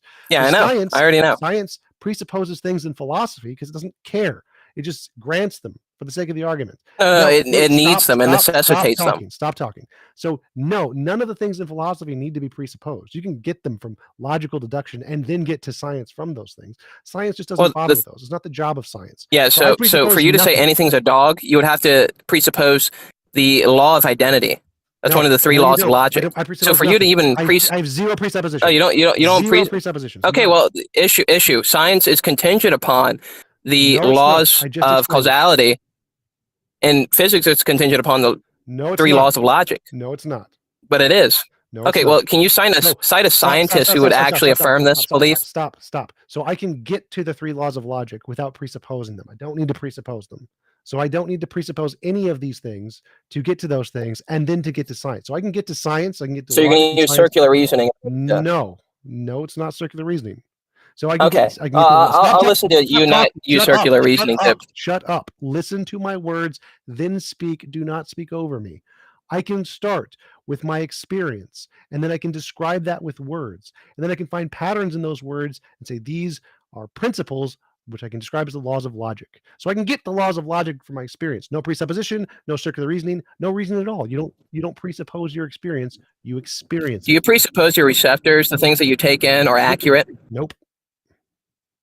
You don't? Okay, so you don't know if. Well, then how do you know what you take in is accurate? The information you take in. It doesn't need to be. What you experience. It doesn't need to be. It can all be false. It's still going to be true. Like if every information I'm taking in is false, I still exist. It doesn't make a difference if it's true. So I don't need to presuppose any of that. Well, it would. Well, the issue is now your entire worldview breaks down because you don't know whether it's true or not. No, that's a dumbass thing to say. So if I start with I exist, I don't need to presuppose anything for that, and then I can build off of that. You do have to. No. Well, you don't know if you're in the matrix right now. Doesn't matter. I still exist, so that's irrelevant. Okay. I don't suppose I'm in the matrix or out of the matrix to know I exist. Okay. So I don't need to presuppose anything to have the foundation of my worldview, and then I can build off of that and get to logic and science. So I have no presuppositions. What is your argument? Okay, so well, how do you know what you're taking in is accurate? Well, I start with my foundation. I exist. Then I can build off of that, get logic, and I can build off of that, get science. There's a long methodology in lots of my videos.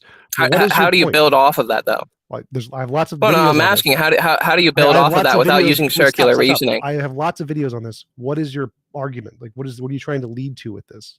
I've explained this many times in the past. What do you? Well, I'm just wondering. Am I talking to a person who actually can stand on the foundation of logic? Sure. And yeah. So I'm wondering, without using circular reasoning, if you're not able to presuppose, because even science has to presuppose, or else it's going to No, use it doesn't. circular I've reasoning in order to debunked prove that. Already logic. debunked that. Already debunked that. Doesn't you don't have to presuppose anything. So Okay, well, I mean, like, so you didn't debunk it at all. You just said you don't presuppose. no, I've debunked it many times in many videos. So I start with the cogito. I think therefore I Oh, am. okay. From that, I can say there's some difference between my imagination and my experience. From that, I can derive patterns like laws of logic because there's differences between those two Yeah, things. but okay, when you say you exist, you also presuppose the I presuppose law of nothing. excluded middle. Nope, there's no presupposition there. Presuppose the law of excluded middle. Nope, How do you know wrong, you don't wrong. you Because don't both because exist and don't because the exist? experience isn't presupposed. You don't presuppose experience. How do you know your experience is accurate? It doesn't need to be accurate. It has to be an experience. It does actually for it to be true. No, it doesn't. No, you Objectively just have true. to have it. No, You just you're have an to have idiot. it, children. Wait, no, objectively true. I'm saying, like, outside of your own contingent mind, I'm saying, how do you know these experiences are accurate? They don't need to be. They just need to be experiences. If they are They do need to be for them to be true. No, objectively. dumbass. If they exist, even if they're all false, I can still build my entire worldview off that. I don't need them to be true to build my worldview. Okay, so how are they true now? If you're building, how do you get there? How do you even get there? I was literally just explaining that. So I start with I Yeah, exist. you say you exist, but you have Shut no up, way to shut actually up, get there shut up, now. Shut up. No, I experience. That is I exist. Okay. All right. So, I So exist. how do you get there? I'm experiencing right now. Okay, so now you're assuming that the information you take in is accurate. No, dumbass. I'm assuming nothing. You're not assuming it? No, you don't assume. You don't know Stop, anything. Stop. You don't assume experience. You can't assume experience, idiots. No, I'm saying you're assuming that it's accurate. No. We're running low on time here. Let's try to wrap this up. Children, Okay. he can't explain it to you any further. Literally, it's not about the accuracy or inaccuracy of the experience, just that he has experience. That's it. Well, Period. I'm just surprised that he can't even say that he presupposes things. Even science and scientists admit that things are presupposed for it. I can presuppose. I don't need to. So I've debunked your entire Okay, well, worldview. even science needs to, though. No, it doesn't. I just proved it didn't. It does. I It just does. proved The it did not laws. need to. Yeah, the law of causality is a fundamental principle of science. It's not. It's and not that's a fundamental presupposed. Retrocausality is accepted is. as part of quantum mechanics, in which the equations work in both directions, right? So we don't have to assume there's a single causal arrow of time. It's entirely within the realm of physics and debate to assume that the equations You're assuming and now. the Feynman diagrams You're assuming are now. just symmetrical. Just to be clear, the law of causality. Yeah. So now we're assuming again. Just to clarify, the law of causality is apologetics bullshit. It doesn't exist in science. It doesn't exist in physics. We don't care about that shit. It does exist in science. does It's not. contingent upon It it. does not. That's your apologetics bullshit. We've gone over time here. Children of Sex Offender, if you want to come back next fortnight, that's 2 weeks from now. Okay. Well, I can make it faster. I can speed this up. You got 30 seconds, and then we're going to have to end it, okay? Okay. Well, do you accept the law of causality? No, there is no as such it is. thing. There's no such thing. There's no such thing as a law of causality. No, Google the law of causality. It doesn't exist in physics. It doesn't exist in science. This is an apologetics bullshit. It doesn't exist. Yeah, it's not about physics. 3 laws of logic exist within physics. It does not exist in physics. It does not exist in science. It does not. Yeah, exist but you're in mixing them up. It exists in science general because it requires it. No, it does not. Google law of causality. Nothing comes up in science. Apologetics bullshit comes up. Science does not come up. There is no law of causality in science. Yeah. Okay. Children of Satan. Wait. Children of Satan. Literally, if you Google law of causality, the very first hit is God and the laws of science. A law called from Apologetics Press. That's from your algorithms. You try it. I search incognito. Open a new incognito. Yeah, no, incognito doesn't make a difference. Yes, it does. Literally does. It doesn't. No, Google tracks everything. No, it does. Oh my God, you're a moron. I can open a VPN and do the same thing, get the exact same results. Okay, here's what I suggest we do. Maybe Children of Satan Offender, if you want to try to find something for us to look at next time, we could you could post it in the channel in 2 weeks, and we can talk more. Does that sound good? Yeah, I'll bring names and papers next time. If you're going to do some research next time, come back knowing something about double inferential state vector formalism, aka two-state vector formalism. In quantum mechanics, it works bidirectionally, so there's no reason to assume that things are in a single causal direction. They barely can understand quantum mechanics. So I mean, and it doesn't even match the things that we currently know. So it's like I wonder who's wrong. The things that already are here, or the things that are new and people are like, oh, I don't understand what's going on here. Well, why don't you actually research it and tell us what you think? Okay. So Can you get the name? hold on. Can you Double send me the inferential name of this? state vector- Yeah, Double inferential. You barely understand quantum mechanics. Yeah, they don't really. They barely your know what they're looking argument? at. No, they barely know what they're looking at. so why don't People you will research people will say that. until you Well, do the okay, so here's the issue. Retrocausality. So I do electrical engineering.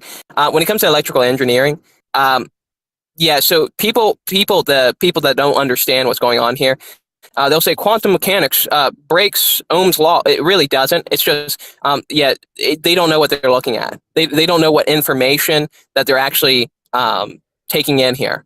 So like. Okay. We have a very simple thing to look into for next time. Double inferential state vector formalism. Okay, so X, would Can you just mind- DM that to me? Because I'm not gonna remember that name. I'm trying to. Please stop. I'm just asking X if you could send that to Children of Satan Offender in a private message. Then that'll make it easy for him to find it. Can you just say, I'm not going to remember what that is? Yeah, I think we've identified where the problem Oh, that's fair. It's a complicated scientific term. Totally a fair statement. Children of Satan Offender, thank you for joining us. I'm sorry we've run out of time, but we look forward to talking to you again next fortnight. Yeah. I'll see you next Sunday. Appreciate it. Thank you, everybody, for tuning in. I guess we're coming into the end of this, and I'm sure some people have some final thoughts, TJump and Ix in particular, with what we were just talking about, I suspect. Did either of you want to continue with what you were saying first before we close down? Potato.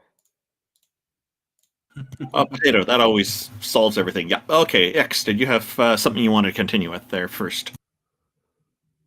Not especially. Just, before people make the assumption that time is a simple arrow, a theory of time, etc., they should look at the fact that it's contested within science, and like the majority of cosmologists and astrophysicists favor like a B block time kind of idea, which is counterintuitive to most of us. So just because we have intuitions about these things doesn't mean that what apologists say should actually be taken seriously until you actually look into the literature on the subject. Well, just to clarify, causality and time are different. So causality being emergent is a slightly different argument than time being emergent. Yeah. And I guess sometimes they'll see that as, they'll misunderstand that as being emergent means that the cause is what it's emerging from. But I'm sure that's not what you're meaning, is it? No, like causality itself is a field kind of a thing. Yeah. JL Warren, did you have some final thoughts on this? No, this was an interesting one. Entertaining, to say the least. Had some decent conversations. Trolls there, but overall I thought it was good. Well, Barak, did you have any final thoughts? Yeah, I was very silent this episode because it's very interesting to hear a lot of people and coming from different point of views. And then I get really frustrated when you repeat the same thing to someone and they just ignore it. Then I just lose interest in the conversation. I know some people want to keep going, and I like it. That it's good for them, but not for me. Well, interestingly, we had a huge drop in the number of Muslim apologists the moment that we had an expert on Islam on the panel. So maybe you've had a huge effect just by the lack. That is true. I didn't even think about that. They used to show up every episode, like in That's true. I know that the one of the persons we talked to last time after the show was in the chat was saying that he's so happy that I'm not a Muslim anymore, which doesn't make sense to me anymore. I don't know what that means. But I'm glad if just my presence is a repellent enough for apologetics and dawah, man. I'm happy to be here to have more interesting conversation than what Muhammad did with his wives. Yeah. So any Muslims thinking about calling in next week or 2 weeks from now, Mubarak doesn't bite. It'll be okay. Yeah, I will bark very loudly, and that's about it. I think if they're happy for you that you've left Islam, then take it as a compliment. It means that that's something maybe they want to do, and they're just not ready to make the change yet. I hope so that their appointment, but I think they're more glad that I will be burning in hell. But that's that's neither here nor there. Yeah, we had a number of atheists on today, 4 in a row it seemed, one identifying as agnostic, and I put him in the list that way. These conversations are intended to be insightful and interesting. It is not intended to be combative, although that happens a lot. One thing that I've observed is, even on Clubhouse as well, and in other forums also, not just here, is that discussions of religion seem to make some people very angry, and again, that is not our intention. Our intention is to go through these different challenges and cover not only the topic of whether a goddess or God exists, but other topics that are relevant as well, although our primary focus is that. I think Taco probably has some final words as well. Go ahead, Taco. This was a fun and a lively show. Definitely heard this law of causality thing a bunch of times recently. So if you're listening to this on any platform and you haven't Googled that yet, you probably should, because it's been popping up a lot and it's really dumb. But yeah, that's all I got. Oh yeah, join Politics Discord. Politics.gg/Discord on your Discord tab. Follow TJump, JL, Randolph, Mobarak. Everybody has their links pinned in the Heathen Hangout channel. I think that's it. Yep. If anybody wants to continue the conversation, anybody didn't get to come up on stage, I'm still live over on my channel. I think Randolph is as well. If you want to pop over to one of us and ask questions that you didn't get to ask, so the conversation will continue. So if you didn't get up, come on over, and don't forget to visit www.dawkins.com. Join the atheist church. Send me money so I can buy an apartment building, provide affordable housing. I want to create a church better than the religious churches. So join the atheist church. Can you imagine if the Pope gave away all the money that the Catholic Church is hidden away? Yeah, like they could house a lot of people. Yep, that's the goal. Yep. I want him to unlock the vault. I want him to unlock the vault. Full access. Get the arch. Release the Wu-Tang albums, the secret Wu-Tang albums. Supposedly they have supernatural evidence down there. And UFOs, and my go ahead. Yes, go ahead. Sorry, I was just memeing, because whatever the Pope has under there, the people who've been to see the archives must not be seeing it, because they just describe it as like this really dusty library with a bunch of files that most people can't get access to. But you can get permission to go down into the public existing. I mean, they're not publicly accessible, but the known archives, they do exist. It's mostly a bunch of boring stuff. Well, that's because they're not letting them down to the lower floors. My suggestion to anybody who goes down there in the way J.L. Warren's suggesting is that you take an Indiana Jones approach to it and be very careful of traps they might have set. Yeah, that's where they keep the Great Spider Queen. And the Q stores. So I want to know where I want to know what they got locked up down there, or maybe there's nothing. Bones maybe of it's Jesus. nothing they've propagated a whole mythology. That's bullshit. I'll tell you what I think they have down there if they didn't already burn it, because we have an example of it. In the Nag Hammadi library, they found a new gospel being written called the Teachings of Jesus Christ. And this Teachings of Jesus Christ gospel that was down there had a problem. It wasn't finished. So it just ends unceremoniously mid-sentence because the author wasn't done with it. Unfortunately, as a result, we also found a copy of the pagan text that it was copying the sayings from. So there's an unmodified, complete pagan text where they were cribbing all of the philosophical ideas that the great Jesus Christ was espousing. And we know this because they got caught, because their evidence was left unfinished. Now, if they had burned the original pagan text, we would never know that it existed, and we would think that the secret teachings of Jesus Christ was an authentic gospel, perhaps.